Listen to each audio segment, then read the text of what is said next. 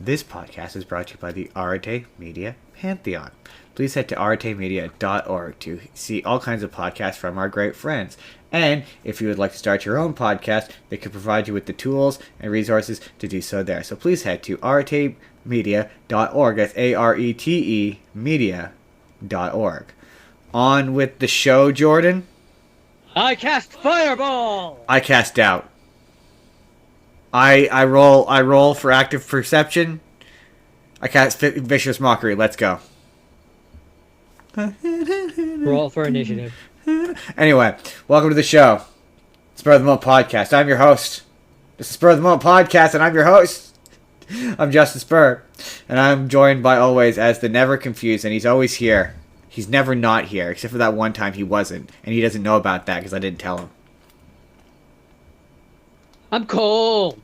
It's Jordan. It's the incomparable Jordan. He's here. He's also here. How is he? How's he doing? He's cold. It's coming up December, and he's cold, and he's over winter. It is a cold day in Canada. And on today's show, we got Godzilla is an anime boy. We got Shrek 5 casting news. What does Macaulay Culkin think they should do for Home Alone reboot? We got a Rookie spinoff.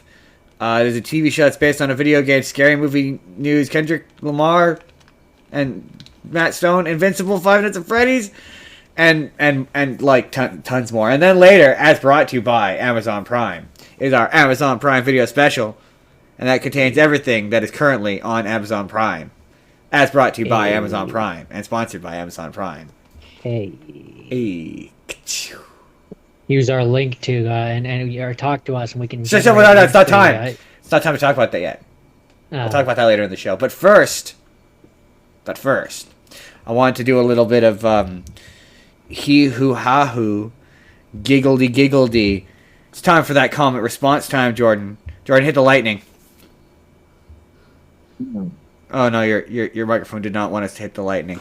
So Jordan, I found a handy little tab on YouTube that lets me see all of the comments and the videos they are on. So it is now in a handy list. It's very nice. I will not be reading the names, merely the comments. One person on our video about how the first 40 minutes of Full Metal Jacket are great and the rest of that movie is boring. One person said, "I am simply going to disagree. This is one of my favorite movies. Everyone has different tastes and opinions, and that is very respectful." Fair. That's a fair response. It's a fair response. That was a fair and balanced response, and we don't poo-poo on those. And the other comment on that would be, it would be boring to someone too stupid to understand it. To which I responded, I'm not very smart, but, and this is the abridged version of what I said, Pulitzer Prize winning critic Roger Ebert said that the film's Vietnam second half was self-contained set pieces and none of them were satisfying. And Empire's Nathan said that it was bereft of purpose, and they both review movies professionally and therefore are smarter than me. So they agreed with me. Therefore, and I'm right.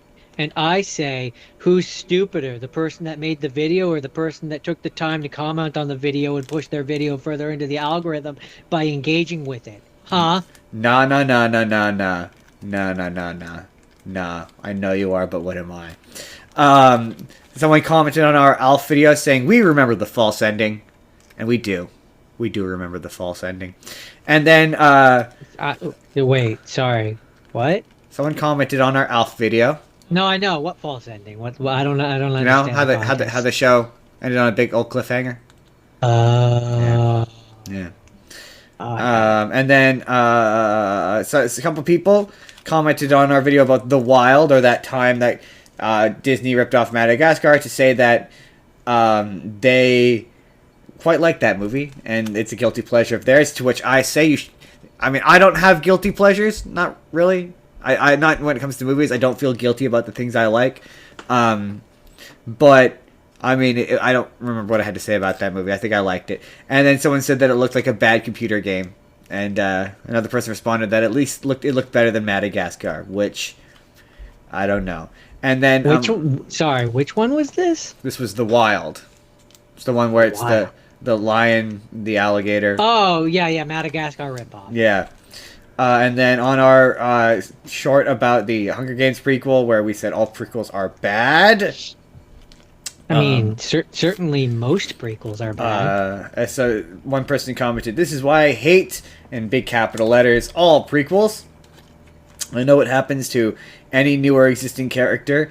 The plot cannot advance that world, and I'm already aware. Sorry, the plot cannot advance the world that I'm already aware of. All they do is fluff details out." And they are right. Much. Every character who has to come back in a future thing that takes place in the future is rendered effectively invincible. Sometimes movies do an okay job of balancing that and not putting that character in any danger or putting them in a situation where you might question their danger. But a bad prequel will try to pretend that person's in danger, and it's really annoying because they're not. I mean, yeah, to me, rather than prequels, the best that you can ever hope to achieve is a story that happens to be taking place at the same time. Yeah, to me, that's the best. That's the best. But you can also do a prequel that's about the origins of a thing, but you can do it in a way that doesn't put the character in mortal peril in a way that is unbelievable. Where you're like, I can't think of a specific example off the top of my head, but there's been prequels where I'm like, they don't border into, oh my god, the main character is obviously never gonna, because like obviously the main character is never gonna die, but it's like when you get like secondary characters where you're like the secondary characters in a story should always be reasonably expendable, and in the case of that Hunger Games movie, at least 5 or 6 of them just aren't. And then finally, we got several comments from Zach Milne Talks Movies.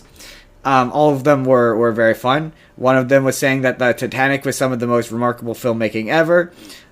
He said that on Alf, he just said, "Hey Willie," and then he said that when it came to Junior, that it was a one-note joke that got tired really fast. I traveled to his YouTube channel just for fun, and what are you doing? What? What are you doing? I'm cold. I'm trying to stay warm. Are you listening to what I'm saying? I am. Okay.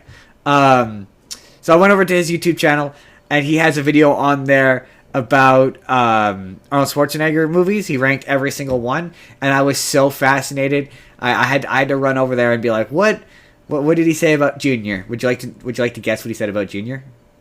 I'm gonna guess that it was similar to his comment that it was a one-note joke that got very tired very fast. Hard not recommend. He did not recommend it. But this right now, what you're watching currently, if it becomes a video, which I'm hoping it will, this is an extended invitation. You're a movie news podcast guy. We're movie news podcast guys. How would you maybe like the invitation? Come over to our neighborhood and chat about movie news and movies for an hour and a half on a podcast. It's maybe not this one. I mean, you could come do this one, but we have another podcast which involves talking to people just for fun, and we would love to do that. Spur the conversation moment. I mean, the name is irrelevant. That's not the point. The point is come onto our YouTube channel and chat with us for an hour and a half. We could decide what it'll be later. It'll be fun. You're a movie news podcast guy. We have the same niche. You have the same niche. Huh? Balls in your court. Balls in your court. I'm going to tag you in this and let us know what you think. Huh? Anyway, moving on. That is big time comment response time. We responded to some comments. That's fun. It's fun. Jordan, it's time to get into the news. The news, ladies and gentlemen. The news. The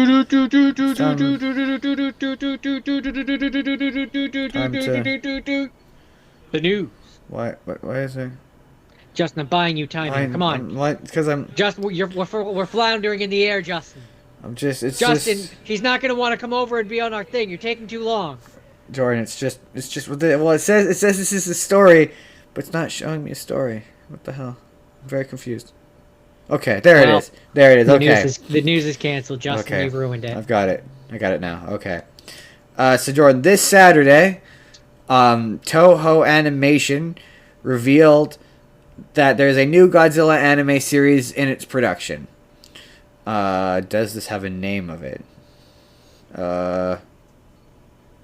No, it doesn't have a name yet.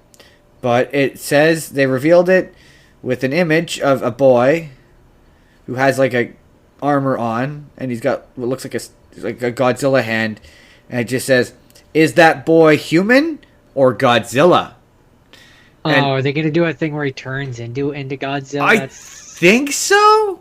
I saw a post of it on Facebook and it looked fake, and then it popped up. This is Anime News Network, so they're like, I don't know if they're the lead like news source when it comes to anime news, but like I trust them. And then like what are they gonna have it where each of the monsters is also a small human teenage boy?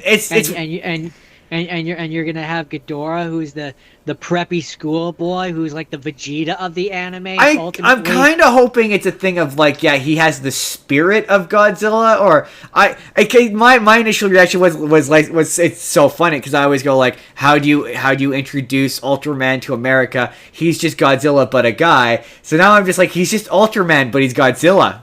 Because that's what this sounds like. That's what this sounds like. He's just on concept. It just sounds like he's Ultraman but Godzilla.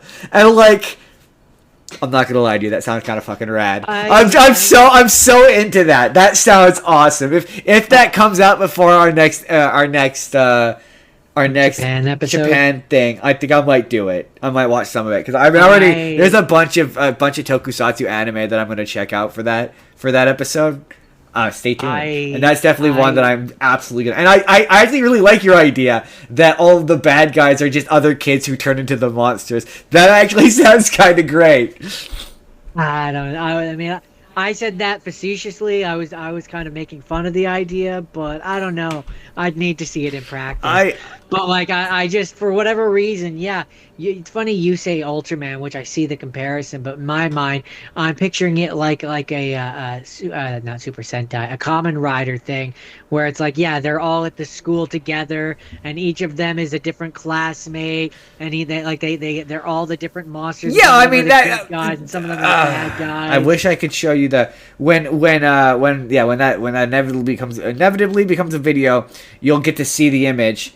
Because I'll put the image in the video, but I can't tell. It's a boy's head. I'm gonna have to see if there's a better version of it than what's in this article, because it's just kind of a boy's head with what looks like Godzilla's spines.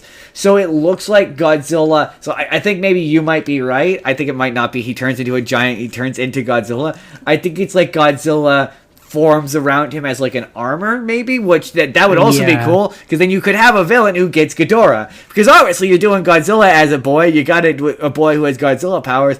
You're right. I mean, you said it. I didn't even think about that, but you're absolutely right. The bad guy is gonna be someone who gets Ghidorah's powers because it's Godzilla. It just makes sense. It's the most logical thing, right? I'm like, on concept it does sound silly, but it's Godzilla. Godzilla is silly. And then like one of them, maybe this would be the Vegeta who starts off as the bad guy but ultimately ends up joining with the Godzilla side, will be the one who builds the suit, the mech suit that makes him look like the Godzilla, and he's the version of he's Iron Man Mechagodzilla. That'd be pretty sick. I mean, I'm just thinking of like he's got an idiot like Cyrus Joey best friend character who's Anguirus.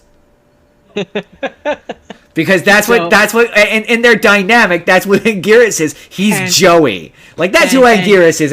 Jake, tell me I'm wrong. Jake, tell me I'm wrong. Tell me I'm wrong, Jake. And he has a Taya who's Mothra. Yeah. Obviously Mothra has to be a girl and a love interest. Like obviously, this shit. Like this isn't gonna be as good as what we're writing. You just know it's not. I mean, it's not. It's not. But like, if you're like, but you're right. Again, you're right. If Godzilla, if this is an anime, and Mothra has to be like she's like, I was gonna say like Alexis, but yeah, Mothra has to be a girl and a rival, and she has to have two twin girl sidekicks, and it has to be a friend group. I see her as a Taya in terms of like the personality. See, because it's just Mothra as the protector, right? Yeah, but like the girl love interest. It's definitely a girl love interest. Yeah. Definitely. And then I mean, to me that makes it fun, because then you have to think about what each of the personalities of what the monsters would be as humans is. Because you're right. A Mechagodzilla would be the closest thing to a Kaiba or a Vegeta. But That's also, what I'm like, what is Rodan? I guess Rodan is Tristan in this analogy. Rodan is Tristan. No, Rodan is Duke Devlin. I mean, but he's in the, I guess he doesn't team up with. And because I mean, I just, oh yeah, I don't know when that's coming, but that's coming soon.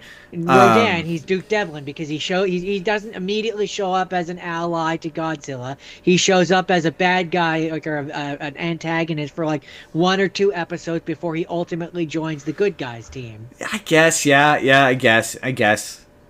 Yeah, I mean, I still would have said more, but yeah, I could see the comparison. But then, see, it's funny, when you were like Mecha Suit, I'm like, one of them is obviously going to be Jet Jaguar. And I'm like, he's not like an actual villain. He's not like a, yeah.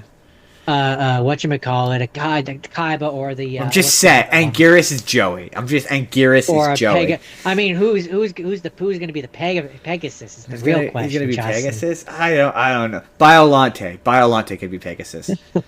Because I don't even know. But no, that to me, yeah, when you say human and Godzilla, that's just the immediate thing that comes Yeah, I mean, my brain went to they all become the monsters. They all turn into the monsters. But the image is like he's wearing a Godzilla armor. So yeah, we will watch that with keen interest.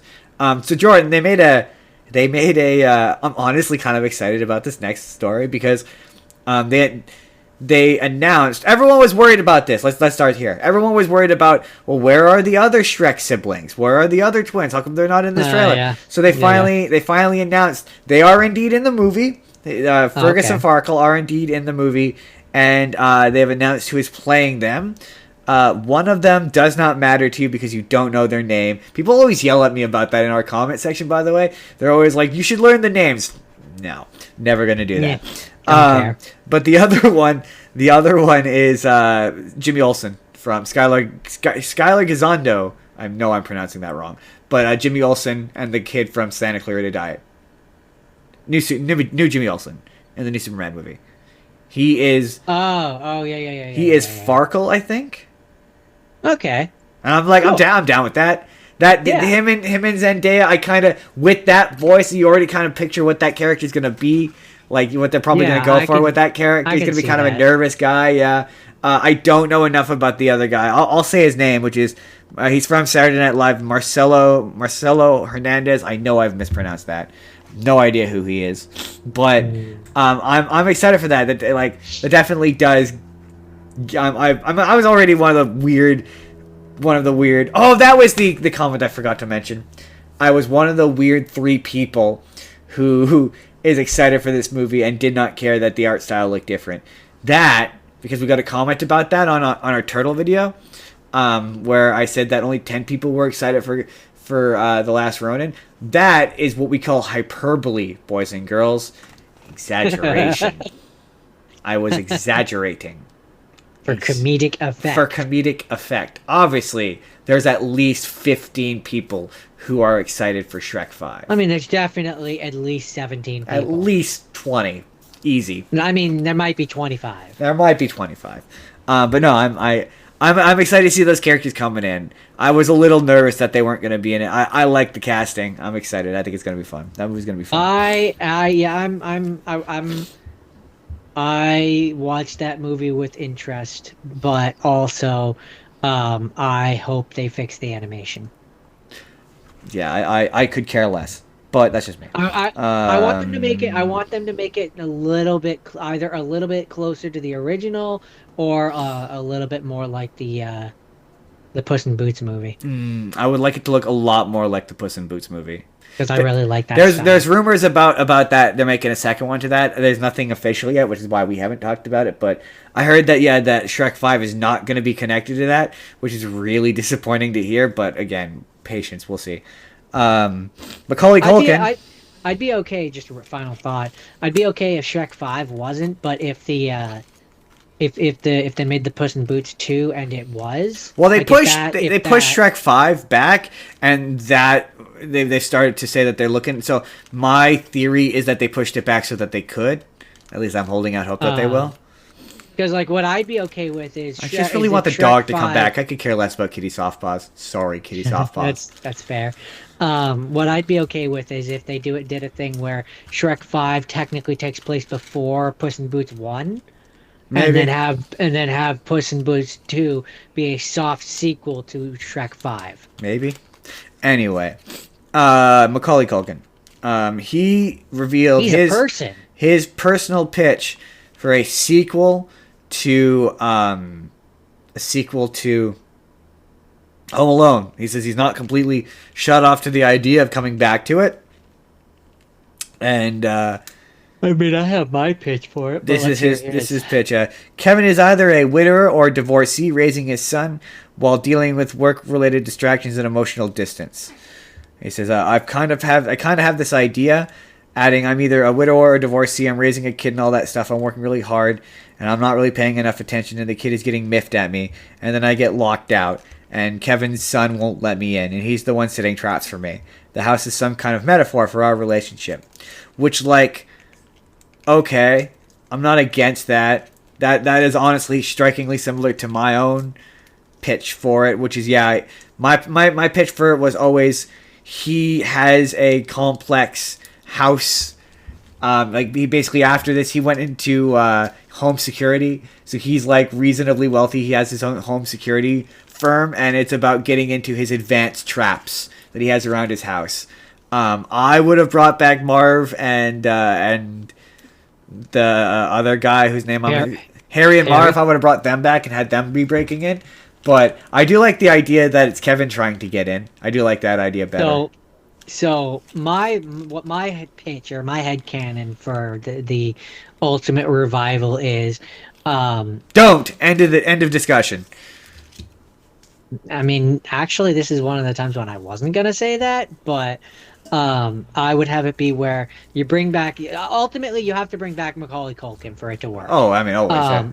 But in my version, he's an adult and he runs a home, much like yours. He runs a home security thing. I just like the idea of him running a home security. Yeah, where he has spent like years building up this company or whatever to the point where he's like a rich mogul.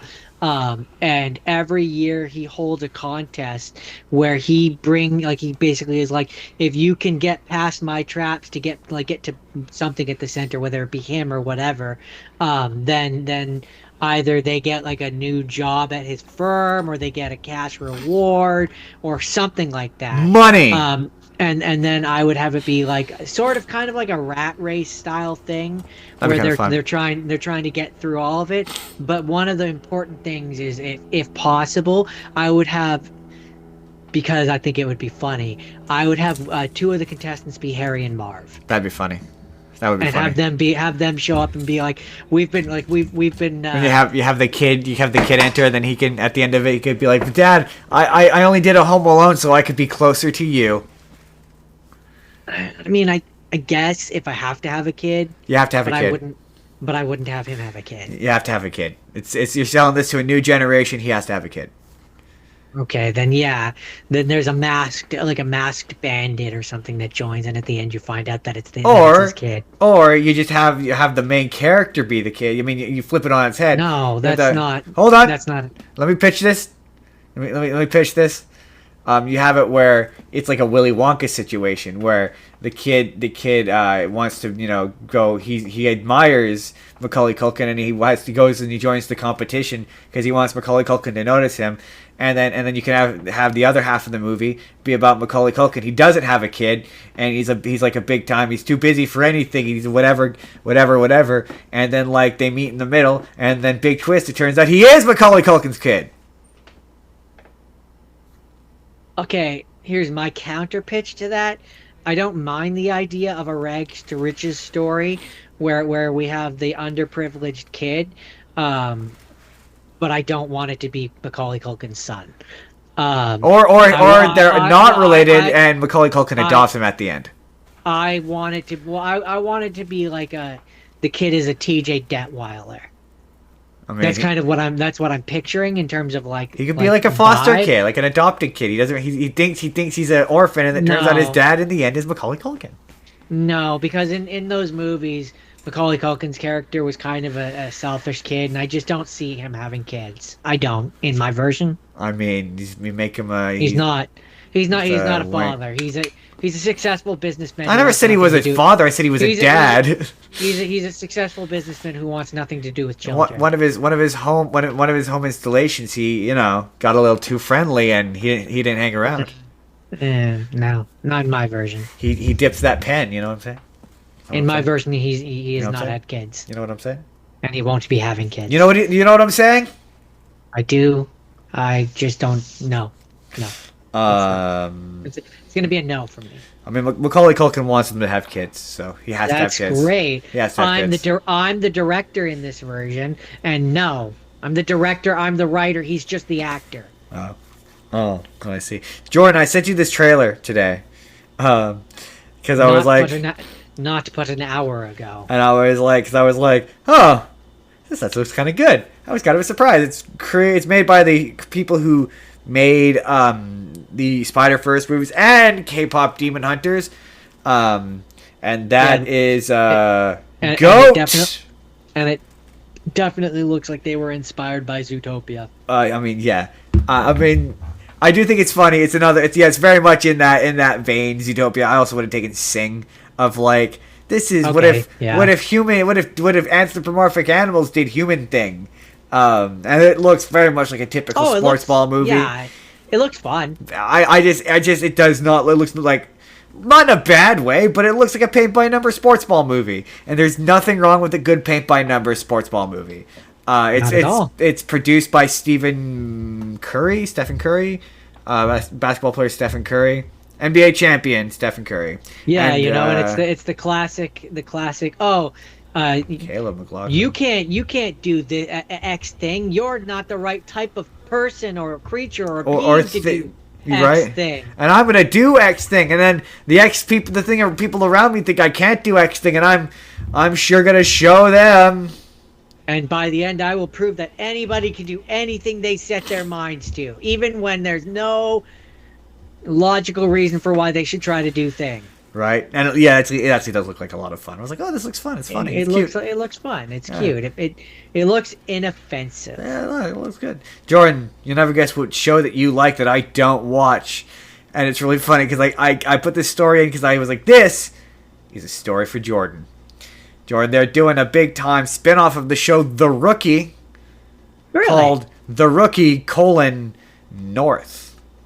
And it says that it introduces a fresh take on the original premise, placing a new character and setting at the center of the series.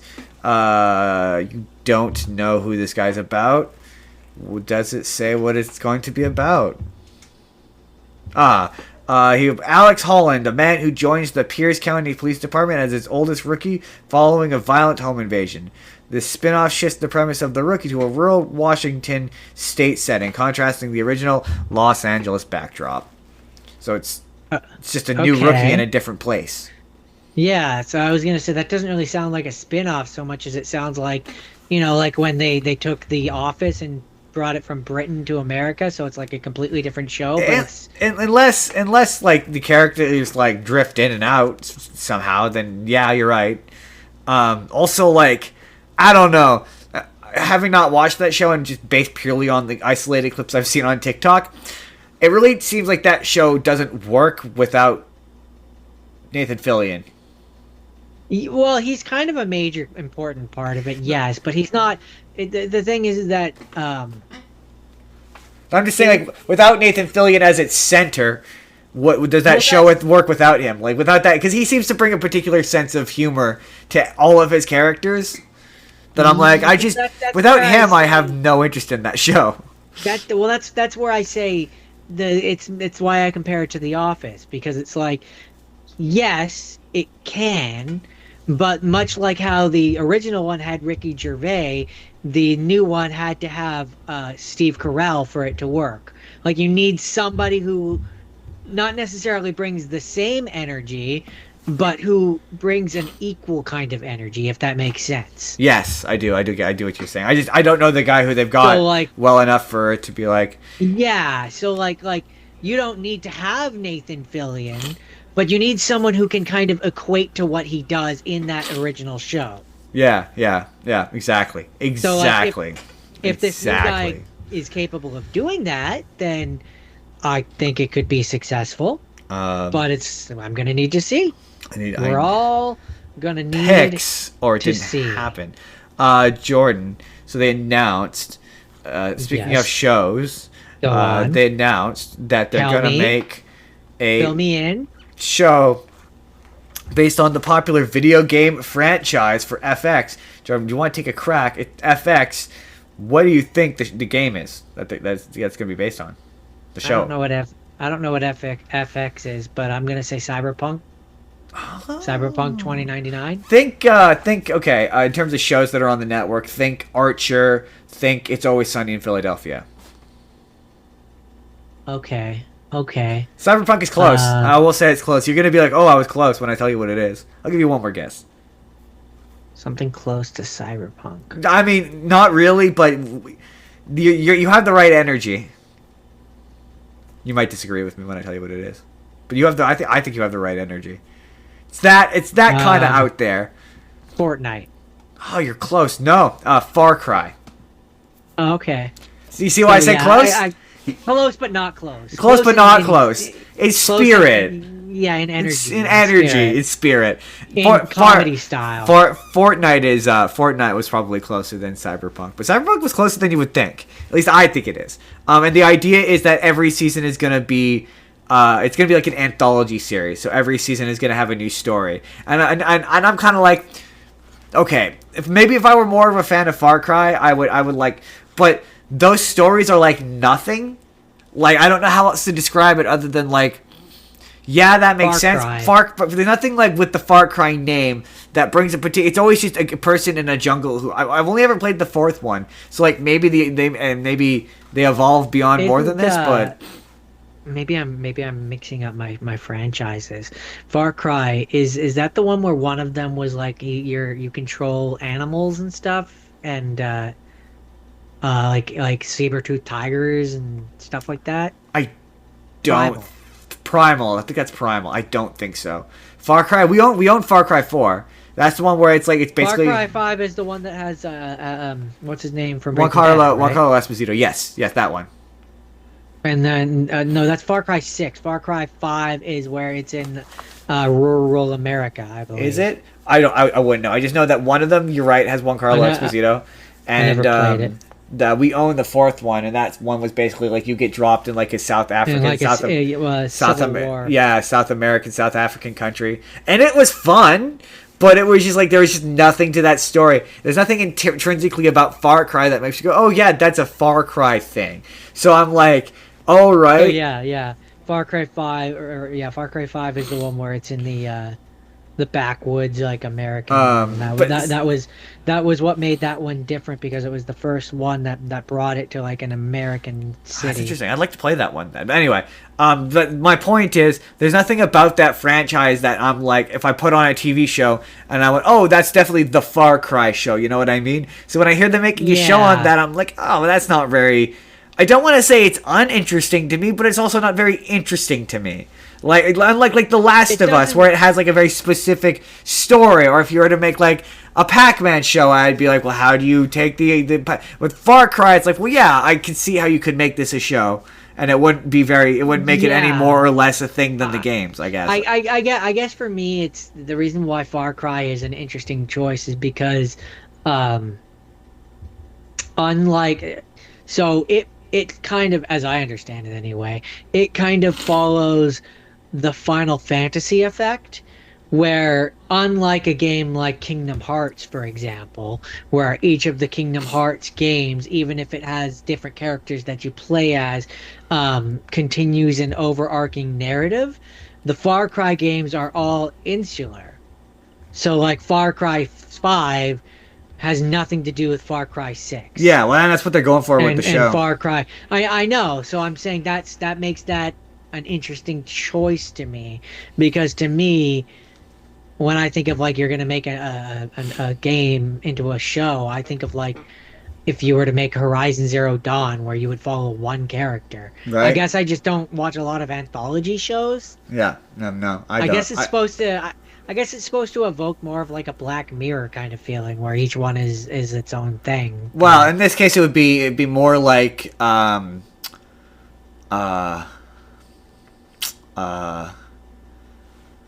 am I thinking of?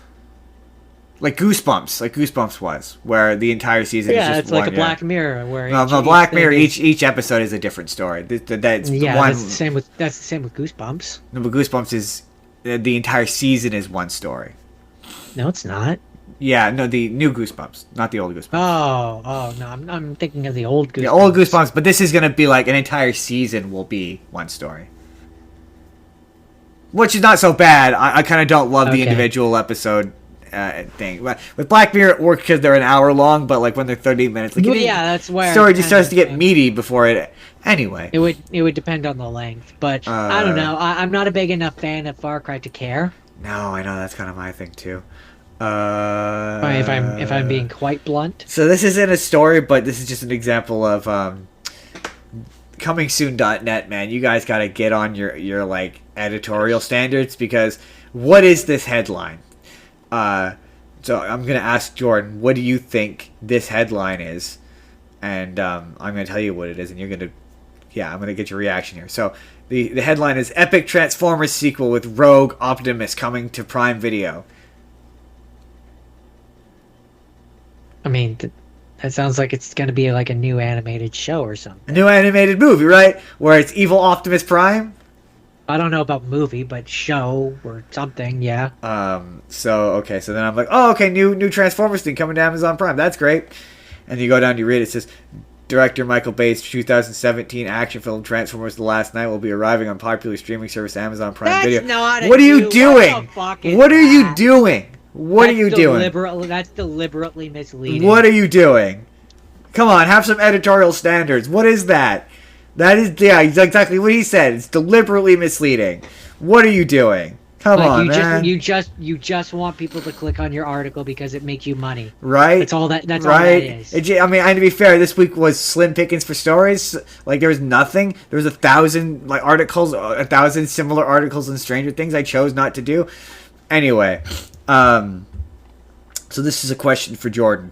According to Matthew Lillard, Five Nights at Freddy's 3 will be Luke Skywalker versus Darth Vader. Now, before you say anything, who is Darth Vader and who is Luke Skywalker? I'm assuming Matthew Lillard as William Afton would be Darth Vader in this analogy. Who is Luke Skywalker? I mean, the obvious answer to me is the Jesse Eisenberg character. So is that a spoiler then? Does that mean that? Not Jesse Eisenberg. Sorry. The Mike character. Mike character. Yeah. Oh my God. What's his name? Anyway. Josh Hutcherson. The Josh Hutcherson character. So is that a spoiler then? Is Josh Hutcherson William Afton's son? I don't think that's what he said. Okay, so there's a few different answers that it could be.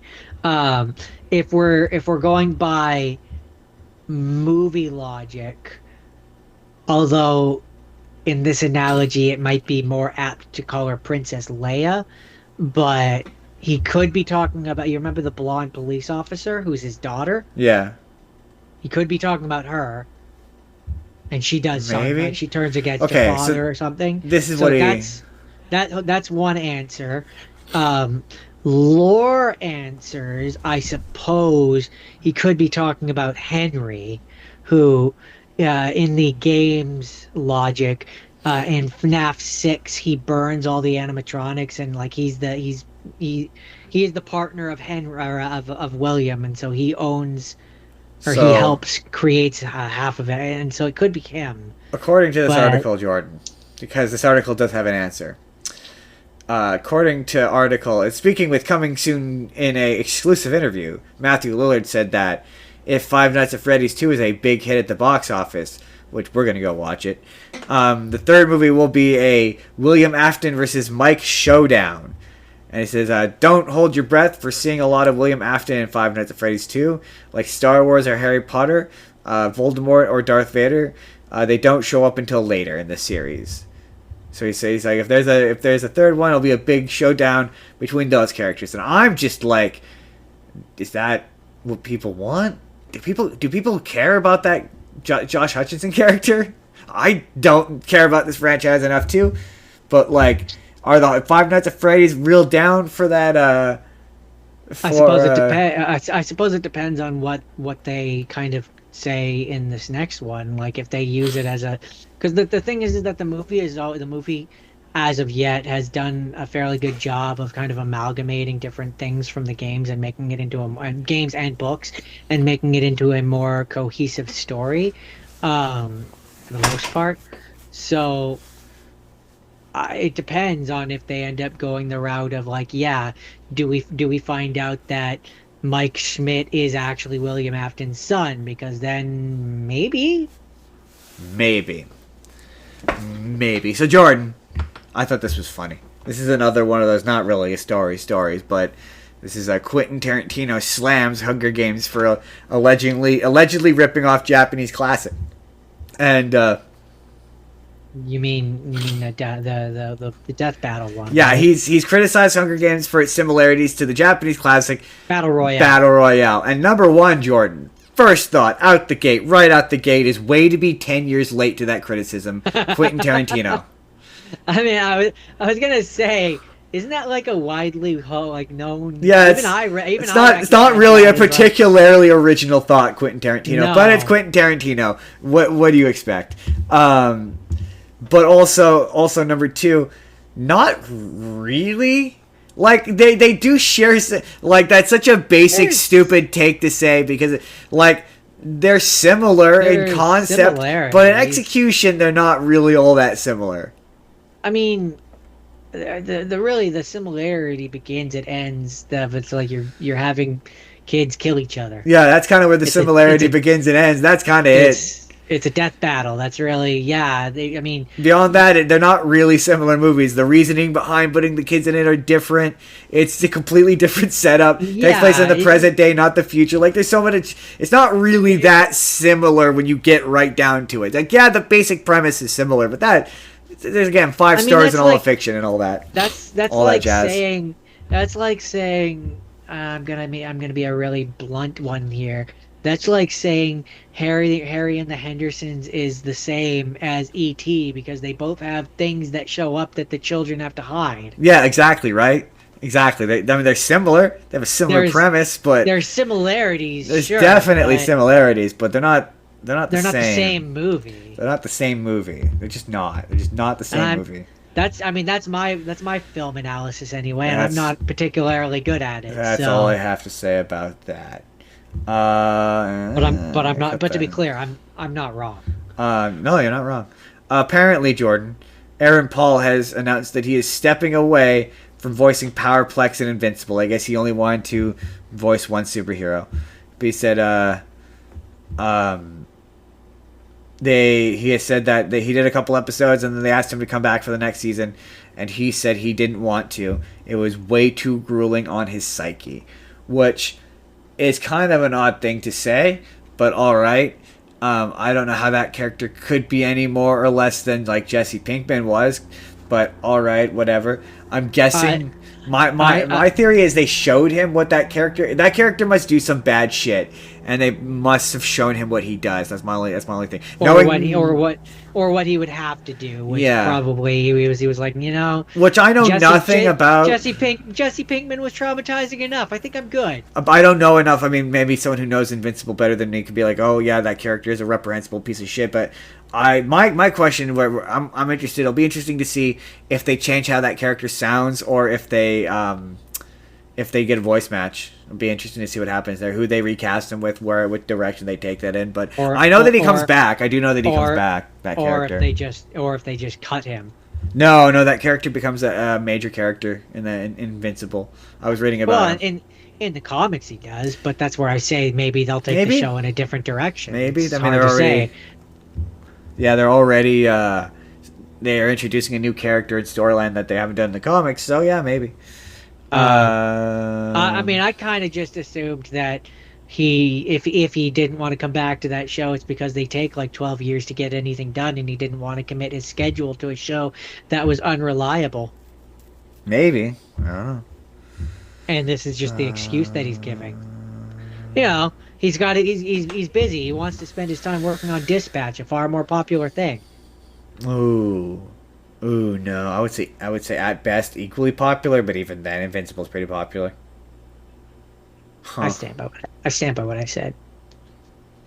Okay then. Yes.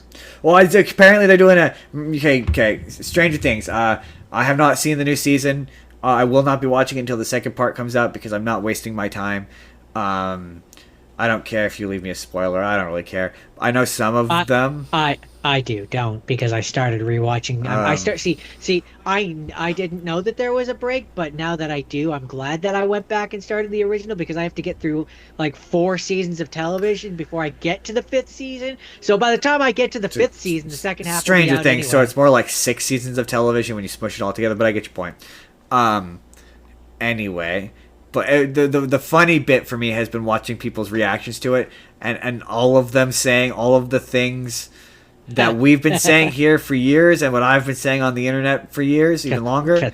Cathartic. Like my personal favorite is that it looks like none of the kids want to be there, especially Millie Bobby Brown, and we've been like, yeah, she clearly does it. We've been saying that for a while. We've been saying that for so long. Finn Wolfhard apparently is terrible. He like in every interview I've seen him do for this season, he seems so disinterested, like he just wants to go play music.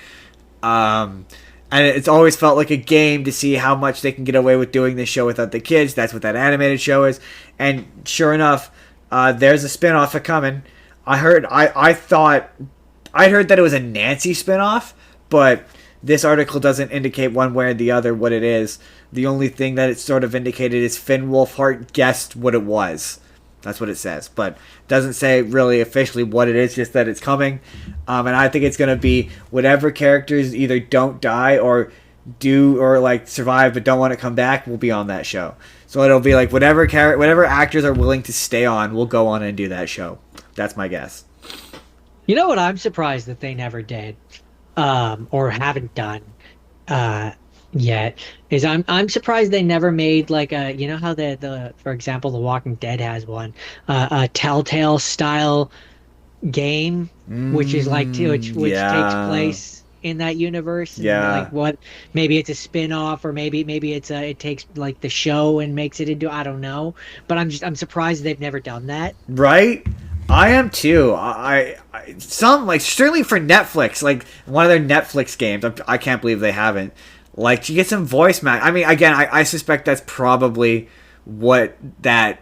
The thing about Stranger Things is everything they do takes 1,000 years. So like that this new animated show, which is coming out, but it's supposed to take place between the 2nd and 3rd season, feels like it should have come out when the 3rd season came out. So you're like, that's my long way of being like, 10 years from now we'll get a game. Exactly, where you'll be like, where like you're right. There should absolutely be a Telltale style game with the Stranger Things. It's perfect. It's perfect for that. It's exactly what you would expect them to do. Yeah, where the characters can like die. Then you can have like a Steve or whatever die, because that character's never gonna die. That spinoff will be whatever. Because it's funny because they've tried to backdoor pilot a bunch, like the most there was a bunch of them, but the most egregious one was I think it's in season 2. What season are you on? Yeah, wasn't it where it was like 11 goes off and joins her girl boss gang? Yeah, well, I know. I don't know if they're all girls, but she goes off and she joins a gang of other psychic people in the city, and the aspect ratio is all fucky and it looks all weird. And that was very much I never noticed that, but it just she ran in. She just leaves Hawkins for an episode to go hang out in the city with a group of other psychic people who all have numbers. Isn't the leader or whatever is like her half sister or something like that? I honestly don't remember. I just remember that there's some. I think you're right. I think it was a girl of color. I honestly don't remember. But that was a backdoor pilot. That was a backdoor pilot with a spinoff for that character, and everyone hated that character so much that they bullied them out of the idea. Every time they've attempted a spinoff, it's sort of similar to Supernatural, where every time they attempt a spinoff, everybody hates it and they don't do anything with it. Well, with the exception in Supernatural's case of Wayward Sisters, that was an idea that the fandom wanted, and the network didn't. Jordan.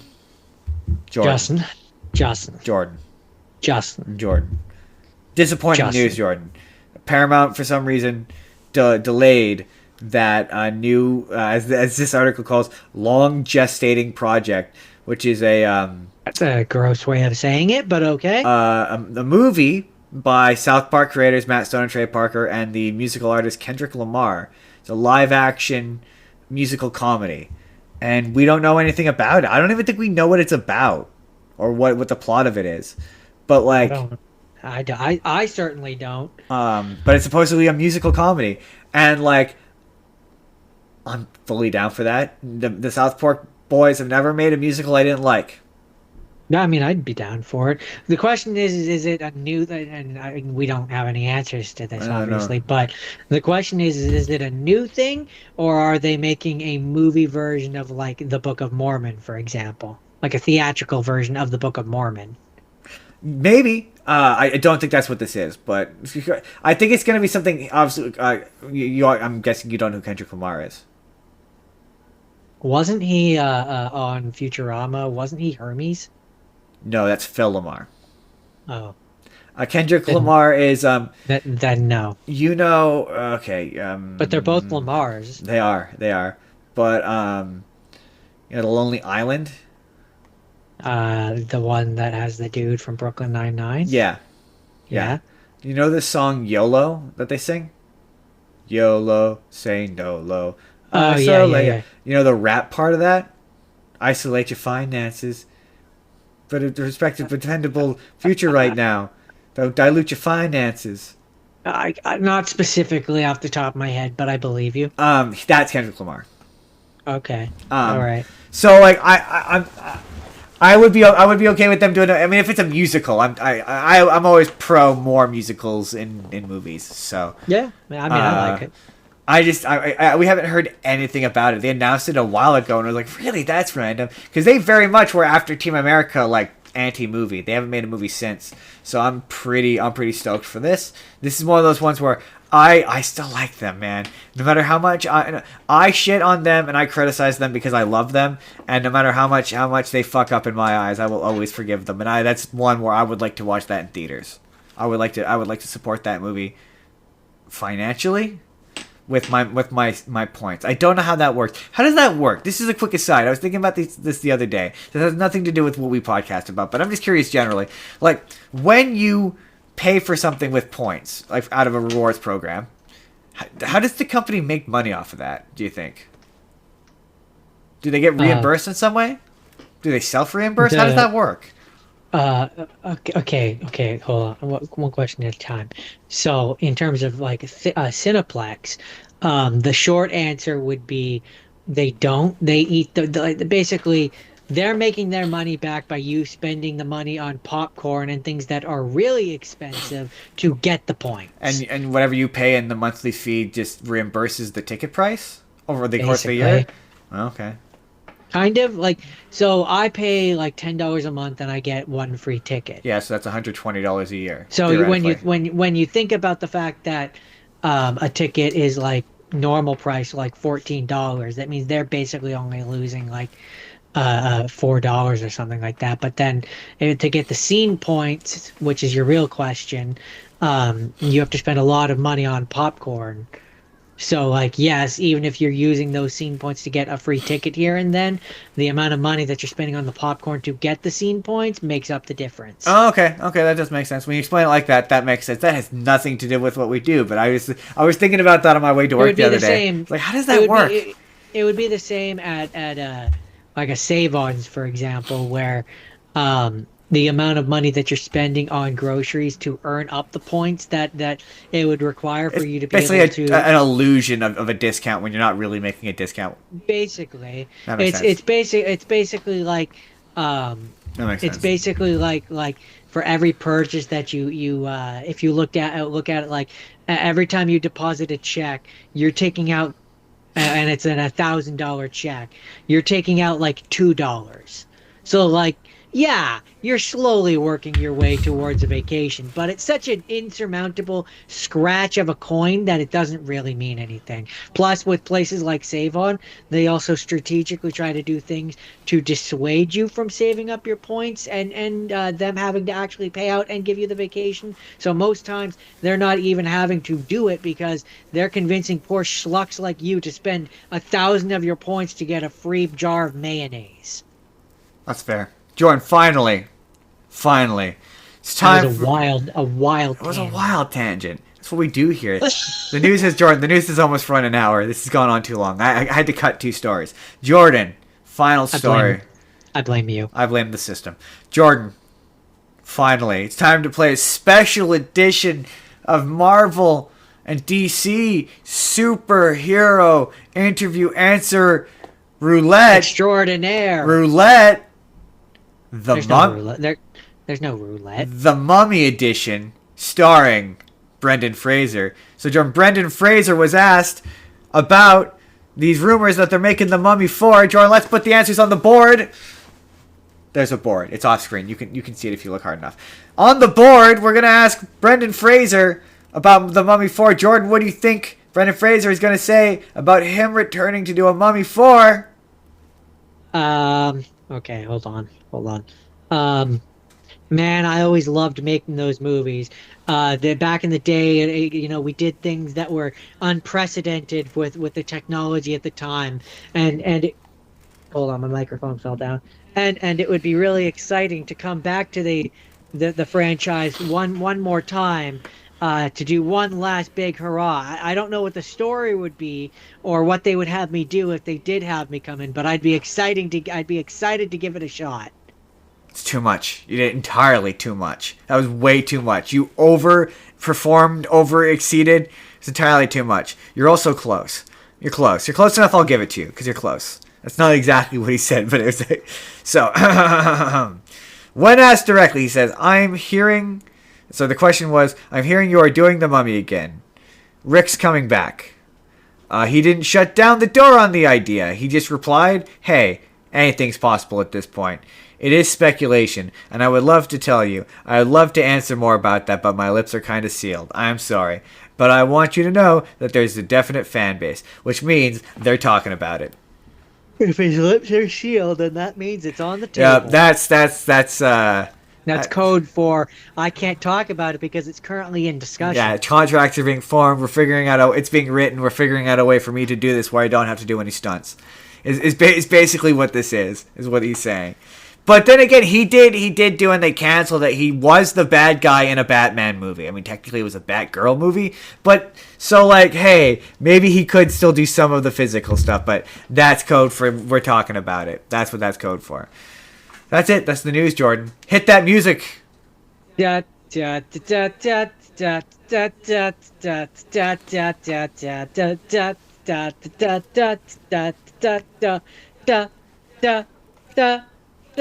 Today's episode, as always, is brought to you by Wild Education. Please support Wild Education by clicking the link to their Kickstarter in our description. You can also send them money directly.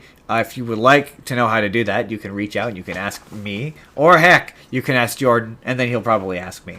But you can also do that as well. They need the help. They're having troubles. They have a whole story. Won't someone think of the goddamn fucking animal? Our government's fucking them. That's the short version. Go click link, support their GoFundMe for us. It'd be really helpful. Thank you so much. We appreciate you. And also, today's episode, and we'll just jump right into the topic, because today's episode is sponsored by Amazon Prime. And Jordan, as a Amazon Prime customer, what are the handy features of having an Amazon Prime? Shipping costs, I think, are usually waived. You can have, day one delivery, which, if you don't live in an apartment building where people steal your fucking packages, is probably really useful. Sorry, I'm not bitter. Also you get access to, when you subscribe to Amazon Prime, I believe you also get access to their Amazon Music and, the Prime Video, which is where you can watch great shows like the shows that we watched this week. For the purposes of this week, yes. One of the things that's included is Amazon Prime Video, and if you use the link in our description and sign up for Amazon Prime today, you really help us out, and you get access to all the titles that we are going to be talking about today on the show. You can go watch right now if you subscribe to Amazon Prime and get Amazon Prime Video. You should do it. Click the link. Go sign up. Do it. Help get us money. Money, please. Do it. If you support the show, we could do crazy things like some of the crazy things we might have planned in the future. If you give us money. Give us money. Money, please. Money. Jordan, you're not doing the give me money hand. Jordan, money. Money. By clicking the link. Important. Link in the down. Also, if this is anything like Star Trek, because I've said Amazon Prime, something on the side will pop up. Don't click there. It's important you click the link below. Yeah. Fuck that bar. Go to the description and click that link. That's important here. Very important. Amazon Prime. And with that, Jordan, let's just jump right into it. We already did the monologue. It's all stuff on Amazon Prime Video, much like our Netflix special, which Netflix, you could be sponsoring us just like Amazon Prime Video is. I'm just saying. We could be sponsored by Netflix as well. But today we're sponsored by, I'm just saying, it's open to Netflix as well. But Amazon Prime Video, Jordan, what is the first title you watched this week on Amazon Prime Video? It's brought to you by Amazon Prime Video. You have to say that after every entry. Go on. Sorry, go on. Okay. My first rapid fire. That's brought to you by Amazon Video. So we had to throw it in there. Are you good? Are you good? I'm good. I couldn't be better. Okay. Well. Okay. You know what, Jordan? I'm gonna remove myself from this situation. I'm gonna listen to you tell me about your first thing while I get me water. Go on. I'm listening. Hello, boss. Ooh, excited! I'm excited to talk about this one. Hello, boss.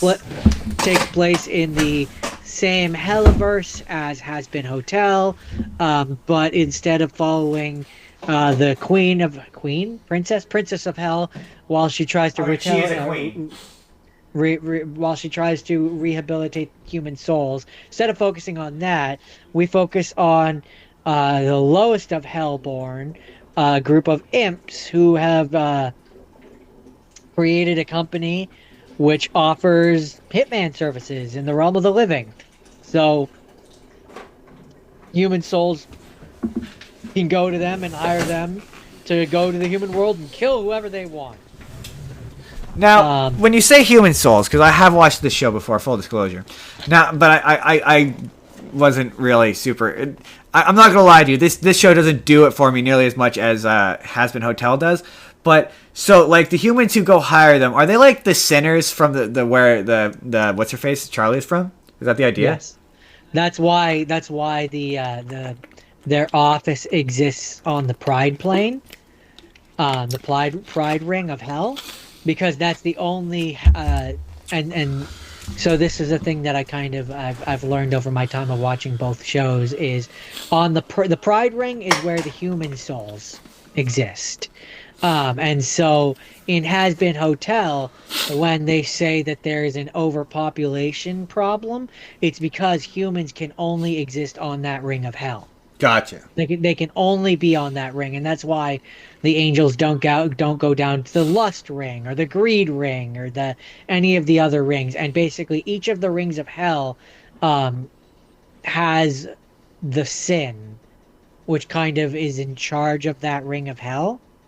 So Asmodeus is in charge of the lust ring, for example.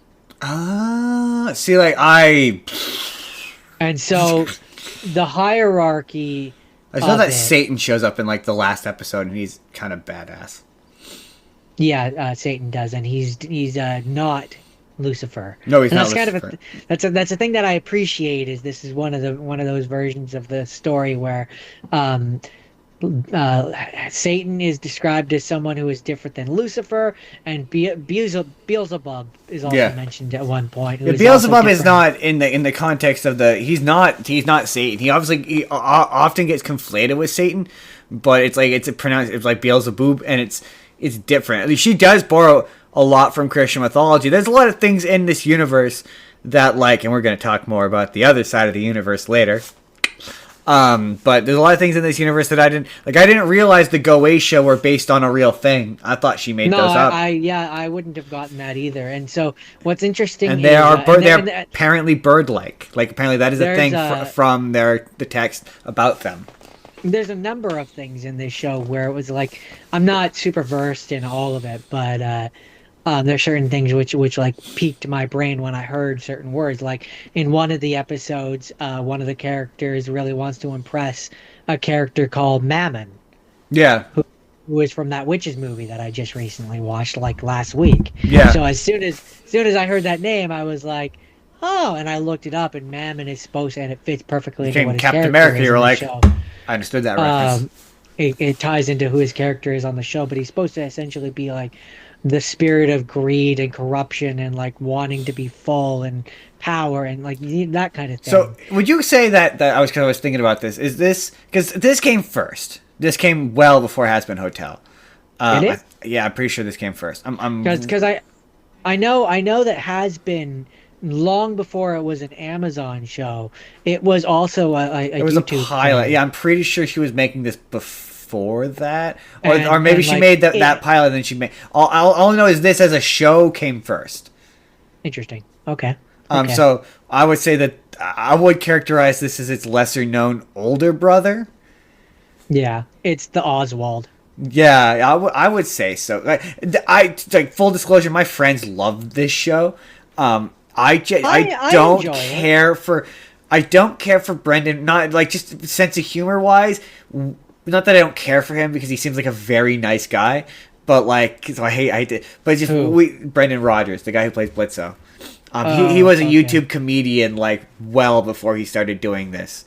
And his sense of humor, Blitzo is basically him. Basically, Blitzo is him. He's Blitzo. Okay. It's one of those situations, and so his sense of humor and so the character of Blitzo doesn't do anything for me. It's yeah. I can see that. You said like he does get less abrasive as that show goes on when he becomes more self aware. Yeah. But he still is too much for me. So the way that I would, in terms of character, ironic. This is ironic because the voice actor of that character is also on this show, but and I can understand why you either like it or you don't like it. But he, as a character, reminds me of a more crass version of Invader Zim. Yeah, I can see why you would say that.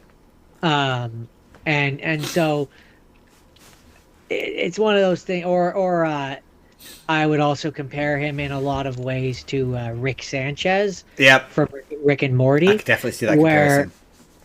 Where it's Definitely like he's a dick. Like he's a dick. There's no two ways. Yeah, and they just dick characters who are a dick. I don't care how like because there's people who are obviously like big shippers and hugely and I'm normally the kind of guy where like I will be invested in any relationship if it's interesting. Doesn't matter the gender for me. But no, yeah, I get that, and I'm the same way. And so, and this is where the comparison to Rick Sanchez is really, to me, poignant. Is like, yeah, he is a dick. He's a dick, right? Yeah. But like much like there's no two way. That's kind of the point. Is that's who he's supposed to be. But over the course of this show, to me, anyways, it does a really good job of really showing you that's a front. Yeah, it's a self defense mechanism. Yeah, I get it, but it makes it a hard show to get into for me. But yeah, no, but it's really kind of like how Rick starts off the same way, but like by season 7, yeah, he softens and he's kind of more pleasant to be around. This show does that, but in like 2 seasons. Yeah, but it's still unlike it just doesn't do anything for me. The one character I do like the owl, the Go show with the book. Yeah. I do like him, and he has all the best songs in that show.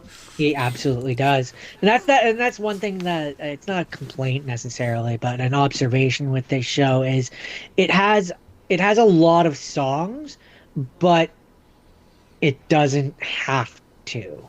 No, I guess it depends on what you're looking for. Do you want longer but better songs, or you want more songs but they're shorter? That's really. And you got to remember again, this is these a lot of those episodes are like 20-minute YouTube videos, and they're concerned with YouTube retention rates. That's why they're shorter. Yeah. Big important part of it. It's also one of my favorite Richard Horvitz characters. Does not contain, or it's a not screamy Richard Horvitz. I like a not screamy Richard Horvitz. Although I love Richard Horvitz. That's kind of the thing too for me of why I can kind of get past early Blutz. Sorry, the O is silent. That's kind of why I can get past the him being a dick early parts is I like it's a cast of characters, right? Yeah. And I like the other characters. I really liked I said his name earlier.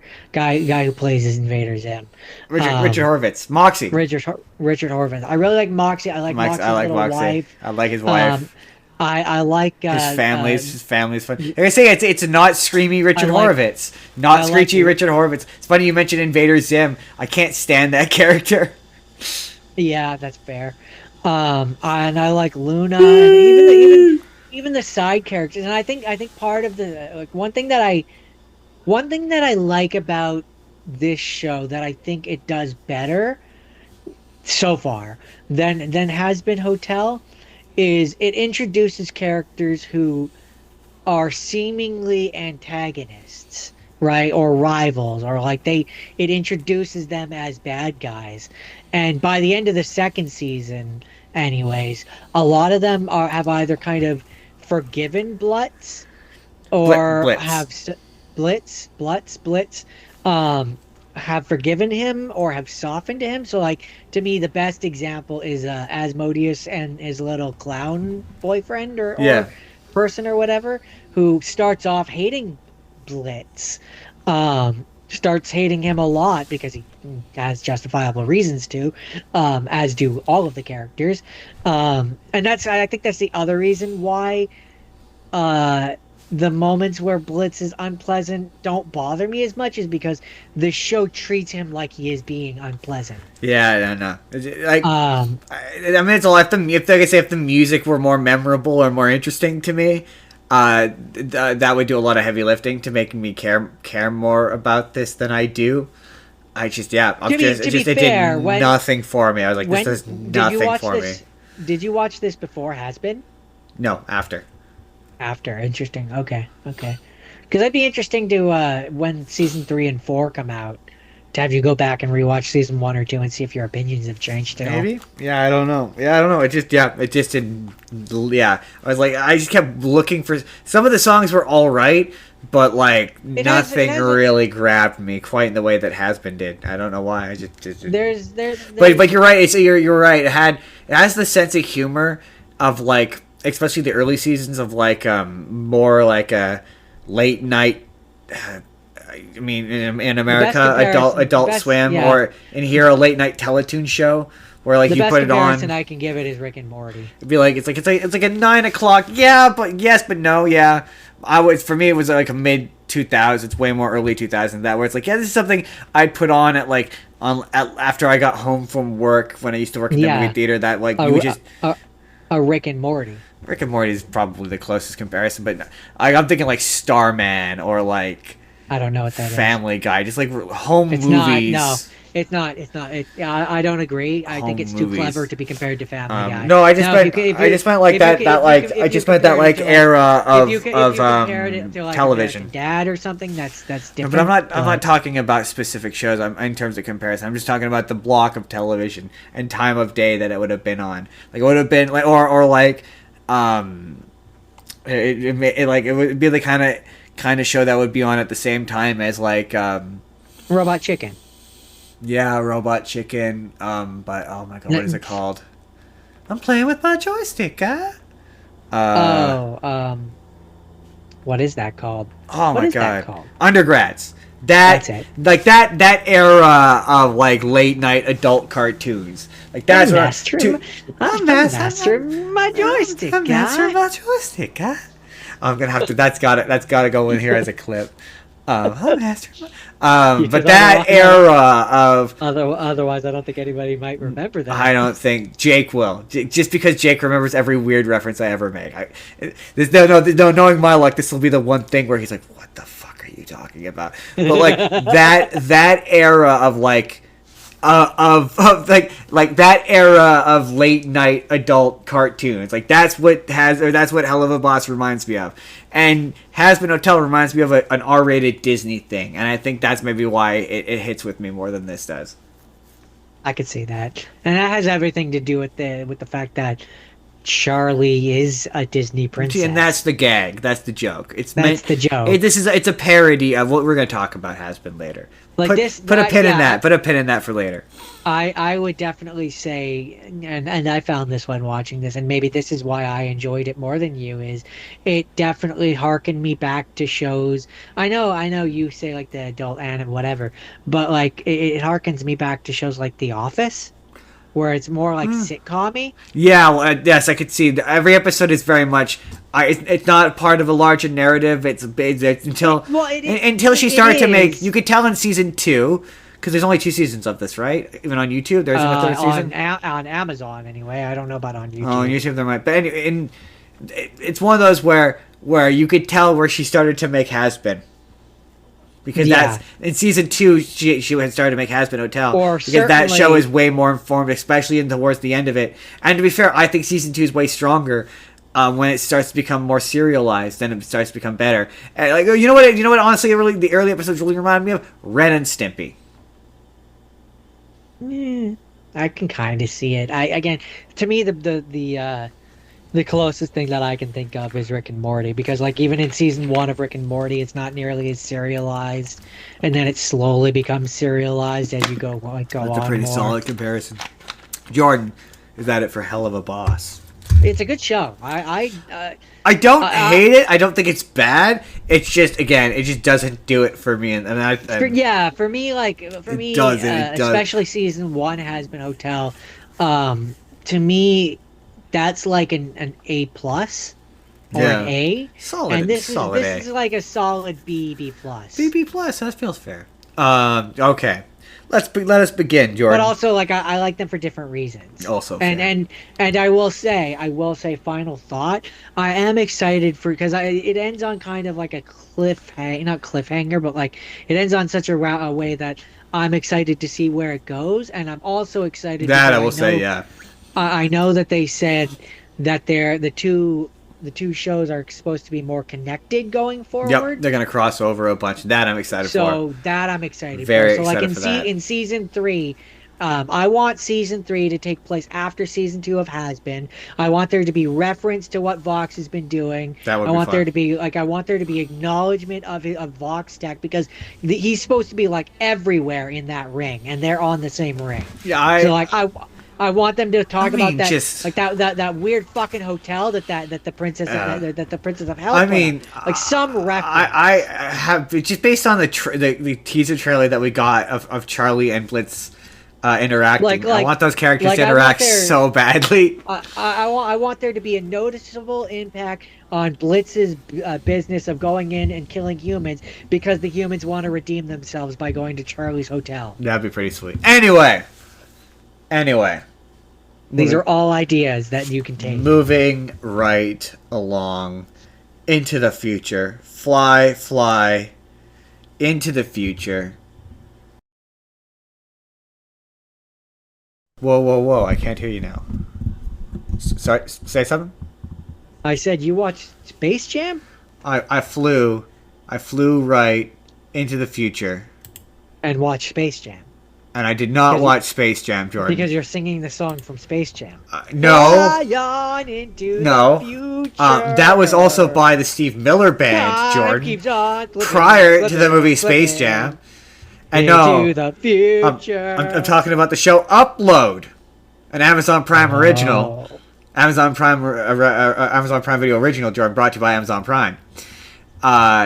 Jordan, presented by Heat-Tap. Presented by Heat-Tap. And this is going to be one of those times where, in order to fully know, I'm going to do my best. I'm going to do my best not to spoil the end of this show. Because Jordan has not seen the end of this show. At least I'm pretty sure he hasn't. And he obviously would like to finish it, and he doesn't like to be spoiled. Unless he doesn't care, in which case I will spoil the shit out of the ending. Because the ending... you didn't.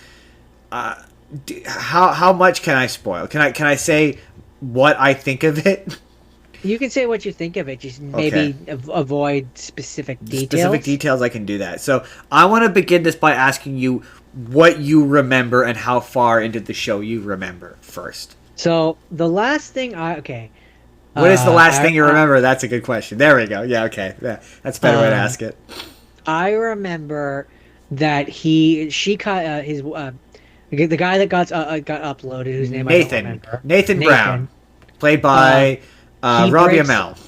he breaks up with the girlfriend, or the Yes. wife, the fiance, whatever. Yes. And then she cuts him off, and he's like living in the poor people section. That's the end of season one. Um, and then there's a point in which I seem to remember they're having dates on the inside or something, Yes. and she uploads herself. Okay. Okay. So it's I remember now this is gonna be one of those times where I recall watching season 2 with you. And also in the real world, I know there's a point.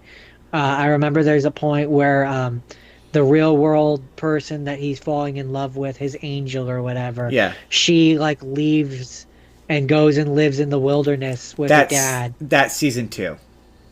And then comes back, I think. Yes. Yeah. Okay. Yeah. She- So yeah. she- You've seen. I'm pretty positive you've seen season She's- 2, but you haven't seen I think season I remember 3. she at some point she's like working with a rebellion or something. So I do. Okay. I do have to give away, and I'm only going to do this because you have a notoriously terrible memory, and you probably won't remember this bit. So I do have to give away one kind of major detail about season 3 that is kind of a rather large spoiler, but I gotta do it. I'm sorry, but I won't give away the ending. I won't give away how the show ends. How many seasons are there? 3? There's 4 seasons, and 4? this is one of the okay. Let's go all the way back to the beginning. Let's do the premise of this first, and then I'm gonna go through the show because the show Upload stars Robbie Amell as Nathan Brown, who is a programmer who is attempting to program a free version of a program in which you can upload your consciousness into a afterlife digi program, basically, where you can live on forever as data on like the cloud, basically. Yeah, and then he gets murdered. He gets murdered, and he winds up getting uploaded. And it's about him, and his first season is about him and his existence in this basically what is effectively a digital retirement home. They call it heaven, they call it hell. The ethics of it are kind of weird because all of the uploads, they try to say over the course of the show that they're not, they call them scans, and they try to say that they're not people, but like they have consciousness, and it really does become a question of like them discussing what is consciousness and the very nature of consciousness. They have a consciousness and exist, and if you're not rich enough to pay for the good life, then you're in a hell. Yeah, and that's what's kind of fun about this show. And so that first season is sort of about his life and him falling in love with Nora, who is the real life girl, and him being in a relationship with Ingrid. That's the girlfriend you referred to. Yeah. And so then the first season ends with, as you mentioned, he decides that he's no longer in love with Ingrid, and Ingrid is basically seeing him as an object, like a glorified paper doll that she can dress up and dress down, and he's living on her dime, and she's rich, and he's like, I don't have any independence, I'm a thing, basically. And he falls in love with Nora, and he breaks up with Ingrid and cuts himself off from her plan. So he goes and joins what's known as the 2 gigs, all the poor people who have the free option, basically, which is 2 gigs worth of data. And then the next season, which does not take you very far. Does not take you very far because everything costs data. And the show is really, the show is at its best when it's like trying to say something about the real world. So like there's a running gag where she's doing dating apps, and they have to put like a thing on their chest, and like that's just a camera that they verbally say consent to, and like afterwards they rate the encounter, give it a star rating or whatever. There's an episode where they have Family Day, and then there's another episode where they call it Prime Special Day, and it's Thanksgiving, but it's been rebranded and renamed to be Prime Special Day. And it's like all of the like the corporately owned aspects of it's the kind of show. It's very similar to Black Mirror, where it's very just self-aware. yeah, it's just far enough in the future, and it's just close enough to technology we have now, where you're like, we can't do it now, but this is a believable thing that we can do in 10, 15, 20 years, kind of deal. And it's one of those. It's not where we are, but it's definitely where we could go. Yeah, where we could go. Yeah, where we're headed. Yeah. And so as the show goes on, they start to sort of pull apart the political nature of what this thing is and how it affects the real world. And this universe has its own version of what I would say are the Asimov rules, basically, where it's like the scans can't work, they can't do this, they can't do that, they have no legal rights. The corporation owns the rights to their brain and what they think and how they feel, and the people have no self control over themselves. And so at the end of the second season, actually I don't feel bad spoiling this because this is at the end of the second season, which I know you've seen. When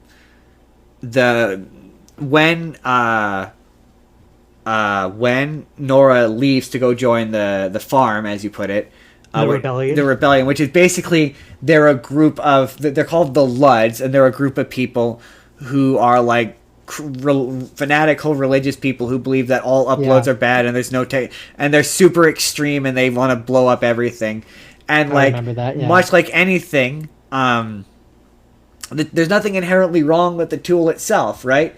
Like the notion of giving people a choice of, hey, do you want to die or do you want to upload your brain to a computer? People should be allowed to have that choice. And the Ludds are wrong, in my opinion, because they want to deny the people the choice of doing it ever, right? Whereas I don't think the choice, I just don't think an evil corporation should own it, but having the ability to do it is not wrong, right? Yeah. And I don't know if you remember the bit at the beginning of the first season where, like, they blow off his head. Like, they treat uploading as a serious thing, and the corporation's intent is to try to make it be a thing that is appealing to people, so that they will do it, so that they can exploit them easier, so that they have even less rights than they already do. So, like, at one point at the end, one of the girls, or Lucy, the angel boss, suggests uploading kids, and they're all like, what the fuck? Like, that's fucked up. Like, why would you even... That's so fucked up. So anyway, at the end of the second season, in the midst of... Isn't there the kid in it already who... he has the body of the 13-year-old, and then they end up going into the forbidden section or whatever. Yeah, that's one of the episodes. Yeah, he died when he was a kid, and his parents won't upgrade his avatar until the actor starts aging, and then they give him a patch. So then every season he gets a little older. At the end of this, so a big plot point of the second season is she goes off to live with the farm people or whatever. And while she's gone, the friend character gets promoted and gets an assistant. And the assistant is using Nora's avatar. And Nathan is nice to her. And so then from that point on, she is obsessed with Nathan. Like, follows him in and stalks him, basically. And so then at the end of the season, when he gets... Spoiler alert for the end of season 2. He gets downloaded into a body. Because that's a plot point in season 2, is they introduce the concept of downloading. And whether or not... I remember them introducing it, but I maybe I never finished season 2 because I don't remember them downloading him. Yeah, the Ludds break in. It's all of a sudden revealed out of nowhere at the end of that season that cloning is a thing, and that Ingrid has been growing Nathan a new body the whole season. And so then they take Nathan and they download him into a body. And this is where you're right. Maybe I just didn't pay attention to the end of season 2 because I remember the downloading bit that I remembered, but the bit I didn't remember was at the end of that season. Astrid, I think her name is Astrid, the girl who's obsessed with Nathan, can't find Nathan in the system because he's been downloaded into a new body. He's just disappeared, And apparently that's a thing that just regularly happens. So his coworker's like, yeah, just back up the last time you copied him. So she backs him up. And so now, season 3, dose Nathans. There's 2 Nathans. Interesting. Because, yeah, no, I definitely remember there being an episode where, and it was a big thing, is like Nathan is watching it from inside where the old man downloads himself. Yeah, and he blows himself up, yeah. He blows his head up or whatever. Yeah. So at the end of that season, so then season 3, now it's they're on the run of trying to get, basically the reason why they download his body into the body is because they need his eye scan so he can get access to. I'm not hearing you. Can you hear me? Can you hear me? I'm not hearing you. You're not hearing me. Why are you not hearing me? Try talking. All right, can you hear me? There we go. Now I hear you. That's weird. Just the audio just cut out, and I saw your lips were moving, but there was no sound coming through. Weird. Anyway, what was I saying? Downloaded his body. Oh yeah, so he downloads his body because they need his retina so he can gain access to. Because one of the plot points is they're introducing a free version of the uploading process for poor people, and they've opened up all these places where poor people can upload, but there's only like one server for all of these places, and they're like, what the heck? What is happening? And so it's revealed that they want all these people to upload and then just die, so then they can blame it on the religious extremists and use it as a reason to justify some sort of legislation that basically would. They want to upload enough people because uploads can't vote to change the voting demographics so that they will vote for this law that they can change so that uploads can now work and they can exploit the free labor. Basically, they're like, oh, the employees are worth nothing, but they're worth even less as people in this system, and that's the evil corporate evil plan that they go through the entire season. And so in the meantime, there is now a new Nathan who is the Nathan from the beginning of season 2 who thinks Nora has just fucked off, and he reinvests in his relationship with Ingrid. So he becomes really into Ingrid. And so at the end of season 2, the fact that she's lying about being uploaded gets revealed to Nathan because he discovers the fake body. He breaks up with her and leaves. So she decides this time to tell him right away that she's not actually downloaded, or she's not actually uploaded. And because they haven't gone through all of the character development, he forgives her instantly. And so now their relationship is completely different. And all while there's a real world version running around who gets to be with the real world the girl who he fell in love with. Yeah, so he gets both girls. So in the end. he gets both. I mean, my man is living the dream. He gets both girls. He gets both women. Yeah. And I did respect it because, okay, the number one thing about the show I love is, and you'll never hear me say this, I think it's the perfect length for the most part. It's every season except for the last one is 8 episodes long, and it's the correct amount of episodes. I don't think more episodes would benefit it, and I don't think less episodes would benefit it. It's one of those rare instances where I think it's the correct amount of episodes. It never feels all that rushed. They never run to the finish line for the first 3 seasons. And so eventually they team up with this law firm, because they upload all of these people and their evil plans are revealed and whatever, and they get sued in court, and they're trying to sue. Nora and Nathan think that they're going to sue to try to basically give uploads rights, and they end up settling out of court with the evil corporations. So the season ends with they end up passing the legislation so uploads can work. So basically at the end of season 3, all of the evil corporation wins. They just win. They get what they want and they win, and all of the uploads can now work legally. And so and Nathan and the 2 Nathans, long story short, they end up meeting inevitably, and they love each other. They instantly fall in love because, like, how could you not love yourself? And he's still kind of the basic good version of Nathan that you had in season 2 and 3. So they instantly jive and get along with each other. And throughout the show, you've obviously got the best friend character, Luke, his neighbor or whatever. Luke is obviously like, which Nathan do I like more? I love both Nathans. And and they get captured, and oh yeah, this is another thing something happens to the Nathans basically, and they both get captured, and something happens to one of them. You think that they're dead basically, and it cuts to the next season, and I've discovered, especially after this show, I hate time jumps. Like, I hate time jumps. I hate time skips. I hate them so much because now it skips to season 4, which this I won't spoil a ton of. But season 4 is bad. Like, terrible. Like, legit bad. Like, legit awful. It is 4 episodes long. 4 episodes long. Also, as an aside...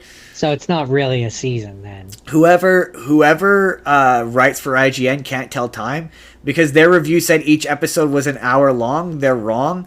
All of the episodes are 30 minutes except for the last one, which is 40. And so it cuts to what is several months later, and Ingrid now is an angel working for Horizon, and she and one of the co-workers are now living with Alicia along with Nora. They're all living together in one apartment for some reason. It's never explained why. Alicia is a secret agent for reasons I won't give away, but based on a connection to a character who it just turned out was an FBI agent, but there's no development given to it. They just kind of say it basically Alicia winds up in a relationship with one of the CEOs of Horizon, who is evil. Like, she's evil and an awful bitch. And it cuts to the next season, and it turns out that she went to jail and she was working for that universe's version of the FBI, basically, randomly. And so then she ends up working for them the whole season, and by the end of the season can just do kung fu for some reason. Wait, you're telling me you can't do kung fu? And so then it cuts to several months later. It turns out that one of the Nathans gets captured by the bad guys, and the bad guy is torturing him for like months, and then one of the bad guys, after watching his memories, just kind of inexplicably lets him go for like no reason, and because there's only 4 episodes in the season, it has to speed run through a lot of conflict and resolution very fast, so the bad guys just never do anything about it. Like, they don't chase after him, there's no repercussions for it, nothing. It's super weird. The ending is atrocious. It is genuinely really bad. I really kind of want you to watch the season so you can agree with me that it's really bad. The twins texted me and said that I had to watch it because it was really bad, and then that's kind of why we did this episode. And it was genuinely terrible. Like, it's all of the problems with Marvel ratcheted up to 11. Like, the second episode, nothing happens, which is not great in a season of television that only has 4 episodes. I understand. The number one, the only really truly good thing about that season is one of the best characters on that show is the AI. The actor who plays him, he deserves a special shout out because he plays like 4 or 5 different versions of him throughout the show. Maybe 6. So there's the elevator AI, there's the bar AI, there's the bellhop AI. Yeah. And then he eventually in season 2 they introduce the actor who the AI is based on, a guy named Boris. They introduce him, and then in the last season, they introduce an evil AI. He's evil, and he is so good. The performance is so good. The character is so different. And a storyline they introduce as the show goes on is Alicia gets promoted to basically being in charge of them, and so they get upgraded. They start to become self-aware, and so they get upgraded so that they can learn, and she teaches them in the classroom how to be human. And so there's an episode where in season 3 where they keep downloading the AI into an AI body and having him, in order to have him obtain human experience and understand what it means to be a human in order to serve them better. And they have him try to walk from one end of town to the other, and he just keeps dying, and they keep re-uploading him into the body. And at one point, he walks up to a homeless guy. He's like, "It's way too bright," and he takes off his hat and he just wanders off. And they're like, "Yeah, that was the only way to track him." And so then, in the last season, he shows up. And he's been healing people as a healer because he's been able to like understand the human body perfectly. And yeah, I won't spoil how it ends with him, but his performance as the evil AI is genuinely very good, and it's the best part of the season. But all the stuff involving Nora and Nathan, it's, I'm not going to give it away for you, but it is bad. Maybe we'll come back here again and we'll talk about it again when Jordan watches season 4 and 3 of Upload as well. Maybe we'll come back to it. Anyway, that was Upload. Upload is a good show that fumbles the ball really badly. Fumbles the end. It fumbles the end badly. That's Upload. Moving right along. So, speaking of a world in which people use technology unethically to control other people, I watched a movie called Gamer. Yes. Jerry 2009. Jerry the Jer Butler. It's Gerard Justin. It's what it said. Jerry the Gerard Butler. And Terry Crews is also in it. And the Terry Crews. And other characters like Ludacris. And other characters such as Ludacris. So yeah. In this world, humans have decided that video games aren't enough and they have to control real world people. And so there's this entire thing, I don't know what you want to call it, job market, simulation, virtual community, life simulation. Anyway, it's called Society. And so I play Society. The criminals that are in this world are brought into society, and then people can control them using their video game stuff. And basically play like a not first person, but like a third person game where they are controlling the criminals to kill all the other criminals, and it's just very unethical. And then there's the social aspect of it where, and it's really creepy, and they keep cutting back to it, and it's this big fat guy. Oh yeah, doesn't he control like one of the girls? It's really gross. He controls the dude's wife. Yeah. And it's really gross, and he's really gross, and it just made me uncomfortable the entire time. I remember he's like sweaty and he's fat, and gross, and just. I remember that. From that period of the movie theater when I used to watch everything. Like he'll say a line which is flirty towards a guy, and then it'll cut to her saying it, but you know that it's him saying it, and it's like this is weird. It's a weird movie. This is icky and gross, and I don't like it. I don't like it. It's just got so many ethical questions. He's like, I don't.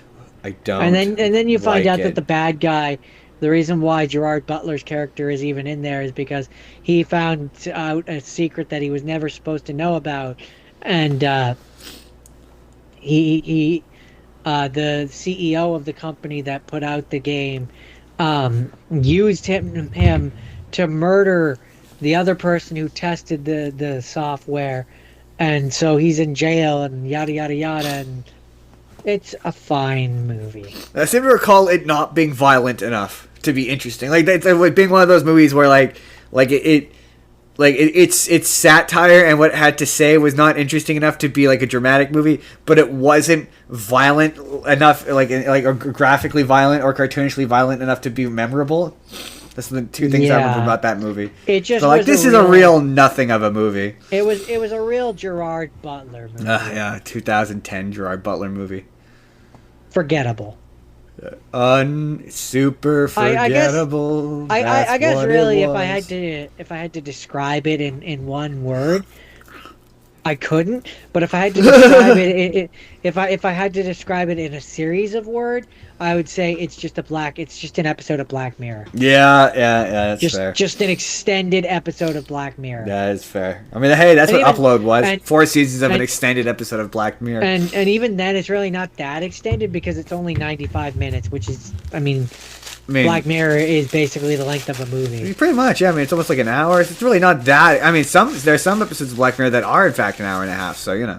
Yeah, so it's really just an episode of Black Mirror with Gerard Butler and Terry Crews and other people. With Jerry Butler and Terrence Crews. But yeah, that's Gamer. All right. Okay. So my next thing, rapid fire, whatever, is comedy. Rapid fire. Now, I was trying to aim to get as many Amazon Prime originals as I could, as I said last week. So this is an Amazon original comedy called Ricky Stenicki. It's called Ricky Stenicki. Stars Zac Efron, post Iron Claw with his deflated face. Andrew Stanton. I don't know who plays the black guy. And most importantly, John Cena! No. You couldn't have watched a movie that had John Cena in it because you can't see this. This movie's actually honestly pretty great. I'm not gonna lie to you, it's honestly really funny. I've seen it before. I put it on just on a lark one day, and I didn't really pay attention to most of it because it was just kind of a nut. But this time I actually did pay attention. And okay, here's the plot of this thing. Zac Efron, Andrew Stanton, I'm pretty sure, Andrew Sandrino, and I again don't remember the black guy's name. Sorry, black guy. All play friends who, when they were a kid, they pulled a prank on a neighbor, a flaming dog poo bag prank, like one does. Like one does. Dog poop. Sorry. Dog. Sorry. Say that again. They put a dog poo. Set me up for the joke again. I wasn't paying attention. They put a flaming bag of dog poo. Dog poo prank. Yeah, as one does. As one does. And as it went on fire, as it goes on fire, it sets the people's porch on fire. And very cleverly, they write the Zac Efron character writes a name on a pair of pants, Ricky Stenicki. And then from that point on, anytime the boys want to get away with something, they blame good old Ricky Stenicki. The flash forward to the definitely real person who actually exists. And you're like, there's no way anyone would possibly believe that this was a real person. You flash forward 10 years later. And in fact, they have an entire Bible of connected and discussed information about this Ricky Stenicki character that they use to get out of doing shit they don't want to do. Or to be able to do shit that they want to do. And so, the one guy is about to have a baby, and he's kind of weird about it. He wants to do naked, chest-to-chest contact, to have skin-to-skin contact with his son the moment he is born. And they want to go to a concert on the weekend of his wife's wedding shower, or baby shower. They don't want to do the baby shower, so they use the Ricky Stenicki card to get out of it. And they go to this concert, which is one of those times where it's like, I don't recognize the name of this guy, but the movie pretends I should. And mid-concert, mid-party, they're at the casino, and they run into this guy by the name of Rock Hard Rod, who played by John Cena. Who? That's awful. That's so bad. They should feel bad about themselves. Rock Hard Rod Jordan performs a set of cover songs, all about the beautiful and delicate art of jerking off. As one does. And so, whilst partying in Atlantic City, they get called back to back home because the one guy's wife is about to give birth to his baby, and he's about to miss the birth of his son, which he ultimately does. And they're all pissed off because the whole inciting reason that they tell their family and friends that they're going to Atlantic City is because Ricky Stenicki has gotten cancer again, and so they're there to visit Ricky Stenicki, who has cancer. And so then they tell them that it was all a lie, actually, and that Ricky Stenicki just invited them there to celebrate his remission. And they're all like, well, why doesn't Ricky Stenicki stay an extra day and come to my son's bris? And, oh no, big problem. Ricky Stenicki is not real. And so the black guy, he's about to be like, confess. And Zac Efron's like, no, we'll make Ricky Stenicki appear. And so then they go back to Atlantic City and they get John Cena, Rock Hard Rod, to pretend to be Ricky Stenicki. And that's the plot of the movie. And I'm going to be honest with you, Jordan. He had a lot of production value in the covers of Singing About Jerking Off. I mean, some of the covers were clever. There was real production value. He had costumes; they were decent. He does an impression early on in the movie. It's a decent impression. I'm just saying he could have half-assed it. And also, there was an audience. He had an audience of at least 20 to 30, maybe 40 people. So I'm just saying people showed up for this performance. Is what I'm saying. Of singing cover songs about the delicate and beautiful art of jerking off. I don't know how to respond to that. I'm not qualified to be taking part in this discussion. It's honestly it's honestly pretty good movie. It's pretty funny. John Cena is slowly sink off. Oh, he's gone. He's gone. Everybody, he's gone. He's gone. He can't make the effect consistent enough, so he keeps popping back in. But we'll Jordan, come back now. Jordan, tell me what you think about what you thought, what you just heard. Provide input. I'm not input. I'm not qualified to discuss this subject. Jordan, come back. Jordan, come back. Input. I'm not qualified to talk about John's ability to sing about masturbating. Jordan, no, he sings covers. So at one point he sings a song about Devo called you must jerk it or you must ding-a-ling. My ding-a-ling. I want you to. I'm just saying you're like oh there's honestly more effort being put into these covers. And no, there's one point where he show you're really obsessed with that one scene because it's really funny. There's when he initially shows up, he's got the twitches because he's given up drinking cold turkey because Ricky Stenicki's in the program. There's a real fun bit where I like the bit where the black guy, he's in fact gay and he's in a relationship and he's used Ricky Stenicki because he was unsure of whether or not the guy would like him. He said that him and Ricky Stenicki had just broken up or whatever, and so when he shows up, he goes up to him and basically he's like, what's our deal, basically, and he goes up to him at this party and is like, yeah, you don't have to be threatened by me or whatever, and is real cool about it. John Cena is hilarious in this movie. He's so good. I think he's really underrated as a comedic actor. I really do. I think he's very funny. They're all very funny. William H. Macy is in it as his boss. Obviously, they eventually figure out that he's not Ricky Stenicki, and the resolution is very sweet. I wouldn't go as far as to say it's touching, but it's very sweet. It's a harmless comedy. It's one of those comedies that these comedies are a shame because they're real good. You put them in theaters and they wouldn't make a ton of money, but they didn't cost a ton of money to make kind of comedies like 2010 comedies. You know what I mean? Like a Wedding Crashers or whatever, where it's funny. It's a funny movie, but harmless. It's not really doing anything big. So as you're describing it, it's interesting that you said Wedding Crashers. Because when you describe it, the first movie that comes to mind for me is Grown Ups. Yeah, similar. Yeah, that kind of tone. Yeah. But I suppose the ultimate question, Justin, is: was this Prime? It was Prime. It was brought to you by Amazon Prime. No. Not was it brought to you by? Was it Prime? It was Prime, as well as it was sponsored by Amazon Prime. Well, that's just Prime. It's just sponsored by Amazon Prime. Brought to you by HeatTap. Brought to you by Amazon Prime. Joe, that's it. That's Ricky Stenicki.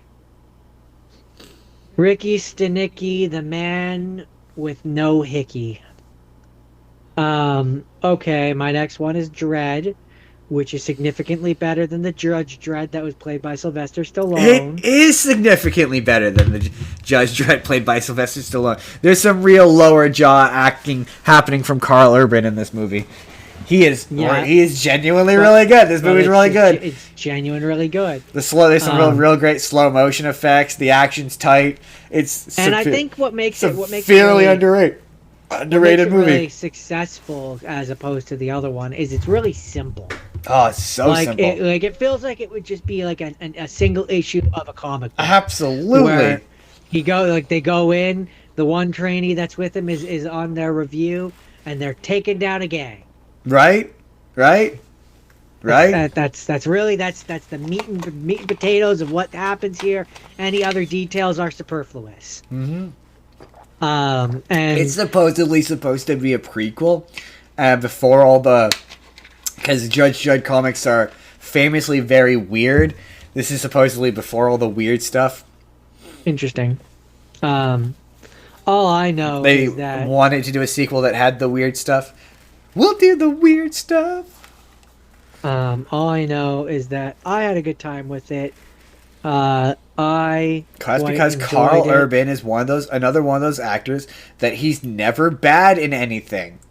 Huh, interesting. Apparently, in 2025, it was reported that a new Judge Dredd film was in development. It's set to be directed by Taika Waititi. Oh yeah, I heard With about it- this because I was like, With a what? script with a Weird. script by Drew Pierce. Yeah, at one I point don't- they were going to do a show based on this version of the universe, and Carl Urban was maybe going to be in it, maybe not be in it.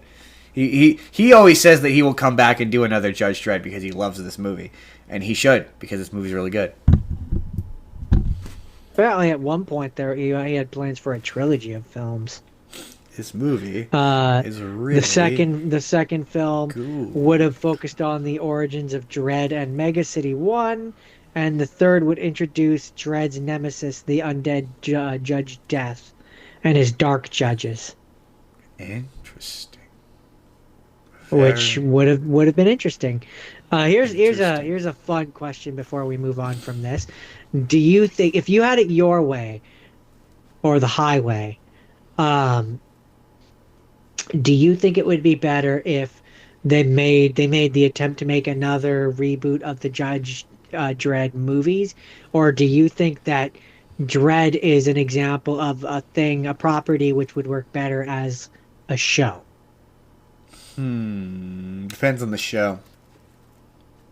An animated show, yeah. I mean, if it's an animated show, yeah, I think it'd be a better animated show because then you can be really super violent. Be fun. You don't think they could do an episodic each one follows an adventure of Judge Dredd in live action? I don't. I think it probably would be too expensive. That's always the thing. Otherwise, maybe. I mean, solid maybe. I don't. Yeah, I don't know. I think with shows like Stranger Things that are basically movies anyway, we've proven that you can have a seasons of television which is filled with just 8 movies. I know, but they're never good. Yeah, I don't know. An animated one would be interesting. That would be interesting. I'm not shooting down that idea. I could get behind that. But that's Dread. It's enjoyable.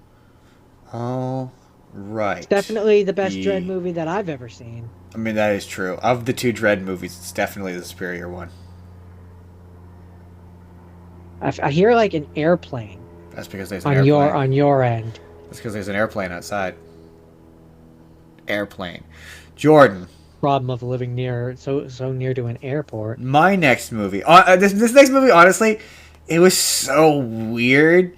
Like for a lot of it it really reminded me of the movie Central Intelligence with The Rock, and which I don't think you've seen, so that probably meant nothing. But basically, Playdate is Tyler Richardson and Kevin James, and Kevin James is a stepdad to a young boy and newly married to this woman, and he is insecure about his relationship with his son. He is a forensic accountant, and he gets fired.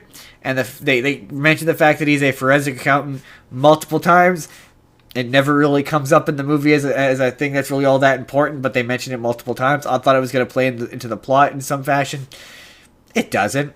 And he happens to run into, I forget the character's name, but it's played by Tyler Richardson, who is Reacher in the new Reacher show. And I can't think of anything else you would know him from. But all you really need to know about him is he's a big guy. A big, muscular, like 6.5 foot tall, like The Rock. He's The Rock, but not quite The Rock in terms of like size. He's a big guy. And him and Kevin James' stepson run into him at the park with this kid. And they become instant friends. They're getting along, and the kids want to hang out, and Kevin James is like, I don't know, and they end up going to Tyler Richardson's place. Blah blah blah. Long story short, they wind up at an arcade or whatever, and the kid says that the entire time you think that he and the kid are father son. And the kid's like, no, he's not my dad. I've never met him before in my life. He just took me. And Kevin James is immediately like, wow, that's a major red flag. We should probably leave. And so then he tries to leave. And the lady at this Chuck E. Cheese knockoff is like, yeah, you can't just leave. You don't have the correct... Because I guess in order to prevent adults from taking kids, they have a system where... you have to have the same wristband as the adult you are with, which, like, just makes sense to me. And so he tries to take this kid with him, and she's like, you don't have the same colored wristband. And he's like, no, you don't understand. I need to take this kid. And he's like, I recognize how that sounds bad, but you just need to trust me. So anyway, I'm going to spoil the shit out of this movie. It turns out, Jordan, that this kid... that they're hanging out with the whole time is a clone, and he's a clone of the main guy. Well, initially they take him to like a doctor or whatever, and he gets tested, and they take him to his estranged father, played by Stephen Root, who is phenomenal in this movie, by the way, super good. And he's got a picture of him as a kid, and he's like, wow, he looks just like you. And they're like, well, I guess maybe I can see the resemblance. No, not kind of like you, like exactly like you. Identical to you. And almost so, as if you were made from the same DNA strand. And you're like, he holds up a picture. Same person. He holds up a picture, and it's it's the same guy. It's like, what? You're my son? How is that possible? And he's like, I mean, I had sex with like an army of unsatisfied women, and Stephen Root as his dad's like, yeah, man, yeah, you did. High five. You're welcome. And it turns out that the kid's a clone, and he's cloned to be like the perfect soldier because Tyler Richardson got honorably discharged because he wouldn't shoot a kid, and he has too much empathy and is too nice. So they cloned him, but not as an adult, but as a child. So okay, well that sounds random and weird. There's a really funny. So the big obviously part of the plot is he's trying to bond with this clone, and the clone has no emotions because they've been bred to not have emotions. And so obviously the big reveal is, and this is a movie about father-son relationships, and Kevin James is really insecure about the fact that he's not the kid who he's with real dad. He's his stepson, but the stepson doesn't feel the same way because the stepson calls him dad. And he's like, oh, you're always going to be my dad. Sorry. The kid is the clone. Oh, I should say, Kevin James has his own kid. That's in this movie as well. And he's Kevin James's stepson. Okay, because I was going to say, if you bring home a clone of yourself who's a kid, that's not a stepson. No. So Kevin James has his own son, and he bonds with this other kid who Tyler Richardson. I'm almost entirely. I'm gonna call him. He plays Leonardo in the Teenage Mutant Ninja Turtle movies, so I'm just gonna call him Leonardo for now, because I don't remember the actual character's name.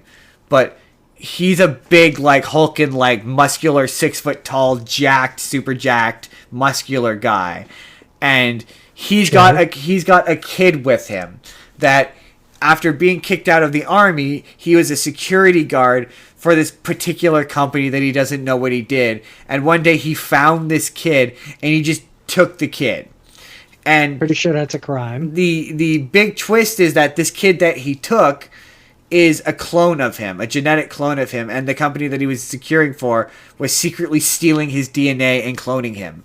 And so there's like a bunch of them. There's like at least 4 or 5 of them. And the big climax of this movie is like one clone kid goes with the evil guys and betrays them and teams up with the good guys and wants to be his son or whatever. And there's a big funny scene where they're all beating up a bunch of kids, and it's really funny. This movie's pretty fun. It's fun. I'm doing a bad job describing it. Yeah, I feels like one where you're doing a bad job of describing it. I am. I'm doing a bad job of describing it.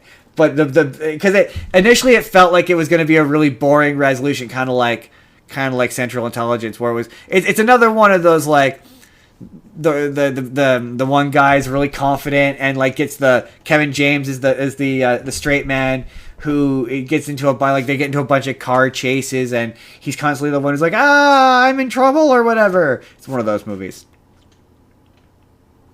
And then you find out big twist. Yeah, it's a whole cloning front. It's a whole cloning thing. And for some reason they're not cloning. Where was this movie? Where was this movie when we did that whole episode on cloning? To its credit, none of the promotional material would tell you it's a cloning. It has anything to do with cloning. Like none of the trailers give you any. It was a genuine surprise that he was a clone. Sounds like a pretty good herring. Yeah, it was a pretty decent red herring. I wasn't expecting it. I was expecting it to be like a boring, because I thought it was going to be like, it's a terrorist thing, and it's going to be like Central Intelligence. The fact that he's an accountant is going to be part of the plot or whatever. And no. There's a point where Kevin James betrays them because his family's being threatened. That's kind of the all his last moment. But the fact that he's an accountant never comes up. It's very strange.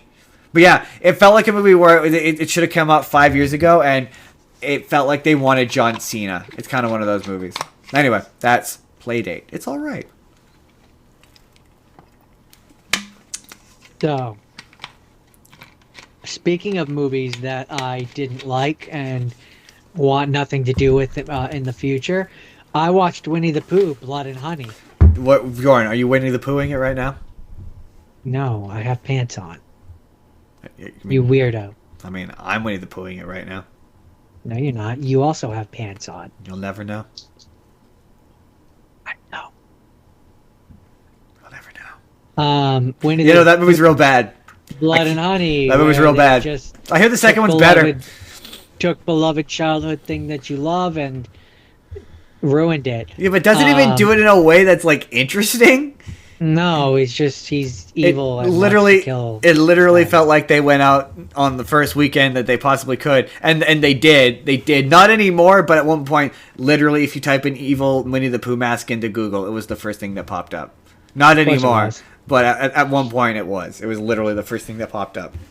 Like the most interesting bit of this is the opening animation and backstory. Like there's not to say that there aren't parts of this that are what's the word I'm looking for?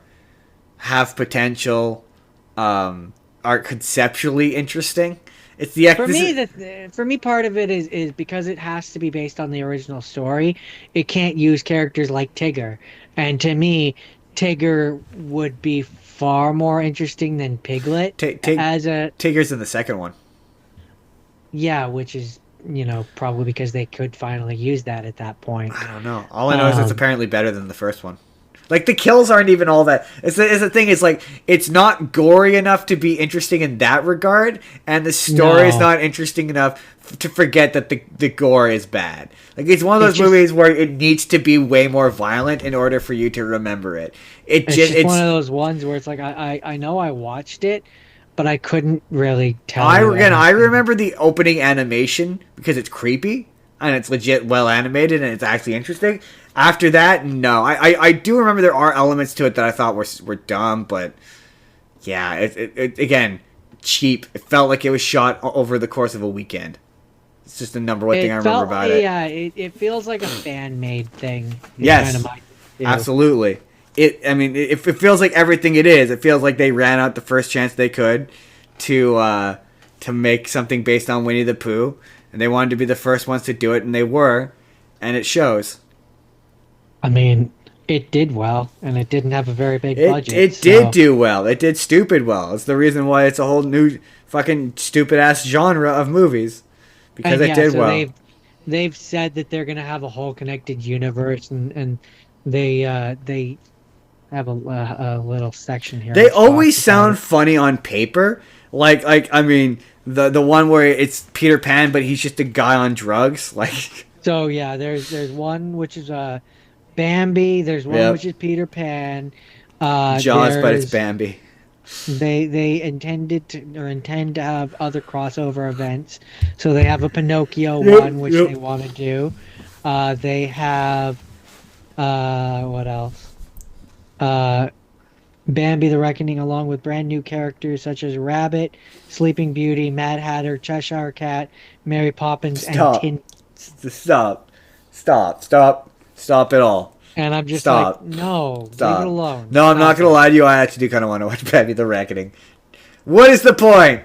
No. It's Bambi, but he's got weird teeth for some reason, and he eats. It's Jaws, but it's Bambi. It's because I did get Moose Jaws. If I got Moose Jaws, I probably wouldn't want this, but because I was denied Moose Jaws. Jordan, what is Moose Jaws? Just as a reminder. I'm guessing it's a moose that has just teeth like a shark and goes after people. I mean, Jordan, it's Jaws, but it's a moose. That's what I just said. I know, but you took way too long to just say it's Jaws, but it's a moose.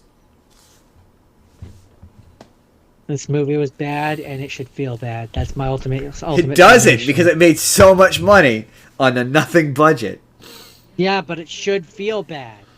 Yeah, but it doesn't, though, Jordan. But it should. But it doesn't. If anything, it feels really good with all that money. So they had money fights. They all got dressed in the costume, and they went, ooh, money fight, as they just threw money at each other. Like, the thing that's annoying is, like, you can never have the good version of these because they have to stick to the parts that are fair use. So they can't use any of the things that, like, any content. No, you're never going to see Gopher. That would make these interesting. So, like, I'd love to see a movie where Oswald is bitter and he goes and tries to murder, like goes to Disneyland and tries to go on a murder spree or something. Would never happen. But you're never going to get that because you can never get that. Disney would never, ever. Unless Disney one day decides they want to be cool. Speaking of, so it's funny. That's a funny thing. So, Jordan, is that it? That's it. Jordan, I have to tell you, the guy who directed the next two movies I'm about to watch, you're going to be like, that's a very Disney-sounding name. These movies were weird. Okay, hold on. I just want to make sure I get this right. Yeah, okay, yeah. So, my next movie is a movie called The Monkey. Stop the Monkey. Directed by Osgood Perkins. I don't know who that is. Osgood Perkins. No, you wouldn't. But I just thought that was a very Disney name. Osgood Perkins. The Monkey, Jordan, is about an evil clapping monkey. You know, like you know, in Toy Story 3.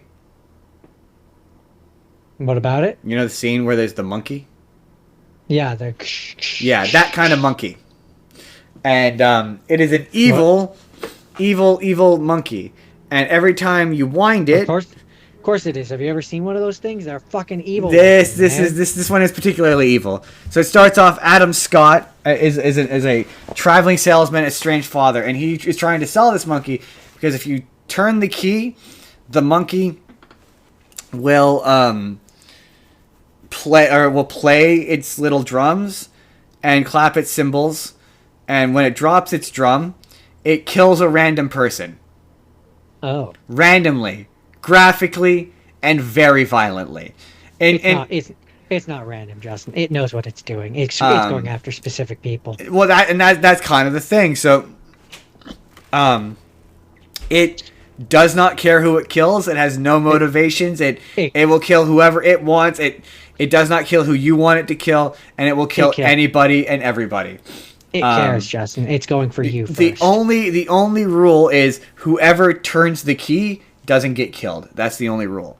And so initially it starts off with, like I say, Adam Scott, and then it passes down to his sons, two twin brothers, both played by the same actor, and it gets turned randomly a few times and kills a few people. Again, very graphically in like a Final Destination kind of way, where just like a random accident will just happen to these people. Got it. But like graphic on the level of like bloody and early days slasher film, or are we talking like a Terrifier? A little bit somewhere in the middle. So like a 2010 level one. Yeah, I'd say so. Like nothing overly prolonged, but definitely bloody. So like a Piranha 3D. Yeah, kind of, that kind of era of like cartoonish is how I would put it. It's definitely played more for laughs than it is for but it's still gross. It's a lot of like a character will go to do something, and one of the guys will be like, no, wait, and then they'll just explode in a Got it. balloon of blood and guts. One of those kind of. And so yeah, the one twin who is getting bullied at school and bullied by his brother, who hates his brother because his brother is the reason why he turns the key and he's like, please kill my brother. And the monkey chooses to kill their mom instead by having her have a random aneurysm that is random, and like there's like a barely whatever % chance of it happening, but it happened to their mom. So they go to live with their uncle, and then I mean, it wasn't random. The monkey made it happen. So they try. There's a really funny bit where they're like, yeah, we need to experiment and to figure out if it's the monkey doing this, basically. And so they turn it, and then it just cuts, and it's their uncle, and they're at their uncle's funeral, and it turned out that while he was hunting, he just somehow in a freak accident got trampled to death 100 times by a bunch of horses. And they were like, yeah, man, they said that when they saw it, he just looked like ground beef, basically. And then they opened the coffin, and it's just like a pile of meat, basically, of him just trampled to death. And so like, okay, yeah, so we need to get rid of this monkey, obviously. This monkey is awful. And they toss the monkey in the well, and cuts to several years later. He's an adult now, and he's estranged from his family because they've realized that the monkey is a family curse, and they don't want to be near anyone so they don't get hurt. But for some reason, he still chose to have a kid anyway. And the aunt who took care of them, she dies.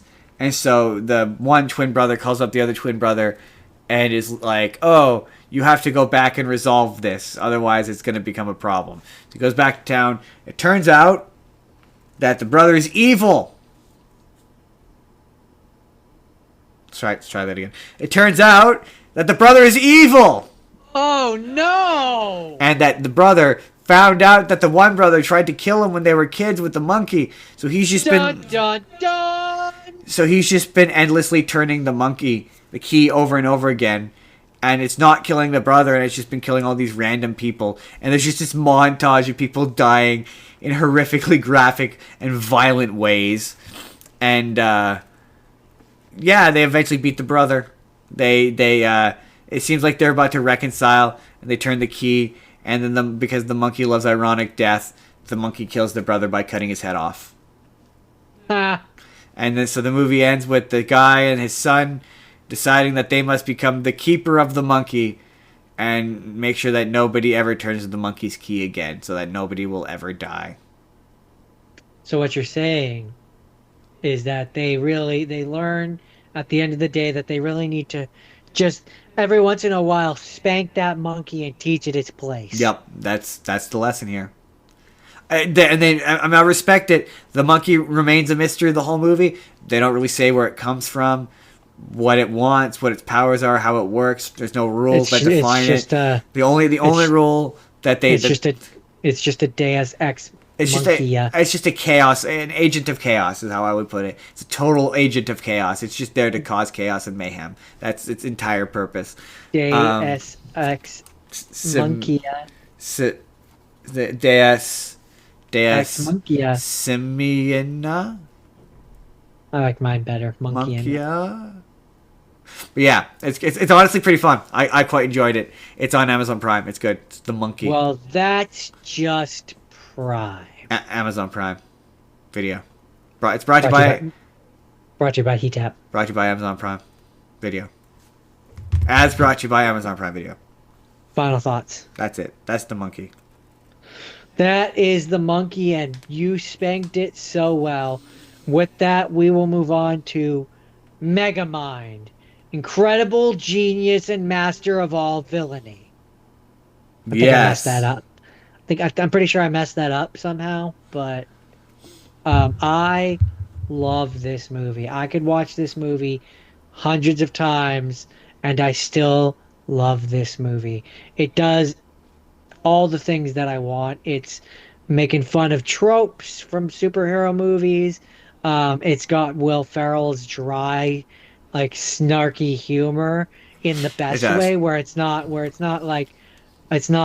over the top. And I love how he's Titan, as he's not Titan but Tighten. That's funny. Oh no! The funny thing is that that's funny. And this is a joke that I never got until I read it in subtitles. Is when he's training him as a hero, and he's the good guy.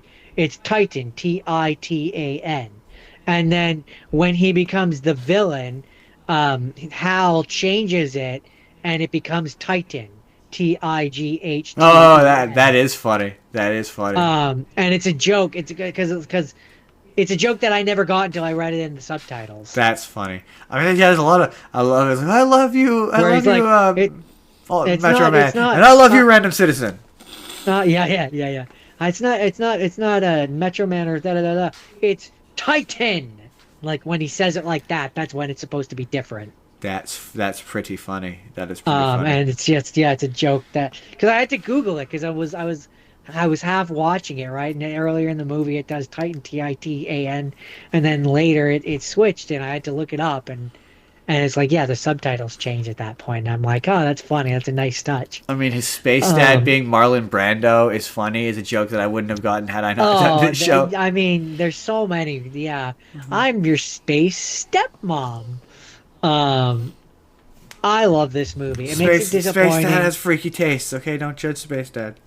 It makes it disappointing that the sequel, if you want to call it that, is bad. Bad. I never watched it. I couldn't watch it. It didn't feel right. I might have to for this show. I hear it's bad. It looks bad. It just didn't feel right. I've heard it's not. I've heard it's terrible. Apparently, there's a television series too. Yeah, that's what the show is. The movie was one of those straight to DVD first 3-episode dealios of a show. Oh, got it. Yeah. No. And the show is apparently also bad. I've heard it's also not very good. Like I think it wouldn't have been so bad if the voices had been right, but like the voices weren't right. I mean, so yeah. It also looks cheap as shit. Right, but for me, like I can get past that thing looking a little bit cheaper if it it at least sounds right. So like, growing up, for example, I loved the Aladdin show. That was cheap as fuck. Yeah. Like the animation compared to the movies was I think it's different cheap. when you're a kid. You don't notice that the animation is cheap as fuck. That's hard to know because would my opinions be different as an adult? Probably not. Unfortunately, I can't know because Disney refuses to fucking put it on their streaming service. This is true. But that's the best example. That's the best comparison I can give you, where all the voices except for Genie on that were right, and so it made it easier to look past the animation. But that's Megamind. I love this movie. I will continue to love this movie. Everybody should watch this movie.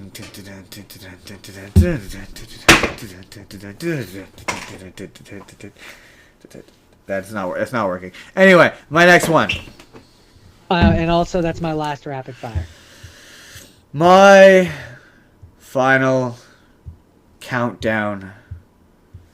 67. 69. 66. 67 60 is okay. It's a funny story. Initially, I had Identity Thief on here, and I just did not want to watch Identity Thief because I remember that movie was bad, and I was kind of wishy-washy on it. So then I watched Novocaine, and I quite enjoyed that movie, but that was on Paramount Plus, and I was like, that doesn't count, so I had to swap out again. So I switched out for a movie called Long Legs. Daddy Long Legs? No, I don't know where the name comes from. And it's a movie about a woman.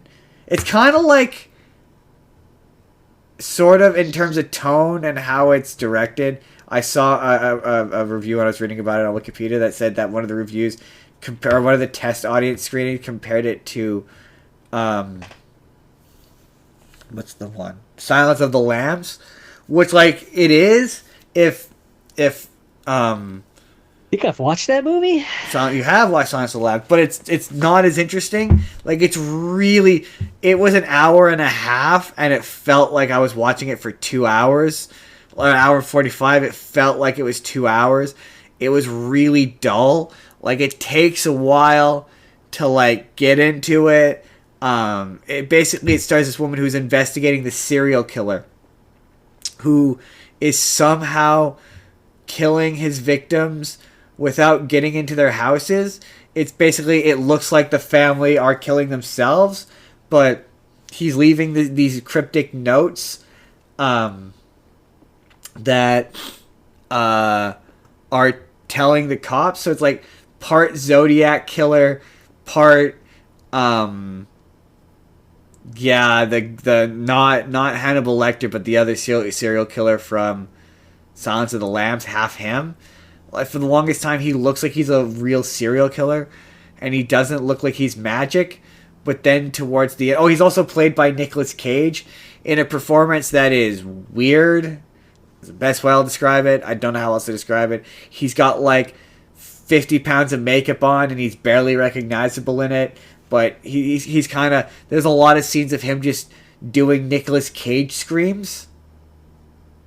You remember the bit in Kick-Ass where he gets set on fire and he starts screaming? Need to get the further gun. That's a lot of his scenes in this movie. Sounds unpleasant. Just him saying shit while screaming randomly. It's very weird. But sounds unpleasant. So he's not in most of the movie. He's kind of this like mysterious, you kind of only ever see him off screen, or like you only ever hear him kind of character. You don't really see him all that much until the end, where, and I'm going to spoil the big twist, but there's a big twist where you see him talking to a little girl at the beginning of the movie, and so then in the middle it's revealed that he showed up, that the little girl at the beginning of the movie was the main detective girl that we've been following the whole movie, and he showed up at her birthday party, her like 8th birthday party, and in order to prevent him from killing her, her mom devoted herself to him. And so because the entire movie they're like, he can't do this by himself, he has to have a secret accomplice. And so then it turns out, big twist, her mom is his secret accomplice. And how he kills people is he's magic, and he's got some sort of pact with the devil, and the mom shows up as a nun, in disguise as a nun, and drops off an evil magic doll that brainwashes the dads in these families to kill their families. I see. So she gives him Chucky? Yeah, but except having another guy, it has his soul in it. So it's like he's killing them as the doll.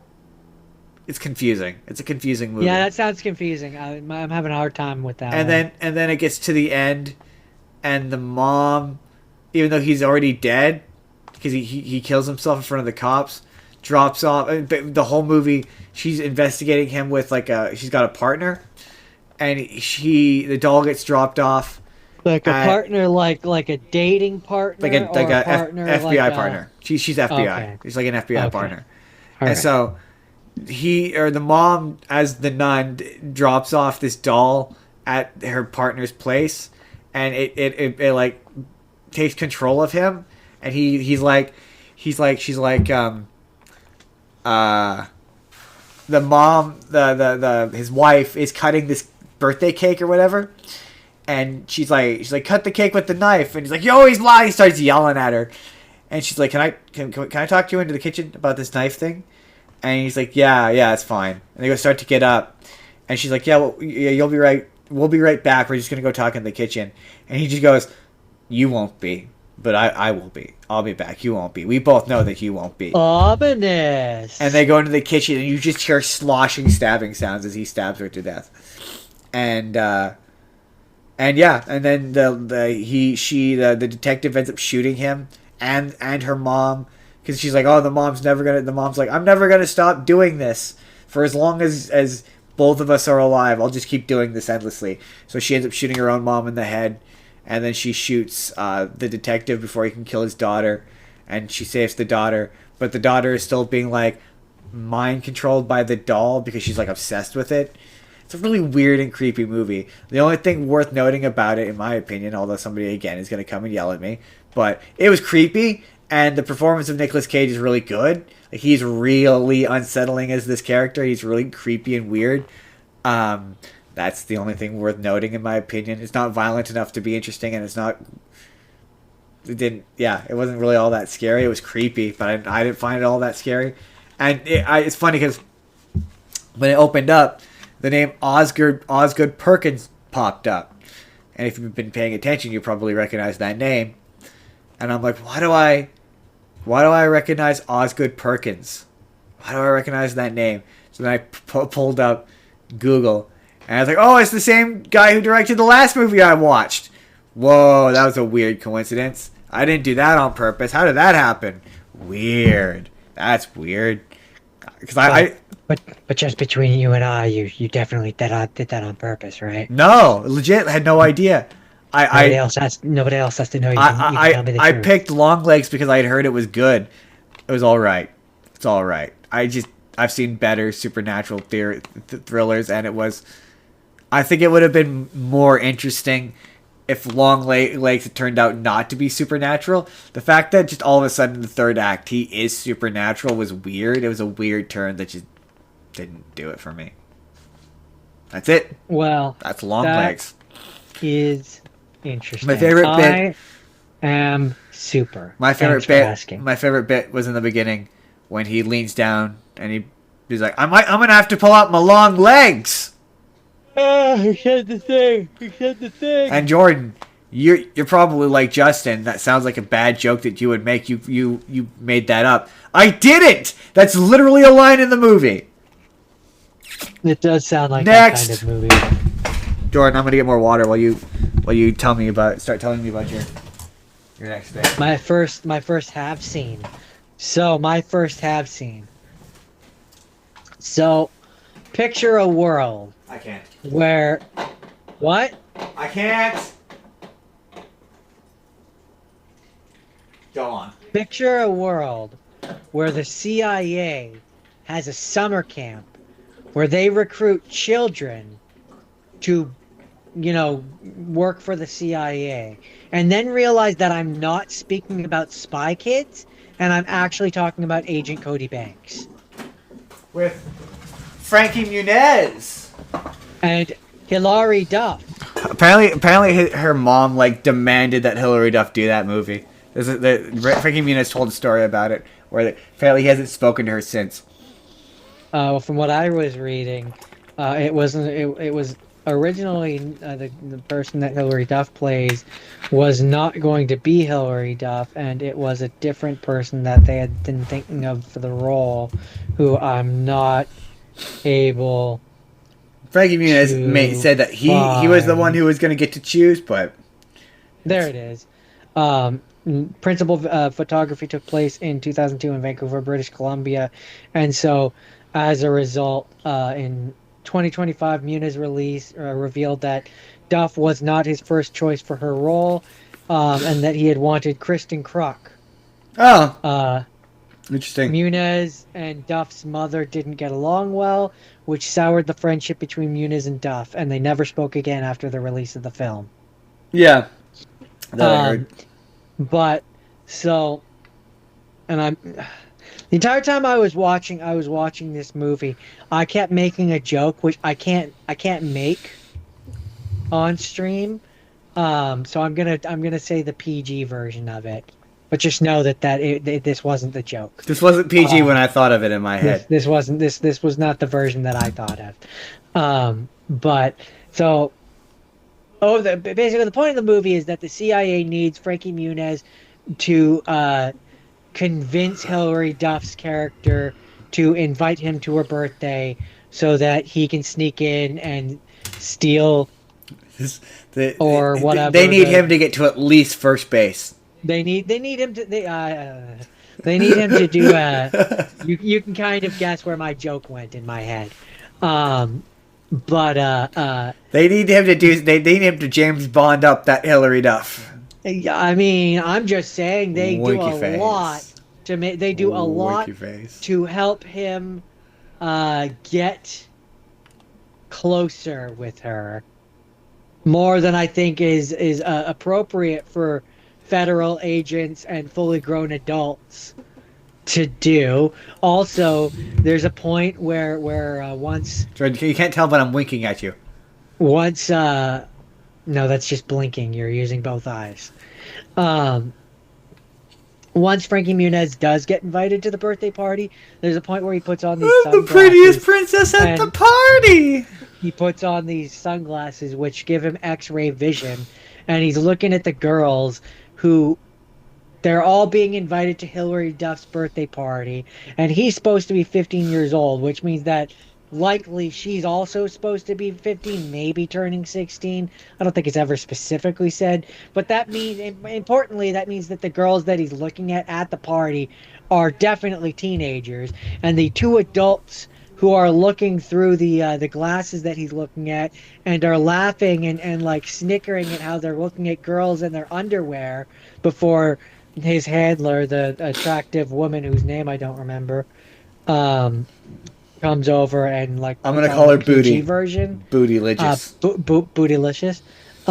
But before she comes over and censors it, they're like giggling at the fact that they're looking at girls in their underwear, and I'm like, that's creepy. You guys are adults, and those are teenagers. That is creepy. But yeah, it also has Keith David in it, and yes, Keith David.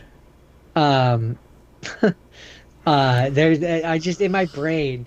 So they keep going like, you need to get her to ask her out on a date and stuff, and the joke that I kept making in my brain, or a version of it, was Keith David, the director, is like, all right, Cody, your mission, should you choose to accept it, is I need you to go and seduce Hilary Duff. You need to just seduce the heck out of her, and really ritz her up, and slide into her DMs. Slide into those DMs. Except this was like 2003, so this was before DMs were really a thing. This is well before that DM sliding is possible. But I need you to go and do it anyway, and just know that the version of the joke in my head that I made was probably less appropriate. We shall call you Agent Cody Rizzler. But I like this movie. Sorry, that was my. I think that might be my worst joke. I need to get like I need to get like a party thing where I can be like burp every time I have a bad joke. That might be my worst joke. I like this movie. I like Frankie Muniz as an actor, and I enjoy Hilary Duff. I also like her as an actress, but I had a crush on her growing up. I still have a crush on her,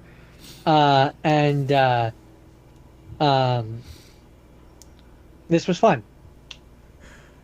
Sorry, I just got an email I just got a message from Jake. He's asking me if I want to review K-pop Demon Hunters. Yes, I want to review K-pop Demon Hunters. An excuse to watch that movie again? I think I will. Also, it just kind of I never realized that this movie was filmed in British Columbia. Yes, yes, it is. Yes, it is. As I recall, there's something in there that like, hey, it's. Oh yeah, that was the thing with Upload. Upload was also filmed in Vancouver. I forgot to mention that. I was like, hey, and so it's then Vancouver. and so then um there's a sequel which replaces Hilary Duff and Angie Harmon. That's the name of the I think that's the name of the handler. The hot handler is Angie Harmon. That makes sense. Jordan, do you have anything further to say about Coden Banks, Secret Agent Man? Working title. I do think it's funny. Two things. One, I think it's funny. So in the movie, multiple times, Frankie Muniz's character is asked if he's in special ed, which would not be a joke which would fly nowadays. Nope. So apparently, when the film was released on home video, MGM included an apologetic paragraph in response to criticism regarding those lines. That's funny. Which, as an aside, I thought this was a Disney movie. No, pretty sure it's 20th Century Fox. It's MGM. It's 20th Century Fox. Yeah, 20th Century Fox. Yeah. Jordan, is that it? Is that Agent Cody Banks? So it's just I for whatever reason I thought it was a Disney. I guess because when I see Hilary Duff, I just thought Disney, especially back then. That is fair.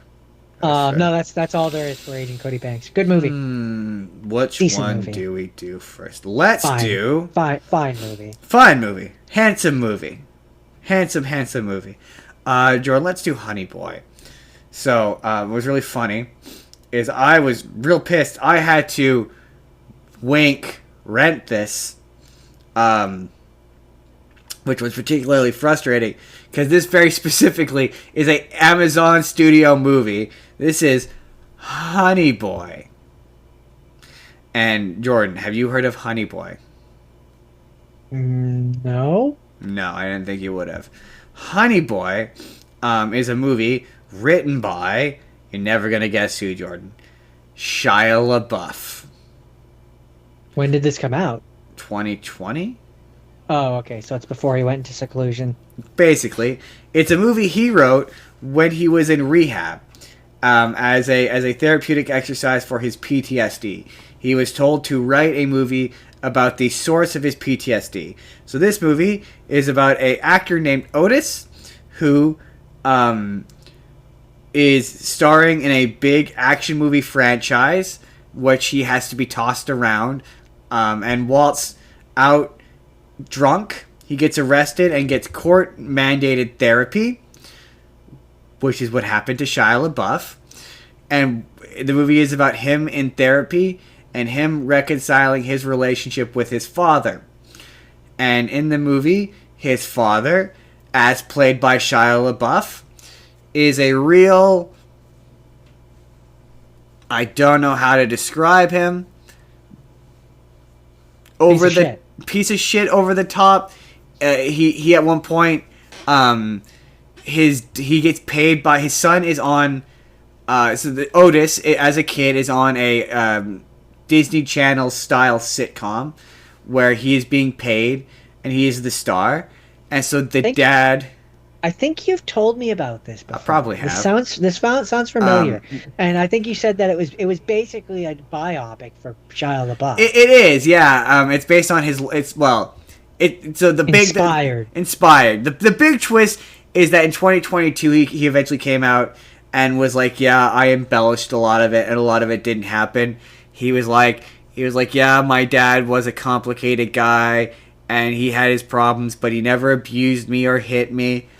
And I'm like, people gotta we talked about this when we talked about based on a true story, but a movie is not real life.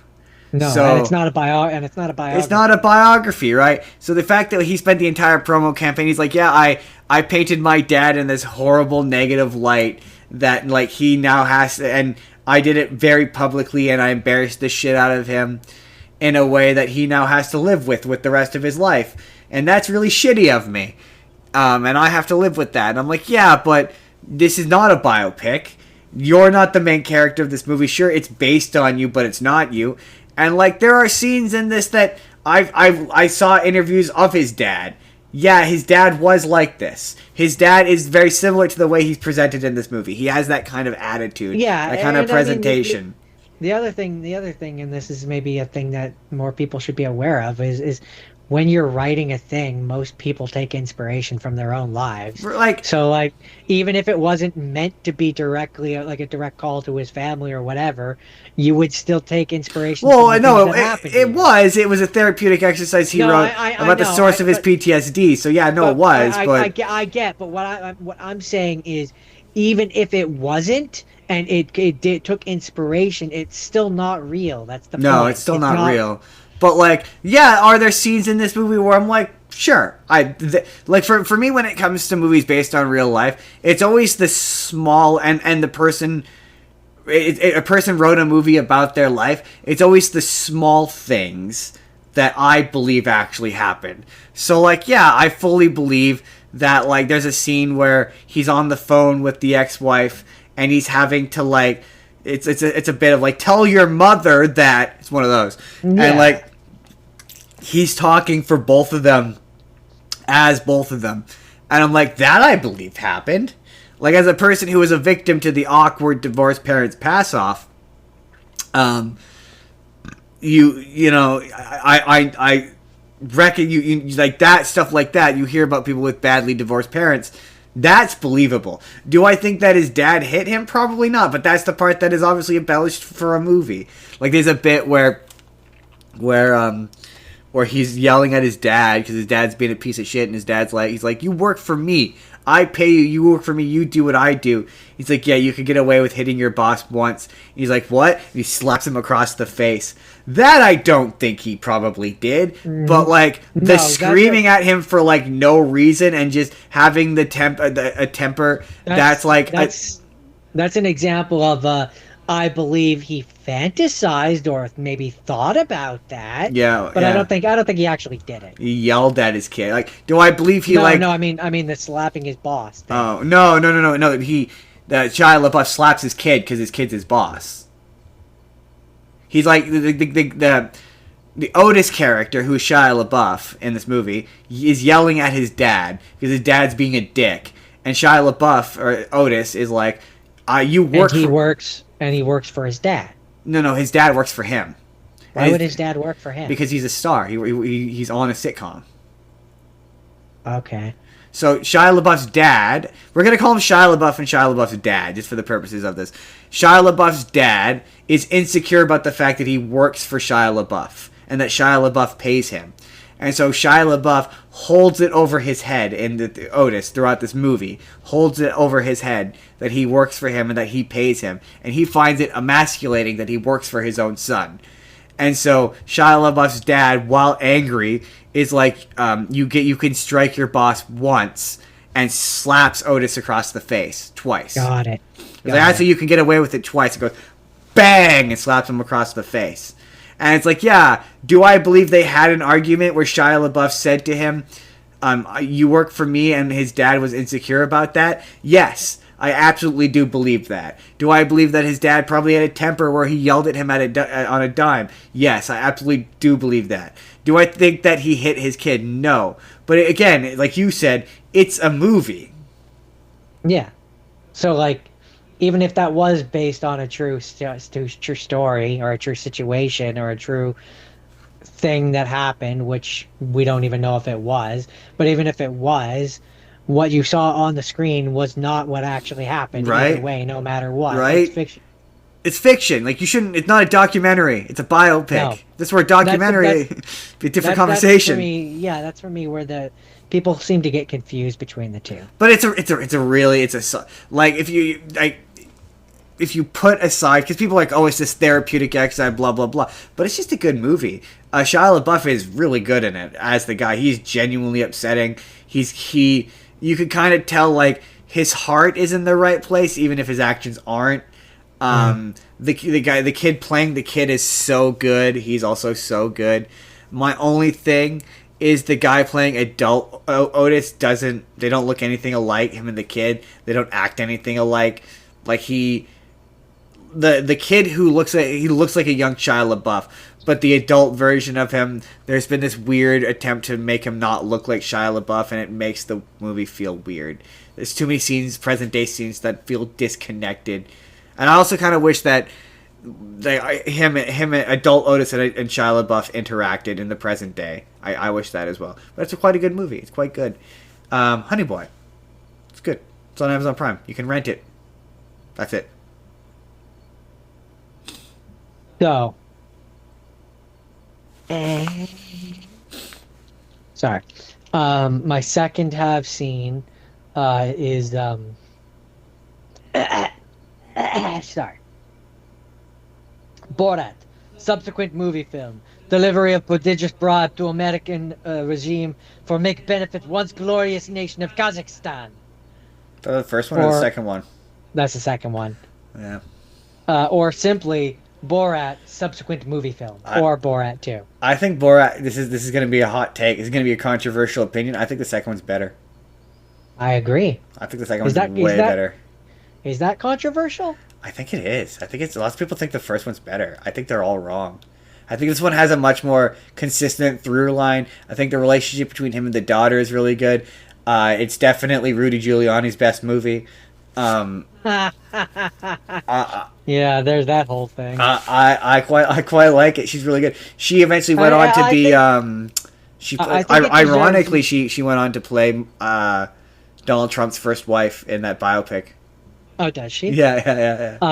I think it deserves a lot of praise because it manages to do it while COVID's a thing. That too. Like, it successfully navigates around. Like, I love that there's just a certain point in it where he goes, like, he tries to go after the daughter, and he goes into the town. And he's like, it was just, the streets were empty and everybody was gone, and I didn't understand why. I think the fact that Borat is now funny, so there's like a double layer of it's Borat in disguise. It's Sacha Baron Cohen as Borat in disguise. It's very strange. Yeah. It's very like he had to because people kept recognizing him. The bit with there's I think they did a subsequent release, but they did. I don't know if it's an entire movie, but they did another thing which is just him and the guys. Interesting. The guys who he stayed with, the MAGA guys. I don't know if it was an entire movie or if it was just like a 30-minute special, but it's on Amazon Prime as well. Interesting. This is specifically an Amazon Prime exclusive, by the way. I don't think it went to theaters. No, yeah, this is the Amazon Studios one.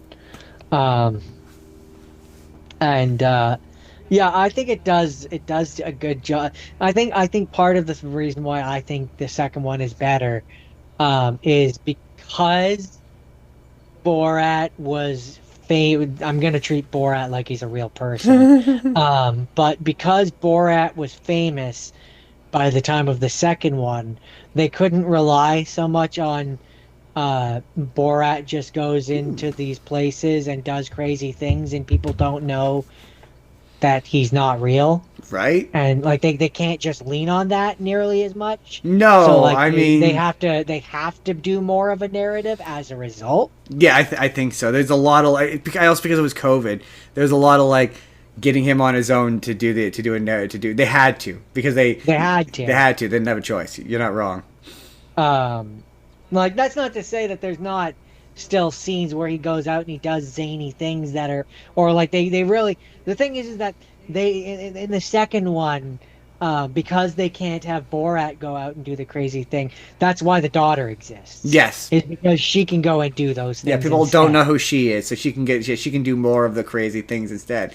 And to be fair, a lot of that stuff looks fake, but like the bit where he's at, like because this is TikTok, post TikTok, so like the rally, I believe. The rally, there was actual videos of that rally, of him at the rally, and people being like, "I think that's a Borat thing," or "I think that's Sacha Baron Cohen doing Borat." Like I remember there was like videos that leaked on the internet of like behind it. So a lot of that shit was real. Like there's a, I think also there's a they did a.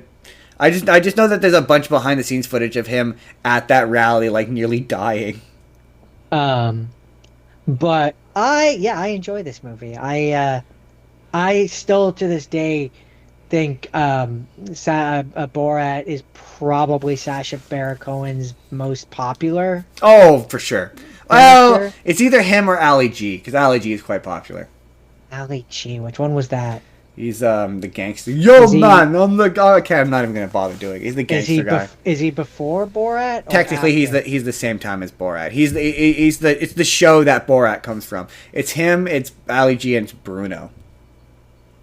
No, Bruno is not popular. No, but they're all from the same show. They're all characters from the Ali G show. Personally, for me, it's hard whether I prefer Borat or the Dictator. I really like the Dictator. Dictator was really fun. I did really like the Dictator. Jordan, do you have anything else? That's subsequent movie film. Borat subsequent movie film. So my last delivery of prodigious bribe to American regime for make benefit once glorious nation of Kazakhstan. Once glorious nation of Kazakhstan. I also think it's funny that in the world of Borat, COVID happened because of Borat. That is funny. He was injected with the virus, and then he went across the world to the different places, and he's the one that spread it. Jordan. Justin. My second half scene. Is a comedy from 2009. Now, it's important to remember that this came out in 2009, okay? I need you to remember that this came out in 2009. So this is a movie called Fanboys. It stars Jay Baruchel. It's got Dan Fogler, and it's got other actors who you don't know. It's got that one guy from The Girl Next Door. And they're all big-time fans of Star Wars. And this movie takes place in the year 1998, right before the movie The Phantom Menace comes out. And it's about three gentlemen who are friends in high school who have become separated. And they have one friend who is played by Kristen Bell. And it's one of those movies where they try to pretend that she's plain. It's really annoying. Their one friend, and this is one of my criticisms of this movie. Just generally, this movie has tone problems. It's got a weird tone problem because the inciting incident, the thing that makes them, it's a very basic road trip movie. They want to go and sneak onto Skywalker Ranch to see the first print of Star Wars: The Phantom Menace before he dies. Okay, hold on, I'm gonna get there. And so, no, isn't that the major point of it? Hold on, let me get there. So, I'm getting there. Hold on. So this movie is a very basic road trip movie. It's about they want to go to Skywalker Ranch, and they get into misadventures along the way. This movie has a tone problem. The big inciting incident, the reason why they go on the trip is, yes, because it is revealed that the one guy has cancer. And it makes the movie somber.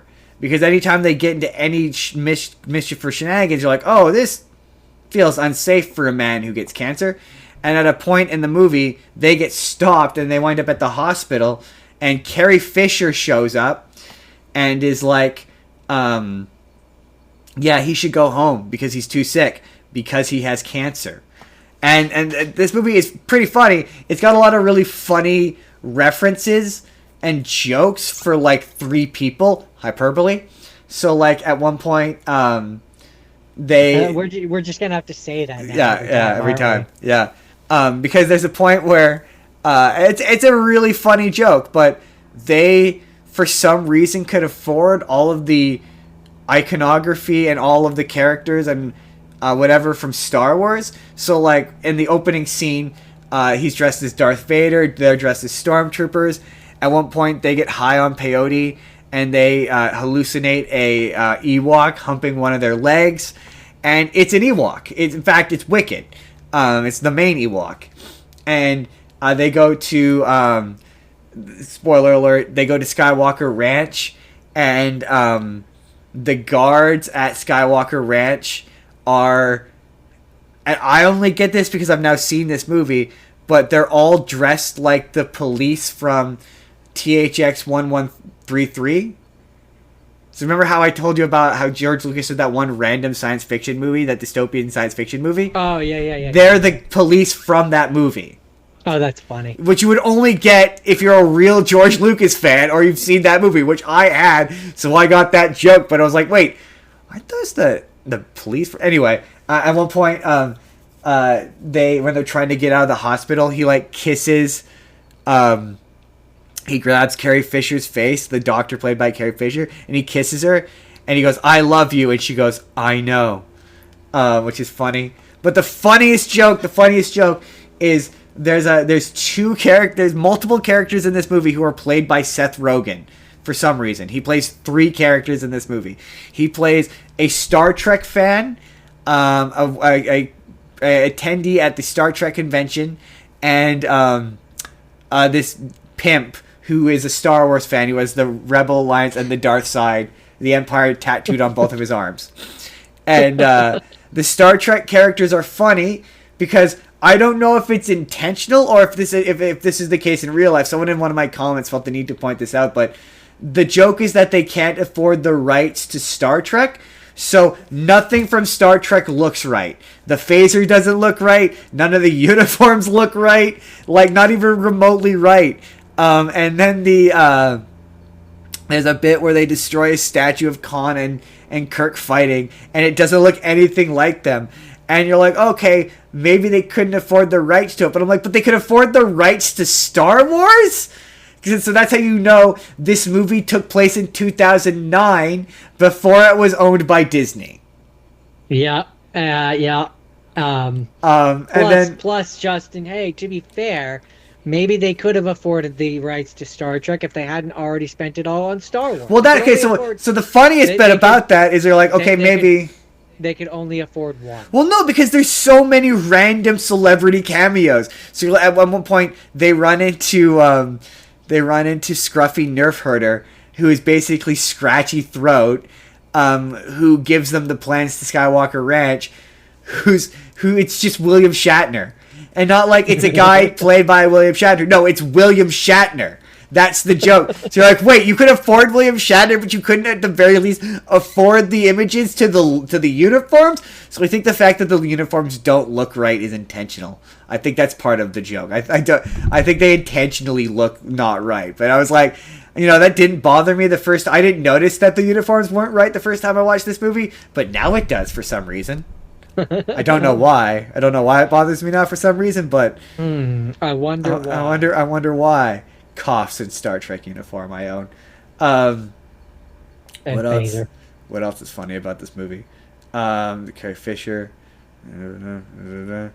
Okay, the weird note. This movie ends on a very weird note. So yes, as previously mentioned, kid has cancer. So they eventually do break into Skywalker Ranch. They get into Skywalker Ranch, but they get caught by Danny McBride, who is the head of the security, and George Lucas has this dossier on all of them, and throughout the movie, every single time they run into someone, one of the guy finds out that they have cancer. So like every scene is followed up by this weirdly sad, somber moment. So like there's a scene, like I mentioned, where they all get high on peyote and they see they all trip out. And they're about to. Oh, I should say the guy who's giving them peyote is played by Danny Trejo. So they're about to leave, and he fixes their van or whatever while they're all passed out, and they're about to leave, and they all shake his hand and say thank you, whatever. And he gives the guy the peyote, and he just very somberly is like, "You need this more than I do," and that lets them go. Yeah, it's really sad. It's really sad, and this is where this movie comes out. It takes place in 2009. So, like, where it's very much still balls deep in prequel hate. Like, I know we've all had a cultural re-examination of those movies now, and we appreciate them for what they are now. But in 2009, we did not. So there's a lot of, like, prequel hating jokes. So, like, there's a point where the pimp pulls off his shirt, and he goes, he's got a tattoo of Jar Jar Binks and Kid Anakin. And he just goes, I just get the feeling they're going to be huge. Everyone's going to love them. I just get that feeling. And you're like, yeah, this very much came out in 2009. So like I will not take credit for this joke. I think it might have been Adam who said this. Either Adam or Jake. I want to give the proper person credit for this, but they said the ending of this movie is oddly depressing when you remember that. So big thing is they George Lucas decides that he's not going to have them arrested, but he wants to test if they're true fans by giving them a quiz, which devolves on like how much of a nerd they are. Where she asks them a few Star Wars questions, and then he just asks them a bunch of questions about women. And George Lucas decides that he's going to let one of them watch the movie, and it's the guy with cancer. And the ending of this movie is so depressing when you remember that the last movie that guy ever watched was Star Wars Episode 1: The Phantom Menace. Well, it's not the worst Star Wars movie he could have. No, but Jordan, okay, you have to put this in its context, right? He is an adult Star Wars fan in 1998. He has no cultural context for anything further than he went into that expecting something completely different. He's red letter media. The last so he walks out of it and they're like and he just doesn't say anything. He walks out. He looks really upset, like genuinely upset. He walks out of it and he doesn't say anything. And then the movie he dies. And then the movie hard cuts to they're now all excited, and there's just a room of adult Star Wars fans, and they're all dressed up and in costume. And it ends on this weird note of they turn to each other and they're like, what if it's bad? What if our friend of cancer, the last movie he ever saw was horrid? And it's just the idea in my brain that all those people are about to watch Star Wars 1: The Phantom Menace, and it's going to end and they're all going to go, what the fuck was that? It ends on such a weird downer. The whole movie, like the fact that he has cancer is such a weird plot point that is unnecessary. Like it gives this movie this weird somber tone the whole time. And it's you don't need it as an inciting incident. There's a bunch of other reasons for them to go. Also, a major character in this movie is I forget his name. You're not gonna know his name anyway. Do you remember the website Ain't It Cool News? No. Oh, it was like a pop culture website before pop culture websites were really a thing. But a character in this movie is the founder of that website. He was a guy he used to break the original Star Wars news, like movie news, like that. But I wish I could remember his name. But Ethan Suplee, the guy who plays Randy from My Name Is Earl. Frank, that guy, yeah. He's in this as the guy, the founder of In It Cool News. It's so weird. It's so bizarre. It's very strange. Dave, from Chipmunks? No, not Dave from Chipmunks. That's Jason Lee. That's Earl. Earl's brother. You said. No, I said Earl's brother from My Name Is Earl. He's from Boy Meets World. Yeah, Frankie from Boy Meets World. Yeah, he's in this as, I wish I could remember his name, but he's the founder of Ain't It Cool News. It's very strange. Very strange cameo. Kevin Smith and Jason Mewes are also in this. It's also strange. What else? Yeah. It's funny. It's a funny movie, but it's marred by that weird, somber tone and a very weirdly depressing ending for a comedy anyway. That's it. That's Fanboys. Okay. All right. Oh, so now we move on to have not scenes. That we do. And I watched an anime movie, which I don't think you would like. Really? I just don't think that that it's in your wheelhouse. Go on. But maybe I'm wrong. I don't know. But it's called Makia, When the Promised Flower Blooms. And it follows the story of Makia, Maquia. And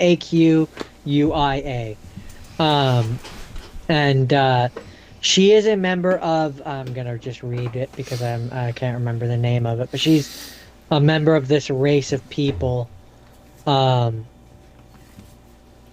Lorf. She's a member of the special race called Lorf, who are mystical beings. Basically, they're elves. where they stay the same age for hundreds of years and don't age super fast. Um, Gotcha. and the movie starts where she, unlike her friends and stuff, important to note, they stop aging at about the age of 15. So for hundreds of years, they look like they're 15. So you just never get to look like an adult? Not for a long time. You do eventually, but it takes hundreds of years. Oh. All right. Basically, like I said, like an elf. Gotcha. I understand.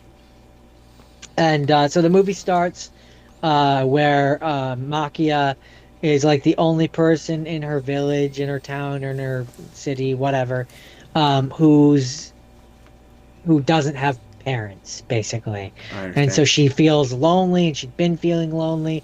And the village elder says to her, "Whatever you do, no matter how lonely you feel, never fall in love with anyone outside of this village, because then you will know true heartache." You know, the implication, because they don't age and everyone else does. I understand. So Jordan, keep talking for like a minute. I have to use the bathroom, but it's not the kind of having to use the bathroom that you did. So I will be back temporarily. Oh, okay. I'll entertain them without saying anything of relevance to what I was talking about then. Say something nice about Amazon Prime. Amazon. I'll be back All right. in like All right. a minute. Amazon Prime has plenty of things that you can watch. Amazon Prime is free, or you can pay for the ad-free version. And you can also rent movies or buy movies off of them, although buying movies then leaves the question of what happens when they delete it from your record secretly and you don't know. But yeah, that's a thing. This movie, the reason why I don't necessarily think Justin will like it is because it's kind of slower, and it's less action oriented. So I don't know. Maybe he would, but we'll see. Um, I'm coming, Jordan. he's apparently making his way back, making his way downtown, walking fast. Ugh. And, I'm coming. I can't hear what you're saying. And now he's putting his headphones back on, and now, Okay. as of this second, he can hear me again. Where was I? Oh yeah. So she's part of a race called the Lorf. Can't age for a long time. It's kind of a major thing you need to keep in mind. So then, everything was fine Wait. until the fire. Does she meet? What now? Does she meet a boy? I mean, technically, yeah. Is this movie about her meeting a boy who's like too young and it's kind of weird? Yes, but it doesn't go in the direction that you're thinking. But it does. But it doesn't. But it doesn't. But it does. But it doesn't. You'll understand. I understand. I understand how I will eventually understand. I don't understand currently. Everything is fine. Like her village is happy and content. Oh yeah, the other thing is would you characterize everything as awesome? For everyone but her, yes. All right. Part of the other thing with their race, their species, their race, whatever, is they are really good loomers. I understand. Fabric weavers. Also, it's important. It's unrelated to what you're about to say, but it's important you know that I'm not going to cut out any of the bit when I left. Okay. Spotify will listen to the whole thing. All right. Yeah, they loom, and they are capable of basically they loom stories into the clothes and stuff, into the fabric and stuff, and then they can read it when one of their race has done that. It's a whole big thing. It's a whole thing. It's special, and it makes them special. So I understand. Everything was fine, and most of them were content and copacetic until the Fire Nation attacked. Friggin' Fire! Why does the Fire Nation always have to attack? So a neighboring neighboring kingdom attacks using their dragons. Attack! Attack! And Never look back. kidnap all the women because it's implied that they murder most of the guys because they think basically that through the blood of these beings they too will gain extra long lives.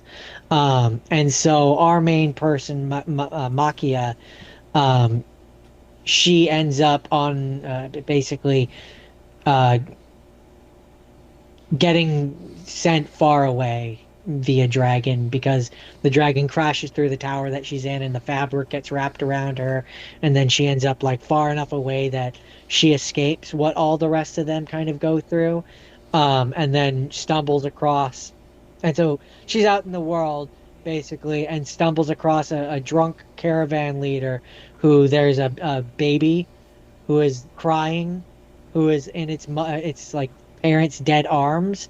Oh. And Makia decides to take the baby and attempt to raise it as her own. Oh. Which is difficult because she's like 15. Oh. But she's not, because she's like hundreds of thousands of years old. Well, it's I think she's supposed to be 15 when this thing starts. Oh, okay. The point is she's not supposed to be. She has no idea how to raise a kid and really has no business doing so. I understand.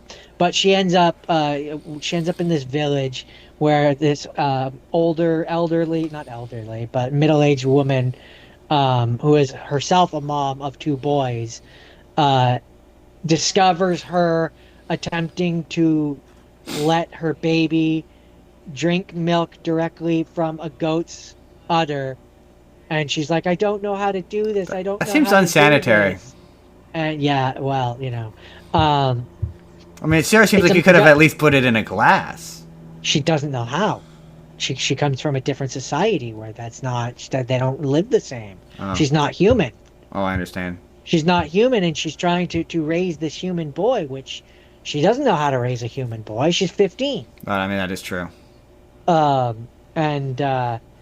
then, and this is an important feature in this movie, is we have, how you said you hate time jumps? I cannot stand time jumps. We have multiple time jumps. Oh, well, okay. Context is important. In television shows, I hate time jumps. Movies are a bit different. So basically, the mom, especially anime. This is an anime, you said, so like the thing about that is you can actually show the progression of time in an animated thing. So time jumps are a bit different in that context. I'm giving you a hard time here. It does work here, and it's important. But yeah, so the mom helps Makia get a job at one of the local stores as a weaver, so that she can look after her new baby, who she has decided to raise, who she names the baby. What was it? It's a baby? Did she name the baby baby? No. Ariel. Oh. Ariel. And it's a boy. That's important. So then we get a time jump, and it's 7 years later. So the baby is no longer a baby, but is 7 years old. Meanwhile, Makia still looks the same because that's what her race does. That's what her race does. She still looks like she's 15, but her baby is now 7 years old, and so we get some more scenes. Also, the mom that helped her, that she lives with and stuff, has two sons of her own who now, look like they're her age, even though when she first got there, they looked like they were the age that Ariel is now. So they were 7 when she got there. Now or like 6 or 7 or whatever. Now it's 7 or 8 years later. So now they look like yada yada yada. Then we get another time jump, and now Ariel looks like she's and meanwhile, Jordan, is she worth it too?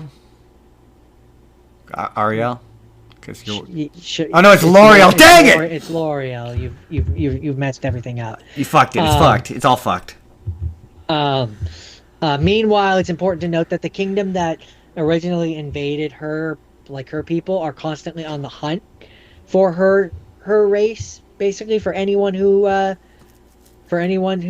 escaped. So she has dyed her hair because all the people of her race have blonde hair, and I assume blue eyes. Real Aryan. They definitely all have blonde hair. I don't know about the blue eyes, but and so she dyes her hair orange, so it looks like she has the same color as Ariel. Because you're worth it too. So at a certain point, to protect the mom that helped her and the two boys, she and him end up moving away to the city basically, and we have another time jump. She ends up working at a restaurant or a tavern or whatever. We have another time jump, and now they look like her and her son, her quote son, look like they're the same age, and he has started to develop feelings for her which are not that of a son towards his mother. Yikes! And no longer refers to her as mother. Yikes! And it gets a little bit weird. Yikes! To the point where at a certain point, like his work friends or his friends or whatever get him drunk, and he comes home one night drunk, and he's like, "When are you gonna stop seeing me as a kid?" Nope. I'm out. Nope. Nope. It's weird. So then he ends up joining the city guard because one of the sons of the mother that they were with, yada yada yada. I don't like this, Jordan. Had joined the guard, so I don't like these things that you're saying. Ariel ends up getting a job because she's worth it too, guard or whatever, and basically he's like, I have to go away now because things are getting weird. Getting weird? Basically, is what the movie kind of implies. Getting weird. Anyways, things were weird like 10 minutes ago. And so then we have at that point, then the Makia is on her own. Meanwhile, at that point, she has found a surviving guy that she grew up with that was like a childhood friend from her race, who. So there's also a subplot where the elder of their people, who also looks 15, but is significantly older than Makia. She had been taken to the king of the kingdom that invaded the Fire Nation, basically, and was forced to marry him and become his bride, so that she could give him an heir who would be like her and not age. So then his bloodline would continue with a person that couldn't age, basically, and would be queen for like ever. All right. And so then, long story short, is Makia ends up going and rescuing the queen, and then they end up going back to their homeland and starting up a people, and then starting up people again. And then 40 years later, Makia returns to the village where she raised her son for all those years, and now he's a grandfather and he's an old man dying on his deathbed, and she goes back to say goodbye and be like, and then there's this whole monologue at the end where she's like, I finally I understand why all those years ago I was told to never love anybody because all it leads to is pain. And she cries, and that's basically how the movie ends. And you're like, this is supposed to be sad, but it's weird. And I'm like, this is a very strange. I understand he's like an adopted son, but it's still, as far as he's concerned, she's the only mother he's ever had. It's weird. It's still a weird thing. Weird. So weird. Yeah, I think it's this one. But I mean, it has moments where it's sweet, and the animation's pretty. Like, don't get me wrong, the animation looks nice, but that like right. Okay, here's what I'll say. Maybe this speaks to how like how twisted my brain is I knew the moment that they said she doesn't age and she's adopting a human child. I knew that was coming. You're like, nope. I knew that was coming, and I was like, because of course that's going to be coming. It's weird. It's a weird, like, it's an anime. Anime gets weird. And so I knew that they were going to do that, and then they did that, and I was like, so maybe it wasn't as weird for me because I saw it coming, but it was still Yeah. weird. Yeah, If that no, makes any fair. sense. Nope, that makes sense because it was weird. Like, it was weird, but it wasn't as weird as it wouldn't have been if I hadn't seen it coming. I completely agree. But it's yeah, it's overall okay, I guess. Um, it's directed and written by Mari Okada. And I don't know. It doesn't say what the budget was, but at the box office it made 4.3 million. All right. All right. So, for an anime movie, I feel like that's good. All right. Jordan. That's it. That's it. That's all. I think we'll end on Hazbin Hotel, Jordan. I think that's where we'll end this. So, next one I'm going to do, my first have not seen, is the remake of the 1980s movie Roadhouse. Roadhouse. Starring Jake Gyllenhaal. Jake Gyllenhaal as the Roadhouse guy. And Jordan, I'm not going to lie to you, this movie is really fun. It's dumb. It's like a dumb, like I say, late 2000s action comedy kind of movie. The fight scene, basically the plot of this, very basically, is Jake Gyllenhaal is a washed-up MMA fighter who is scamming underground MMA fights, and he killed a guy in a fight, so everyone's scared of him, so he shows up, and he scams people into not fighting him. Train of thought. A girl of a bar called of a Roadhouse bar called the Roadhouse wants to hire him to be a bouncer because there is a motorcycle gang that is harassing her bar, and he initially doesn't want to do it, but then he becomes friends with a local bookseller, and then he's all like, all right, and he becomes their bouncer, and he teaches all the other bouncers to be better bouncers, all while beating up motorcycle guys. And it's very funny. It's a very funny movie. It's very his relationship with the various characters is cute. He's the kind of guy who he's a nice guy, but when pushed too far, he will break you. The fights are for the most part well shot. The main bad guy is Conor McGregor. Oh, the UFC guy? Yeah, the UFC guy. He shows up and is just totally unhinged. I don't care what anyone says. All of his scenes are funny. They're all funny. Like, I think I don't, maybe it's not intentional. Maybe it's just the way, but he's just Conor McGregor. So he's just an absolute unhinged lunatic. Like, he just beats up everybody. The first time you see him, he's in this Italian village. He just rocks out of some girl's house and is walking down the street naked. He's like, what are you doing? I'm shopping. He's just taking clothes off of people. The final fight between him and Jake Gyllenhaal is actually kind of fun. They are, for the most part, well shot. Like, they look good. The sound design is good. When he hits people, it's good. It's violent in a way that's like kind of cartoonish and fun. So real quick, don't know if this will affect anything. I'm at 13%. Okay, we may have to switch over to the bad sound. We might, but I'm really hoping that you can get through yours fast because mine isn't going to take very long, and then I don't have to speak. Oh, fair enough. Yeah, it's fun. That's it. It's Roadhouse fun. It's on Amazon Prime. I when I was watching it, I'm like, this is really fun. I really like the energy of this. I would watch another one of these, and sure enough, they're making a sequel. Like, I'd watch a second one of these. I'd watch a series of these where it's Jake Gyllenhaal beating up guys, and it's really violent, and it's really cartoonish, and it's really fun.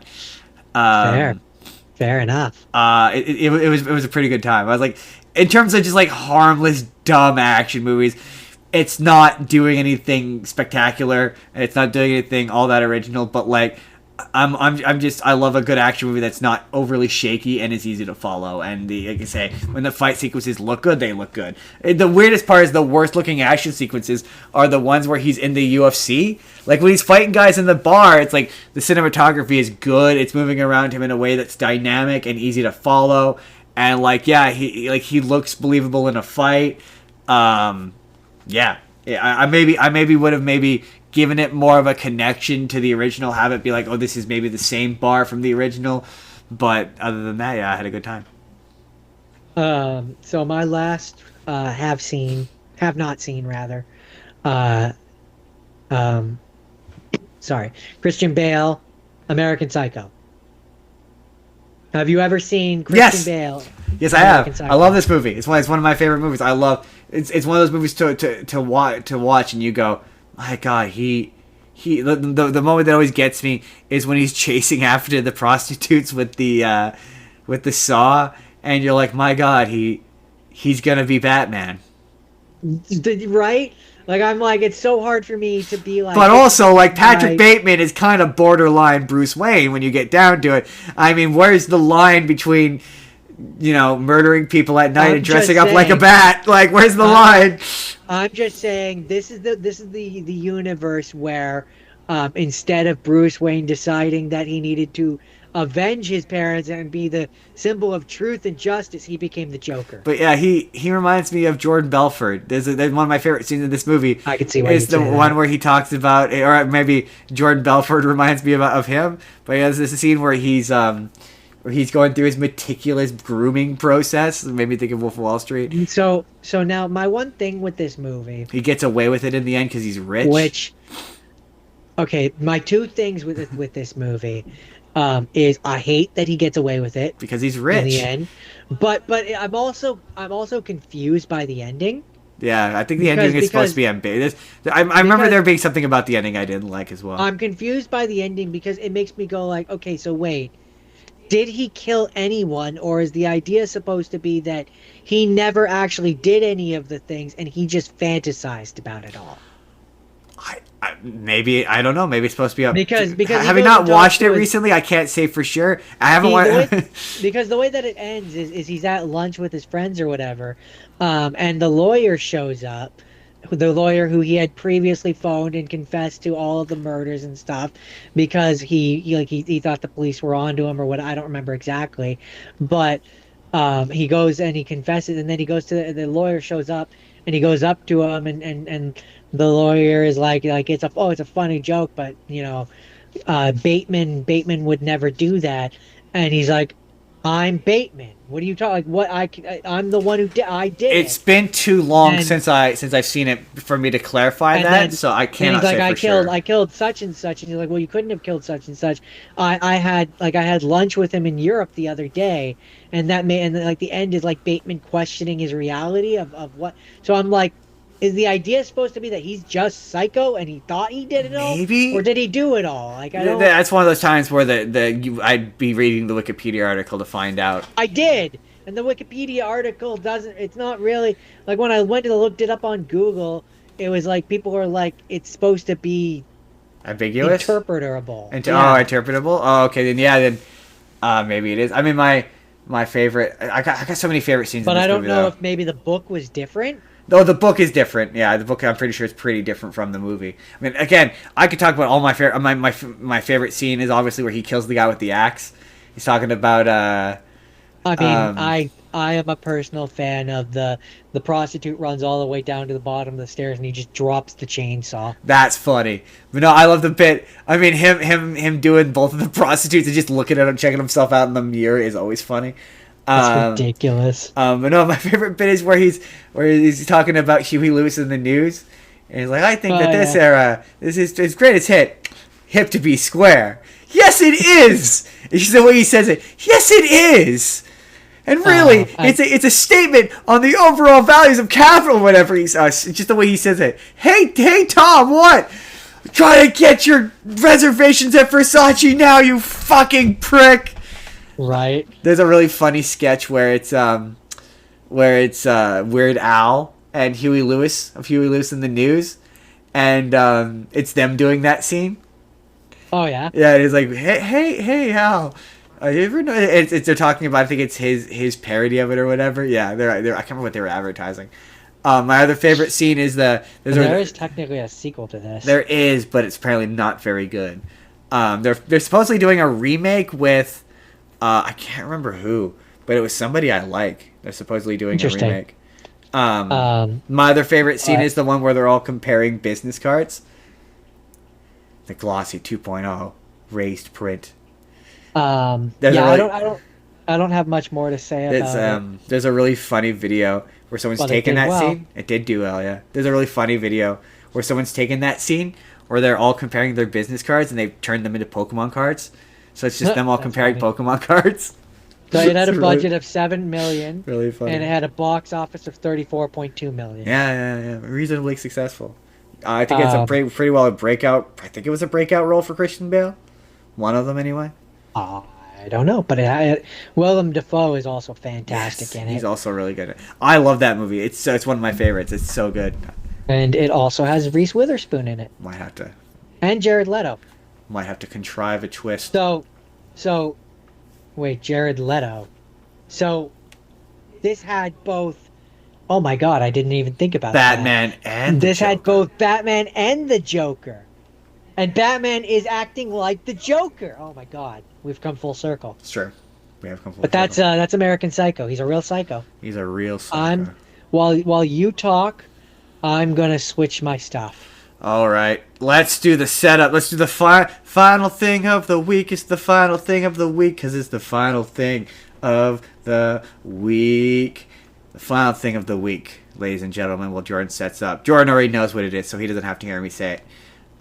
We talked about Hell of a Boss earlier in this show. And the whole reason why we did this episode is because Season 2 of Has Been Hotel came out. And I really wanted to watch Season 2 of Has Been Hotel. So I watched Season 2 of Has Been Hotel.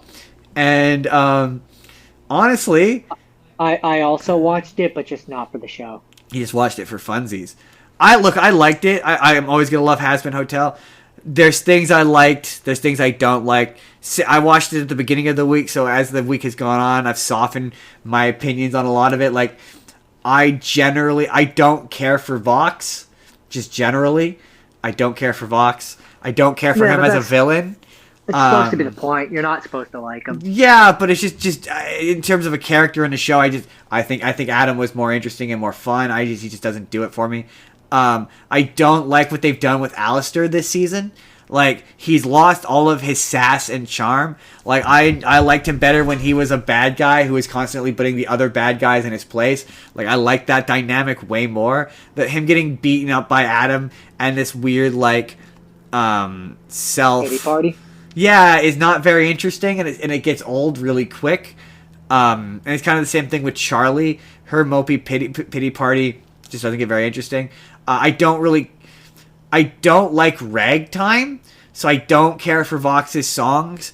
And anytime Vox does ragtimey bullshit, but that's where I'm sort of like, maybe that's the point though, because like I sort of had the realization that him doing ragtime is maybe supposed to represent him. He's trying to ape Vox. He's trying to be like Vox, not Vox. He's trying to be like Alistair. And when he tries to be like Alistair, it doesn't work.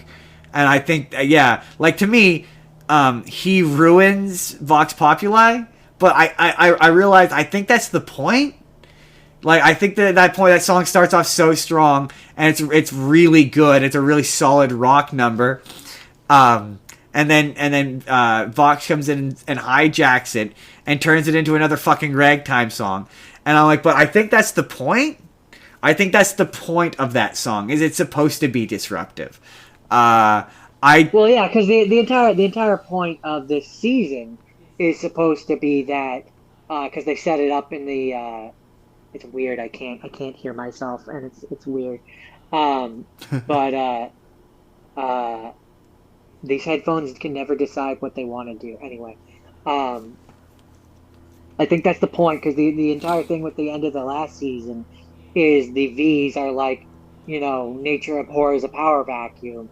So the idea is he's trying to slide his way in Yeah. into a thing that he didn't set up, he didn't build, he didn't orchestrate. But damn if he's not going to take advantage of it. Yeah, but that's not how it ends up reading. It's just, yeah, I don't know. It's the way it's presented. It just doesn't. It just didn't work for me in time. But also, like, it's funny because you were like, I don't think any of the songs are as good as season 2. I don't agree with that. As season 1. I think there are some songs that are legit better than season 1. Number one, Serpentius gets all the best songs in this season. He gets my thing is all the best ones. It's kind of incredible. Season 2 seems to have more songs, and I just don't think that they're all. Yes, it very much does. It's like you said with Hell of a Boss. Yeah, where it's more songs but they're shorter. Yeah, and it's like, what do you want? Do you want a longer song that's a bit more developed, or a shorter song? But I think there are some songs that are legit better than the ones in season 1. Like, I think both of the Serpentius songs are better than the songs in season 1. Like, they are legit phenomenal. I don't know that I agree with. I don't like that word. I don't like the word better. Like, for me, I don't know that I would say catchier. No, I take your pick. I think I would use the word on par. No, I don't think so. I think they're vocally just better songs. My other favorite song is the one where it just becomes a Fall Out Boy song in the middle of it randomly. The last which is funny. It just randomly out of nowhere becomes a Fall Out Boy song. But also, like, yeah, there are songs in this that are just like, I think there's too many Vox songs. I think he has too many "Hey, I'm evil and I'm about to take over" songs. I think he has too many scenes in general. He has he's in the show way too much. Adam is effective because he's not in the show a ton.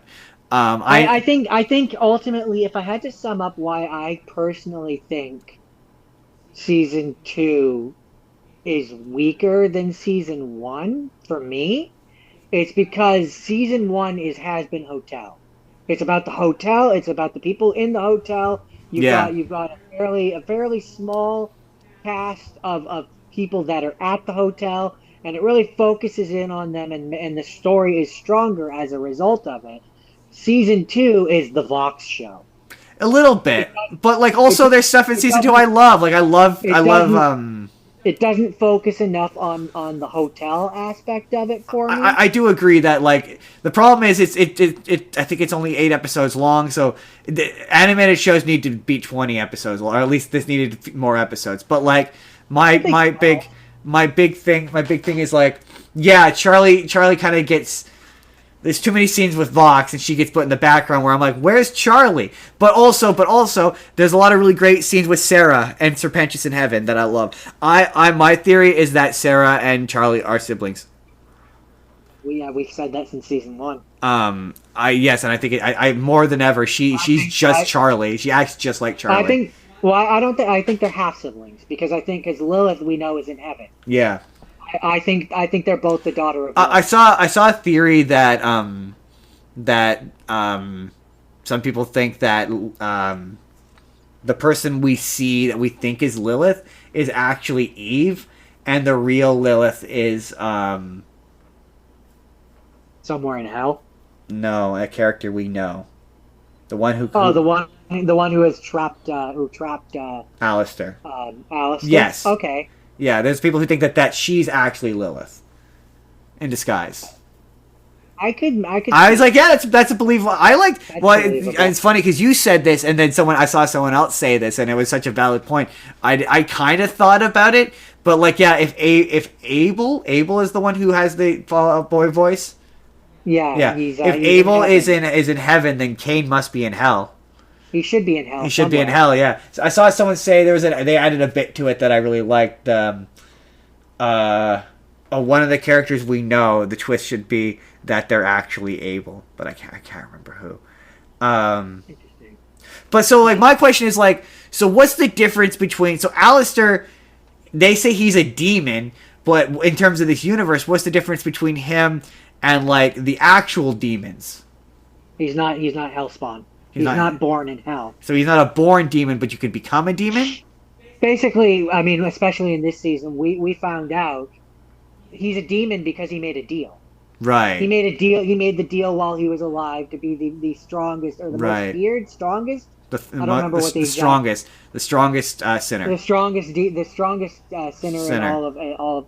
So he became a demon. Gotcha. Also, I just think that once you're in hell, you're technically you're a demon. You're a but there's so many the stuff I like the little stuff this season. I just know that the big difference is that Lutz and all the ones from they're imps. They're imps. They're born in hell. Yeah. Like the geishas, who are the princes of hell, they're born in hell. The seven sins are born in hell. I do regret. I was gonna maybe watch the beginning of the first season because I didn't pay attention to it as much as I should have. I did miss a lot of the background stuff of how that universe works because that wound up being the more interesting stuff to me. I love. It's funny because I'm I initially I was all the Vox songs are the worst songs, but I was but no, Brighter is phenomenal. It's not only just a good song, but it's an excellent backstory. It's well delivered. It's fascinating. It could be expanded upon in future flashbacks that are really great. It serves the important function of kind of explaining without actually telling us why and how certain demons end up looking how they look. Why they look the way they do. So the fact that he looks like he has a TV head because he died because the TV fell on his head. Vox or Alistair looks like a deer because they shot him thinking he was a deer. Well, he looks like a deer when he's in his demon form and shadowy because he looked like the shadow of a deer. I'd be curious as to why and he looks like a radio star the rest of the time because he was apparently I didn't notice this, but apparently one of the angels in heaven you see is Angel Dust's sister, and so people have the theory that because they say that he killed his dad, so their theory is that Angel Dust killed his dad to save his sister. I also suspect or hope anyway. We're gonna find out his backstory in the next season, though. There's no way we're not. I really want in season 3. I can't remember her name. The angel who's in love with Adam. Sings Gravity. Yeah. I want there has to be consequences, and so I really want there to be in season 3. She does something which goes too far, and she gets damned to hell. Yeah, it's weird that she still gets to be in heaven. There's no real this one Seraphim who's really upset about the fact that she allowed all these sinners to just get slaughtered. Yeah, she's really put down about that, but continues to let a person who's no, we did the right thing. The whole on her side. It's very strange. Because as it's set up, by what it appears so far, once you're in heaven, you're in. You can't go back. You can't leave. Yeah. Sir Pretentious doesn't want to be there. Yeah. He wants to go back. He wants to go home. He wants to go home. Yeah. So it's once you're there, you're stuck. So yeah, I if they hadn't killed Adam, I think he should have fallen too. I think they need to have it be in the next season where it's shown that if an angel does something unheavenly, I also suspect that they're gonna explain they can be punished. You're already dead. What happens when you get killed when you die? Do you go to super hell? That's an element of this I would like to. Where did he go? Exist. Yeah.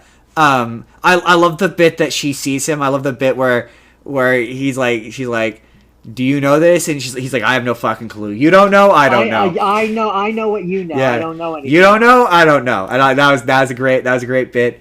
The music was solid. I really enjoyed again all the Serpentious songs. His duet with the Seraphim is again phenomenal. I love all the characters who people are like, we want to hear them sing more. Got to sing more. Some of the characters got a little backseated for me. I don't care. A lot of people love his song. I didn't think Angel Dust's song was very good this season. I don't think Love in a Bottle is as good as Loser Baby. I just don't.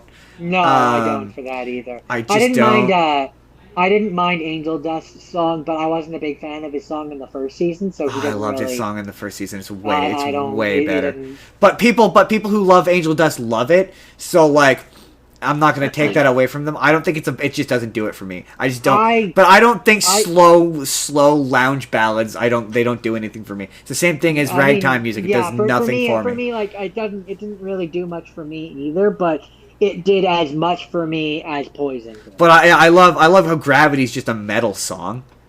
Oh, it's so good. It's just metal. Like I say, I've already mentioned it, but yeah, the finale song. Not the finale song. No, is it the finale you're song? Right. In a bottle or whatever. Absolute Love in a Bottle is not nearly as good. It's just not as good as Loser Baby. It's just not. I don't think Alistair's song with the girl is particularly engaging. The I'm on your string or whatever. Yeah, didn't I'm on your string. And then obviously I also don't think Vox's reprise of that was very interesting either. Those are examples of songs where it's like it feels like, especially the non-reprise version of it, it feels like it's in there because he has a contract where he has to have a certain amount of songs. I don't know. Like it just feels, it doesn't add anything. I also discovered it's not that I don't like her, but like I every time I see an interview with Vizzy Pop and she's like, well, the creator, we actually resolved that in a future season of the show. I hate people who do that. We're like, oh yeah, this answer for this question, I've actually already thought about it because I've thought about every little blah blah. And I'm like, oh my god, it just makes you sound pretentious and arrogant. You're like, oh well, we're gonna answer that in a few. Like they're like, oh, this character is gonna maybe be a villain in there, and it's like you're obviously talking about Alistair. Just say you're talking about. It's really obvious that Alistair is gonna be the villain in the next season. He's probably gonna get redeemed. I think no. See, he's the one character I don't. No, he absolutely is. It's gonna be here's the thing. It's this kind of show, and she's this kind of writer, and it feels like now. To be fair, I am 100% open to being wrong, but it's just the kind of show where Alistair's gonna sacrifice himself to save Charlie. I think he is actually I think he actually does care about Charlie, and I think it's a he doth protest too much situation, and I think he will like the big. I think it's gonna. Hold on, let me finish.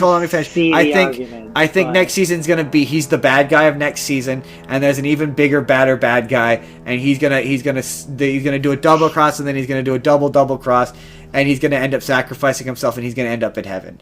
I think him and Angel Dust are gonna wind up in heaven. I'm not committed to Angel Dust, but I know I'm positive he's gonna find, because he's so against the idea of redemption in this season. I think he will. See, I don't. Let me just hear me out on this. I think he does care, and I think that he does. Like, I think it's gonna do a thing basically next season where he's now off his chain or whatever, and he can do whatever he wants. And I think the entire season is going to build up the idea that he's this villain and he's doing all these villainous things. But I think they're going to do it where, like, in such a way where it's like, I don't know how to word it exactly, but like he's the devil kind of scenario where it's like he looks like he's doing all these bad things, but it's ultimately in the goal of helping the people that he does actually care about. So he is helping in his own way. But I don't think he wants to be redeemed, and I don't think he will be redeemed. I think he doesn't want it. I think what'll essentially happen is it'll be a thing where he is basically going to take control of hell from Charlie, but not be evil. I think they're going to do a thing where she's the princess of hell. But she never wanted to be in charge, and so he's like, "I'll do it."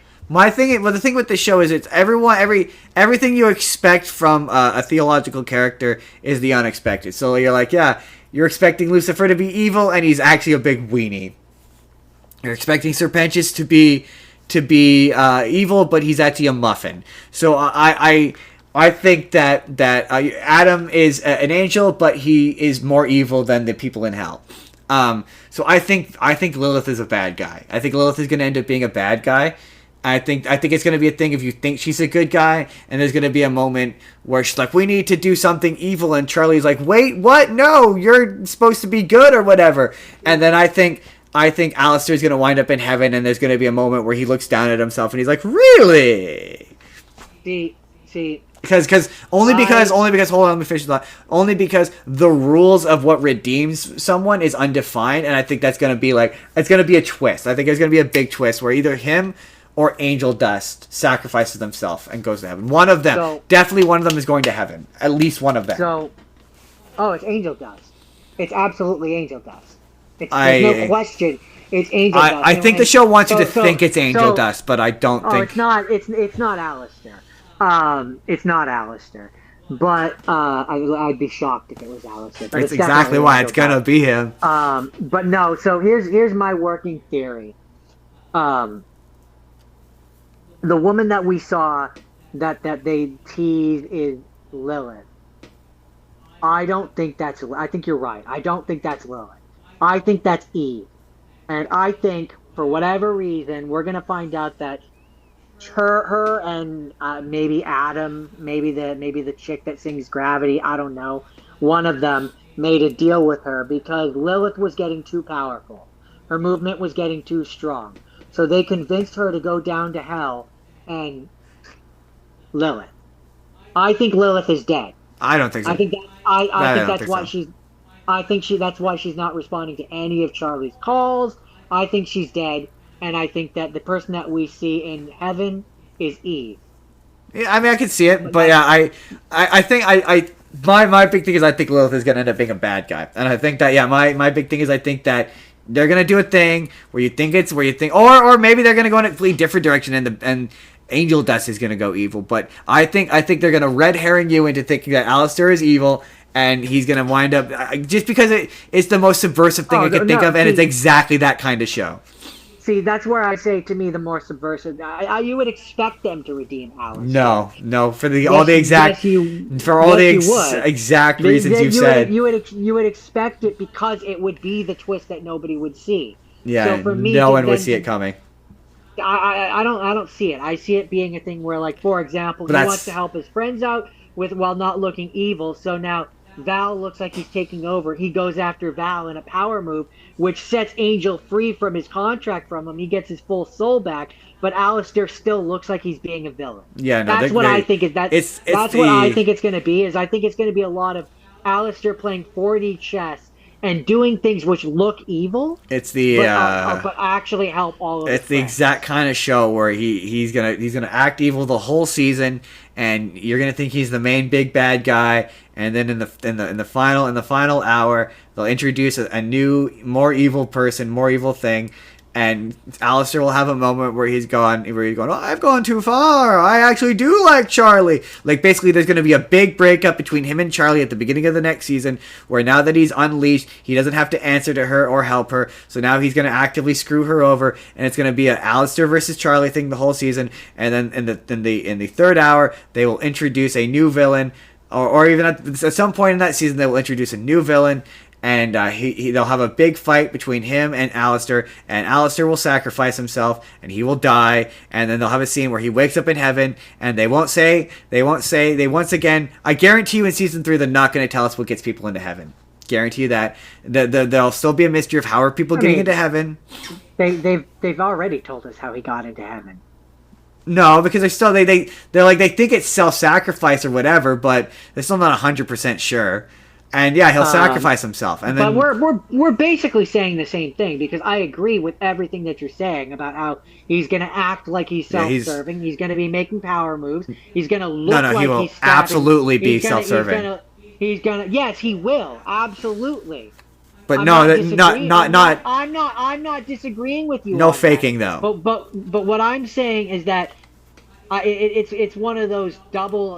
I don't know how to word it. There's those double scenario things where it's absolutely self-sacrificing. Everything he does benefits him. It just happens to also benefit his friend. Yeah, no, I don't think that. I think he's gonna end up in heaven because I don't. because the show is pushing it so hard. It's the kind of show again. She's the kind of writer, and I'm only basing this, to be fair, this is entirely based on the text itself. She's the kind of writer where she wants you to think it's going to be angel dust. And because she wants you to think it's going to be angel dust, that means it's not going to be angel dust. It's not going to be angel dust. I can see that argument, It's which is just why I can see that argument, which is why, especially with how much he fought, like he fell this season, I'm throwing. He didn't really fall that much. No, really. no, not him. Another person that I'm about to say. Not Alistair, not Angel Dust. Because of how far he fell this season, I'm throwing a different character in the ring for the potential redemption next one, because it's also about the most obvious thing that you can think of other than Alistair, it's going to be Vox. Vox will get redeemed. Okay, here's my thing. I think it's going to be more than one. Probably. My push is Angel Dust and Vox, Angel Dust and Alistair, and the reason why now Vox is a solid second runner up. It really does. It does set up the idea. Him still being alive, it does set up the idea. His insecurities. A lot of what he does this season is fueled by his insecure relationship with Alistair. Yeah. So you're not wrong. That is something that I could see happening. That also would be a rug pull that no one would see coming. It's pushing too hard for Angel Dust for it to be Angel Dust. And just the scene, there's absolutely a scene where Alistair is standing in heaven and he's like, really? I just don't see it. I do. I see that. Absolutely being how this. It's absolutely setting up for it. Let me rephrase. I don't see that for next season. Oh God, no. I see. It's how next season ends. I see that being how the show ends. Maybe, but definitely He's the last one that gets redeemed. He like everyone else goes whatever. Charlie then sets to make him her pet project. Because you're like, who would hate being in heaven the most more than Serpentius? It's Vox, not Vox. Vox wants to go to heaven, right? So in terms of writing and it being a comedic foil, who hates being there the most? Again, because of all the reasons you're like, no, it doesn't make any sense, is the reason why she would do it. Because him going there and him fighting for, because he's also the one who has pushed for the hotel the most. So him going to heaven and having to argue for the hotel just makes the most narrative sense. I don't see it. But that's exactly why it's gonna happen. And it's not gonna. Not necessarily. This is gonna be like, I'm gonna be sitting here a year from now being like, I called it, but the entire season. No, I definitely foresee him becoming the benevolent leader of hell. No. Like he becomes a good person. Absolutely not. But he chooses to stay. Absolutely not. Absolutely not. No. This is, again, I guarantee you, I'm going to be sitting here a year from now. Kind of show. I'm going to be sitting here a year from now, and I'm going to be doing. No, I think Charlie will stay in hell and become the benevolent ruler of hell. No, I don't think Charlie's going to heaven. So. But no, this is how it's going to go. Again, I will sit here in a year from now, and I'm going to be saying, did someone pick up that phone? I think she'll stay in hell. I think she'll stay in hell as well because she's the princess of hell. This is how it's going to. I think she will essentially end up becoming the good, like the angel on Alistair's shoulder. This is what's going to happen next season. No, this is what's going to happen next season. Most of next season, you're going to think Alistair is the bad guy for almost all of it. And in the final hour of the show, they will introduce a new bad guy or a new villain, and he will have to they will have to reconcile, and there will be a whole thing where Charlie's like, why does Alistair hate me now? They're going to have to team up and fight the big bad thing, and then Alistair will sacrifice himself. No. I guarantee you. You. I guarantee you it's going to happen. No. And I think that there's going to be a B plot with Angel Dust where Keith David and Cherry Bomb are trying to, or conversely, they're gonna open a thing where you can travel between both, and they're gonna break. But I guarantee you, Alistair will sacrifice himself. He will absolutely sacrifice himself for Charlie. Oh, he might sacrifice himself. He won't end up in heaven. He will absolutely wind up in heaven.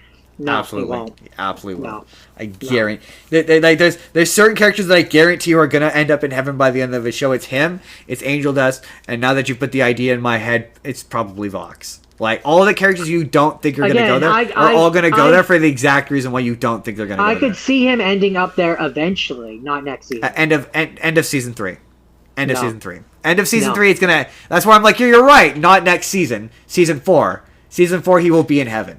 At the beginning of season 4, he absolutely will. It'll be the last. It'll be the big twist at the end of season 3. You'll be like, it'll get to the end. You'll be like, oh my god, you'll think Vox is dead, and then the next season will open up, and it'll open with him in heaven. I guarantee you. No, I don't want to guarantee. I don't like guaranteeing anything, but I will be shocked if I'm not sitting here. They will have to do something truly remarkable to shock me. The only thing. There's nothing that they could do that would shock me. The only thing that makes sense for fucking Alistair is he ends up becoming the benevolent leader. Absolutely not. That does not. No. That's the only thing that makes sense. No. There's no way he ends up. Because that's obvious. Because that's not obvious. The way they've written him. That's exactly why it'll happen. No, that's exactly why it won't happen. Because again, no, that's exactly why it will happen. Vivi Pop, the woman who writes this show, thinks she's more clever than she is. So you have to go because which is why setting him up as the red herring of the person that goes. But he's not. Is what she would do. But he's not the red herring. The red herring in the show. But he's not. The red herring. But he's not. The red herring and hold on. The red herring in the show is Angel Dust. That's who the show. That's who the no. Nobody wants you to think it's gonna be Alistair. Nobody. The show doesn't want you to think it's. I think it's gonna be Alistair because I know how narrative television works. But the show wants you to think it's gonna be Angel Dust. The show doesn't want. The show don't. No. What the show wants you to think is the show wants you to think that Alistair is gonna be the main villain for the next season, which he is. But what the show doesn't want you to think is that he's going to have a redemptive arc. He is so over the top evil in this season that that it's pushing you in the direction of thinking that he doesn't want a redemptive arc or that he won't have a redemptive arc. But season 1, the thing that makes me go, he's going to sacrifice himself for Charlie is because I think the big sticking point of where we disagree, because we largely agree. He's going to die and he's going to end up in heaven. The big sticking point that we have is, you think he's going to die and go to heaven. Yes. I think he's going to get a redemption arc, but stay in hell. I think that. Well, actually, to be fair, I don't. I see. Okay, here's the thing. No, ultimately, I think he's going to wind up in heaven. I think he's going to end up being the I think there's going to be. Hold on. I think there's going to be a Has-Been Hotel in heaven. I think it's going to be the end of, and I think he's going to run the Has-Been Hotel in heaven. I think is what's going to end up happening. I think he's going to be the host in heaven. The thing is that a Has-Been Hotel makes no sense in heaven. They're already redeemed. Well, it's going to be a place. It's going to be because a big part of this season is being like heaven is not for everybody, right? Like, and I think there's going to be a space where people who don't want to be in hell and then people who don't want to be in heaven exist, and I think that's going to be in heaven. So, because there's the whole thing with Serpentius in the season where in heaven they're like, nobody here is like you and you'll never fit in. So I think there's going to be a space. I do. I think he will sacrifice himself for Charlie and he will wind up in heaven because the show thinks that's clever. Hear me out. And I'm mostly throwing this out because this is kind of a middle option, ironically. I think, pretending for a second that your thing is right, he sacrifices himself, he dies. I think a new place is created at that point, which is the middle point between heaven and hell. But also, it is the kind of show to just be lazy and have him go full bore, cartoonishly evil, and just get killed at the end of the next season. It is also that kind of show. But there's too much in that first season of him protesting too much, of him pretending. If I hadn't seen clips of him interacting with the guests in the first season, my opinions might be different. But they're writing him as a character who he's not the radio demon anymore. And this season is very much him trying to pretend that he still is and still trying to hold on to that identity. And I think that's all a red herring. And I think the show is really leaning hard into Angel Dust. So you think that he will just be a straight up villain. And the whole point of this show is that things are more nuanced than that. So that's where I say I fully believe that next season there will be a lot. He's gonna wind up in heaven. I'm picturing a scene where he goes to fucking Zal and is like, "You're my biggest rival now. I'm gonna be the strongest one in heaven and hell again," and takes him out, which frees or absolutely. He's gonna be a villain. Takes him out, which frees Angel Dust, so he's actually helping his friend. No, but it looks like he's fucking just doing a power grab. No, it's gonna be he's just straight evil. It will write it and make it look. No, the show will write itself basically as if that's what it wants you to think. No, there's no, yeah, and then you're like big. We're saying the same thing. You're like big twist. He's actually secretly helping them. No, he's not. He's not going to secretly help them. He's just going to be straight evil the whole season until the end. I disagree. Because he's not the kind of guy who helps people. He's just not how he works. No, you're right. You're right, and that's what I'm saying. You're not listening to me. No. Justin. You're saying he's pretending. No, I'm saying he's doing a thing which benefits himself, No. right? Taking out his enemies, consolidating power, getting stronger. But it also helps his friends. No. He doesn't maybe realize that he's doing it, but subconsciously he is. Yes. You think he's going to end up in heaven when he's just been straight evil for a season? I think he's going to sacrifice himself. I think if he's ever going to end up, if he's ever going to end up in heaven, it's because he was secretly doing the right thing all along. Not how this show works. Even if he didn't know it. That's not how this show works. Yes, it is. No, because that's what Sir Pretentious did. Serpentis, and no, Serpentis sacrificed himself to save Cherry. That's why he went to heaven.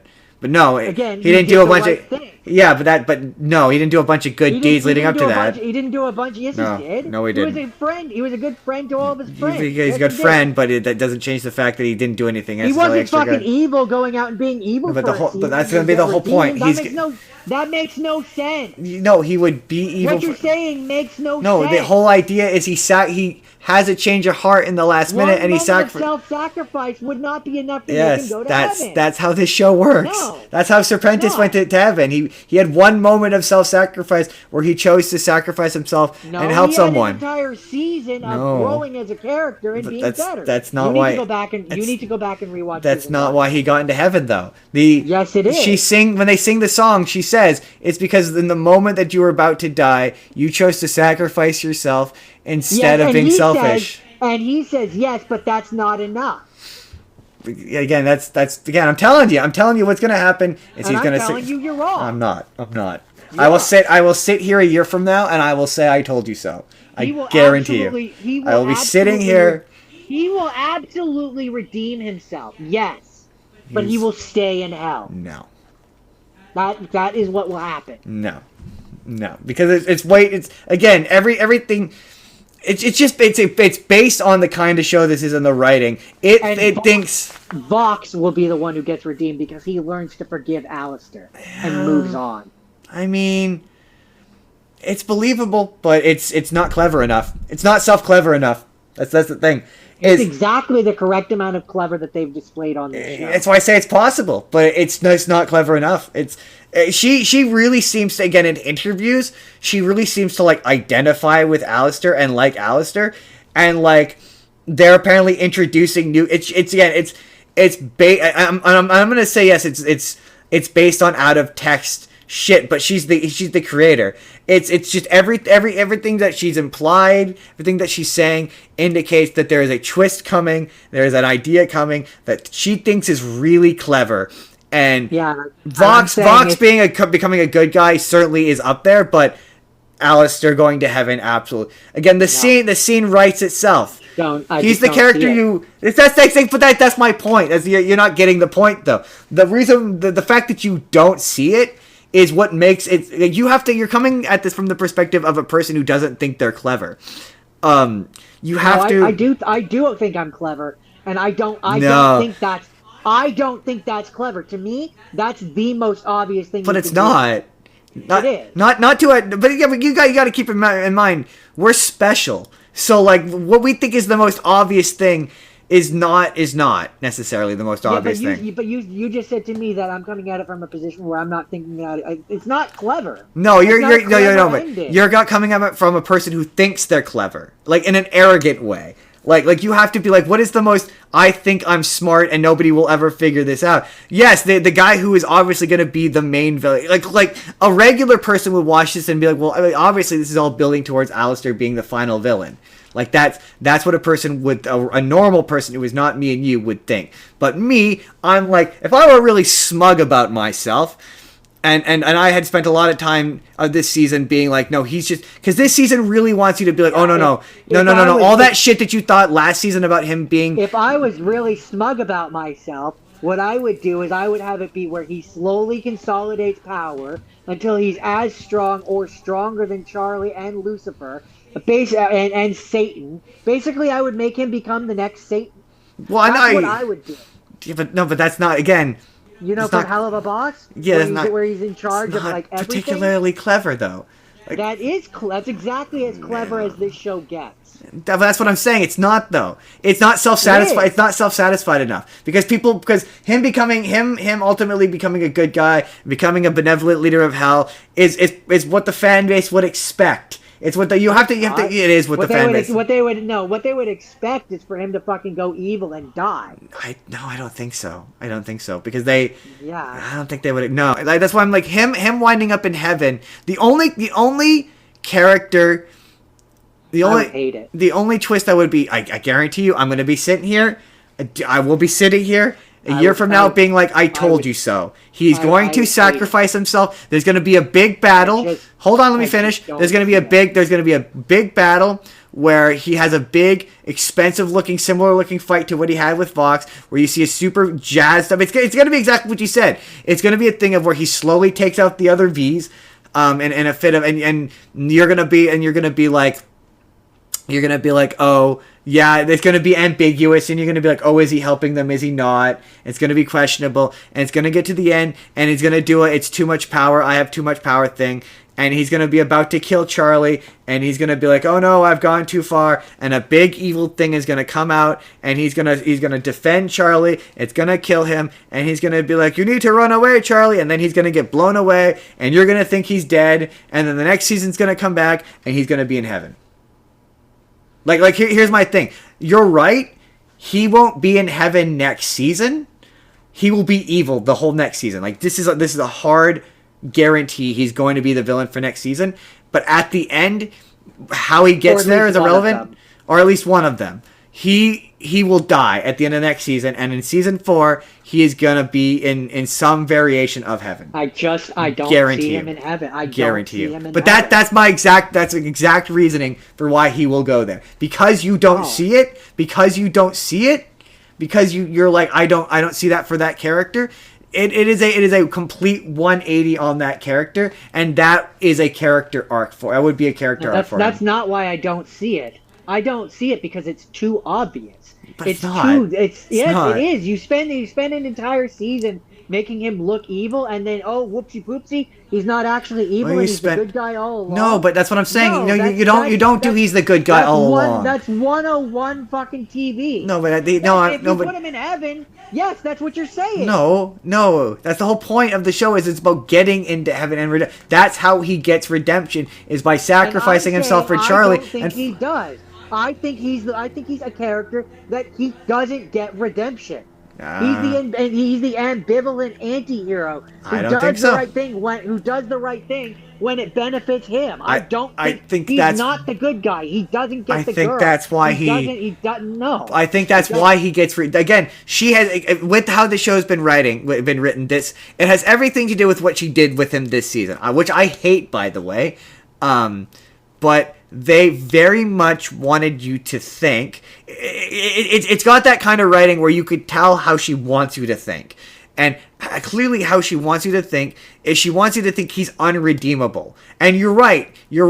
They want you to come upon the idea, especially with Angel. Angel tries to push this idea too, that there are just some people, and the same thing with Vox, where that's why they show you that he's just a deranged killer. They want to present you with the idea that there are just certain people who cannot be redeemed. And you're right. The notion that he's and to be fair, we'll find out. This is my final thought, and then we're going to end the show.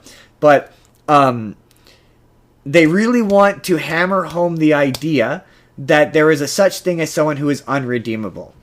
And I think they're going to play with that next season. I think that the people you think are unredeemable will get redeemed. So I think not even just Alistair.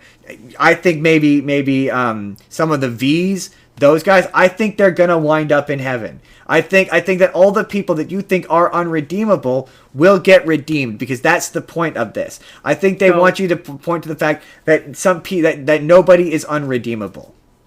So my final thoughts, because you're right, we've talked about this for like an hour now, but my final thoughts. I agree that the point is going to be that some people are redeemable, but I think the point is going to be some people are redeemable, but they can't. That doesn't mean they can get into heaven.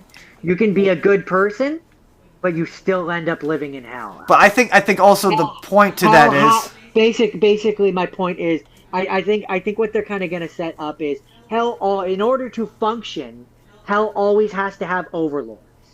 It's just about whether they're good people or bad people, but it always has to have overlords.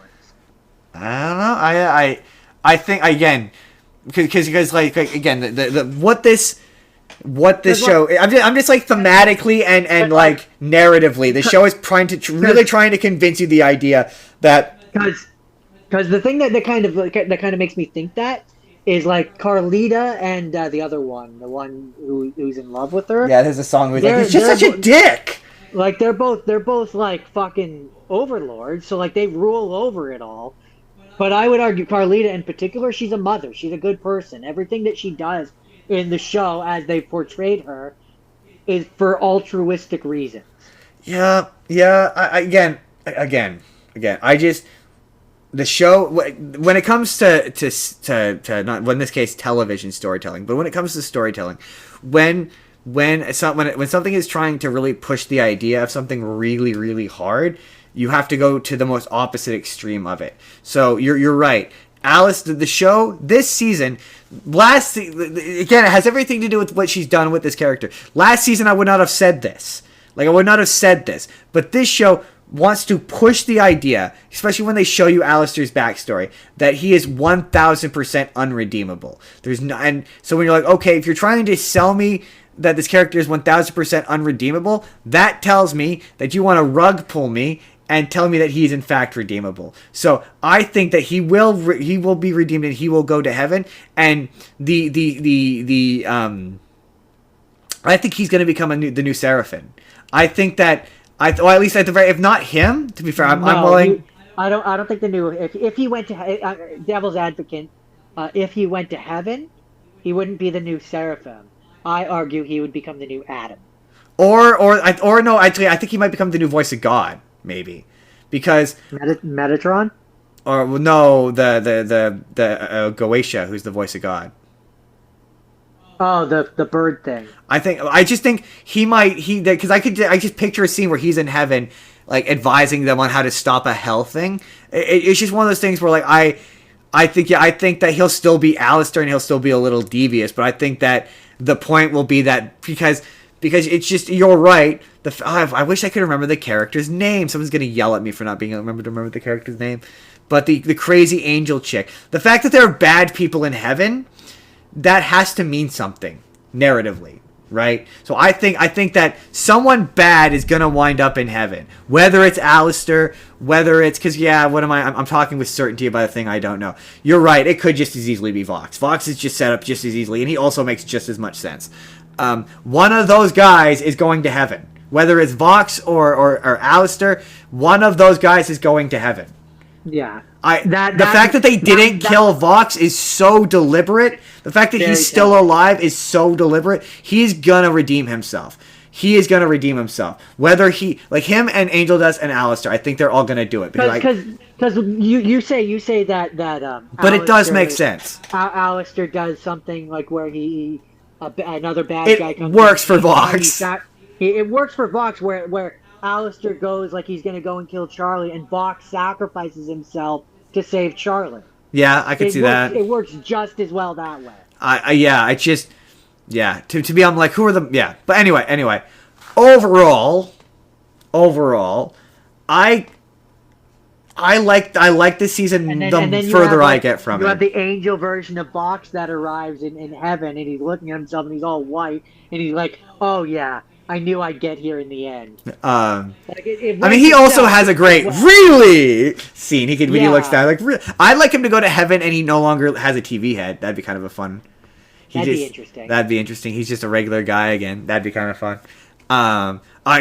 Before I wrap up, I have to do some special. Obviously, the performances across the board, all good. I'm becoming more and more a fan every day of Alex Brightman. I fucking love Alex Brightman. He is good in everything. Who is he in this? He's Adam. He's Serpentius. He's he is the clown in. He's talented. He's so the Serpentius songs. I know I keep going back to them, but like just they're so like they're so vocally impressive. I recently watched the Broadway like, special, and like they're like the equivalent of on with Aaron and Dan. Where yes. Oh my God, you're right. Yeah, Vegeta's like, Serenade, where you're like, whoa. Like, because he didn't. It just came across like they were like, okay, Alex, we're gonna kill off like your main character, but we're gonna give Serpentius all the best songs, because like he doesn't sing that well in the first season, and then it's just so funny how he just did like they're truly phenomenal performances, because he's singing as Serpentius, and every once in a while the Serpentius voice kicks in, but he still has perfect fucking pitch. It's insane. Like the duet with the Seraphim is kind of incredible. It's kind of an incredible ballad. It's really good. Like the Piss a Love Song is really good. Like it's genuinely really good. Like I say, Gravity, his backup vocals on Gravity are fucking phenomenal. They're so good. That song's just an excellent medley. I love I keep mentioning the song that turns into a Fall Out Boy song, but the bit where he's developing his confidence, and then he puts the helmet on. He's like, "Bitch, you step better, step back," and Adam's spirit appears behind him, and he becomes huge. Oh, so just visually, just so cool, just so. I maintain in that scene though. I maintain it would have been cool if like she went to go and attack him from behind, and Abe or Kane went to defend him, and he was hellish. I don't know if in that scene would have been undercut by that, but it certainly, or I should say that moment, it would have been undercut by that. I like it better where it's just him standing proud. He's finally developed his confidence. But I don't disagree that in that scene overall, or at least some point, Kane should have showed up, because maybe he will next season, because I've seen that question come around a lot. Because it's weird to me that you mentioned Abel and you don't have Kane. But Kane and Abel, they're kind of an iconic pair. I enjoy Hazbin Hotel more than I did Hell of a Boss. Anyway, that was season 2 of Hazbin Hotel. I'm excited for season 3. Next week. Next time on Spurr. It's time to bring back one of my favorite topics we ever did, Jordan, because we haven't done another one since, and that is Big Twist! It's the return of Big Twist! And so, as with I don't remember what either of us chose last time for that one. So, you can pick, I think I did Sixth Sense. Anyway, when it comes to Big Twist, the question is, does it contain a big twist? So it doesn't necessarily have to have a big twist. So it can be a movie that you would think would have a big twist, but might not have a big twist. You can pick mysteries, a big mystery, Sherlock Holmes. I want to rewatch Knives Out. You can do that. If the movie has a big twist but is not a mystery, you can watch one of them. Yeah, that's next week. Maybe because it's a mystery, we might see Zootopia 2. I haven't committed myself to it yet. Brought to you by HeatTap. Brought to you by Amazon Prime. So yeah, big twist next week. Mysteries abound. What a twist. What a twist. That's coming next week. In the meantime, Jordan. Oh, actually, no, before we completely wrap up, I wanted to mention, because I meant to mention this at the top of the show, that we have leapt up in subscribership. We are now at 324. We are a quarter of the way to 400, which obviously means, Jordan, it is time to talk about our 400 subscriber milestone reward. And I have some ideas for. I'm not ready to announce what it is yet. I have some ideas. I have a bottle of hot sauce I'd like to use, which we're thinking of stuff for Jordan to do. Maybe he doesn't have to eat the hot sauce, but we might get something that's kind of less spicy, but still kind of spicy. We'll see. But I would like you guys to leave us suggestions in the comments and tell us what you think we should do at 400 live on stream. What I have the right to veto at least one thing. We want ideas. We're not going to commit to any of them, but we want your suggestions. We want your ideas. We're starting to build an audience, And this is a call to action. We want you to suggest to us what you think we should do for our 400th subscriber special. What should we eat? What kind of hot sauce should we eat? Should we even eat hot sauce? Is there something else we should eat instead? Should we have lemon extract, which we then use into our barbecue sauce? No! No! Stop! You suggest that every time. No! Because it got the best comedic result from us. Absolutely not. Neither of us are ever eating that lemon extract again. What? You don't want to make lemon squares? Okay, I could be talked into make some lemon squares. Jordan, but yeah, leave us comments. Tell us, Jordan, where can the people find you? I do Twitch, ZethGore187. I do Minecraft Mondays on that Twitch, and I do this with you. I also do this with you every Saturday, but I'm also on TikTok. At Justin Spurr. I post videos whenever I feel like it on there. We post content multiple times a day regularly on our personal TikTok, Spur of the Moment P.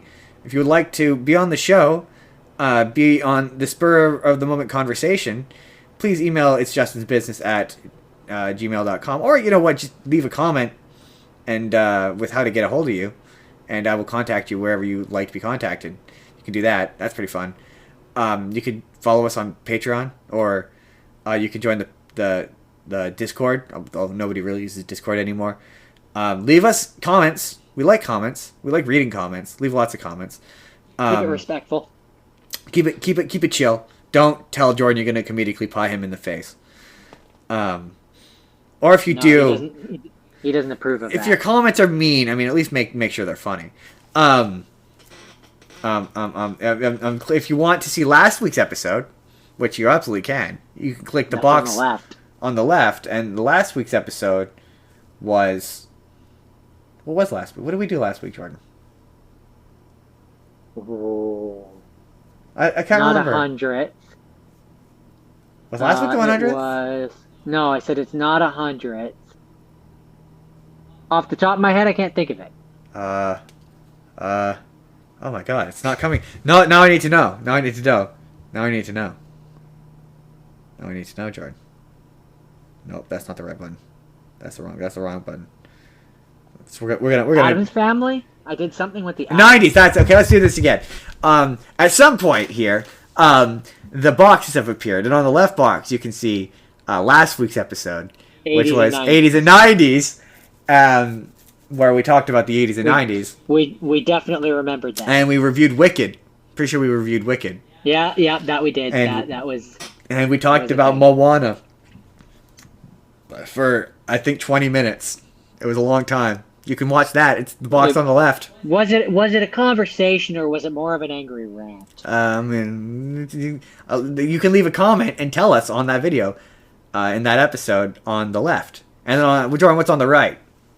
YouTube will have surely by now recommended a video that they can go and check out. They can go and check out. Jordan, why should they hit subscribe? Because it helps the channel, and they definitely want to help the channel, and they want to be told that they're whenever a thing if they subscribe and hit the bell, they will be notified every time a video goes up, which is every day of the week. Every day, Jordan. What comes out on Monday? Content.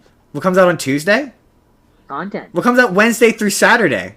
Oh, you best believe there's content. there's a new video every single day for you. Nom nom nom content, along with shorts multiple times a day. There's no reason not to subscribe to this channel. We're chill guys. We're having a good time. We're making jokes. Hit subscribe. But if you can't hit subscribe, leave this video a like. Leave any of our videos a like. Just go down and spam like them. This isn't TikTok. You can do that. Leave all of our videos. Just engage with the content. We will see you all in the next episode. Have a good week, everybody. Bye.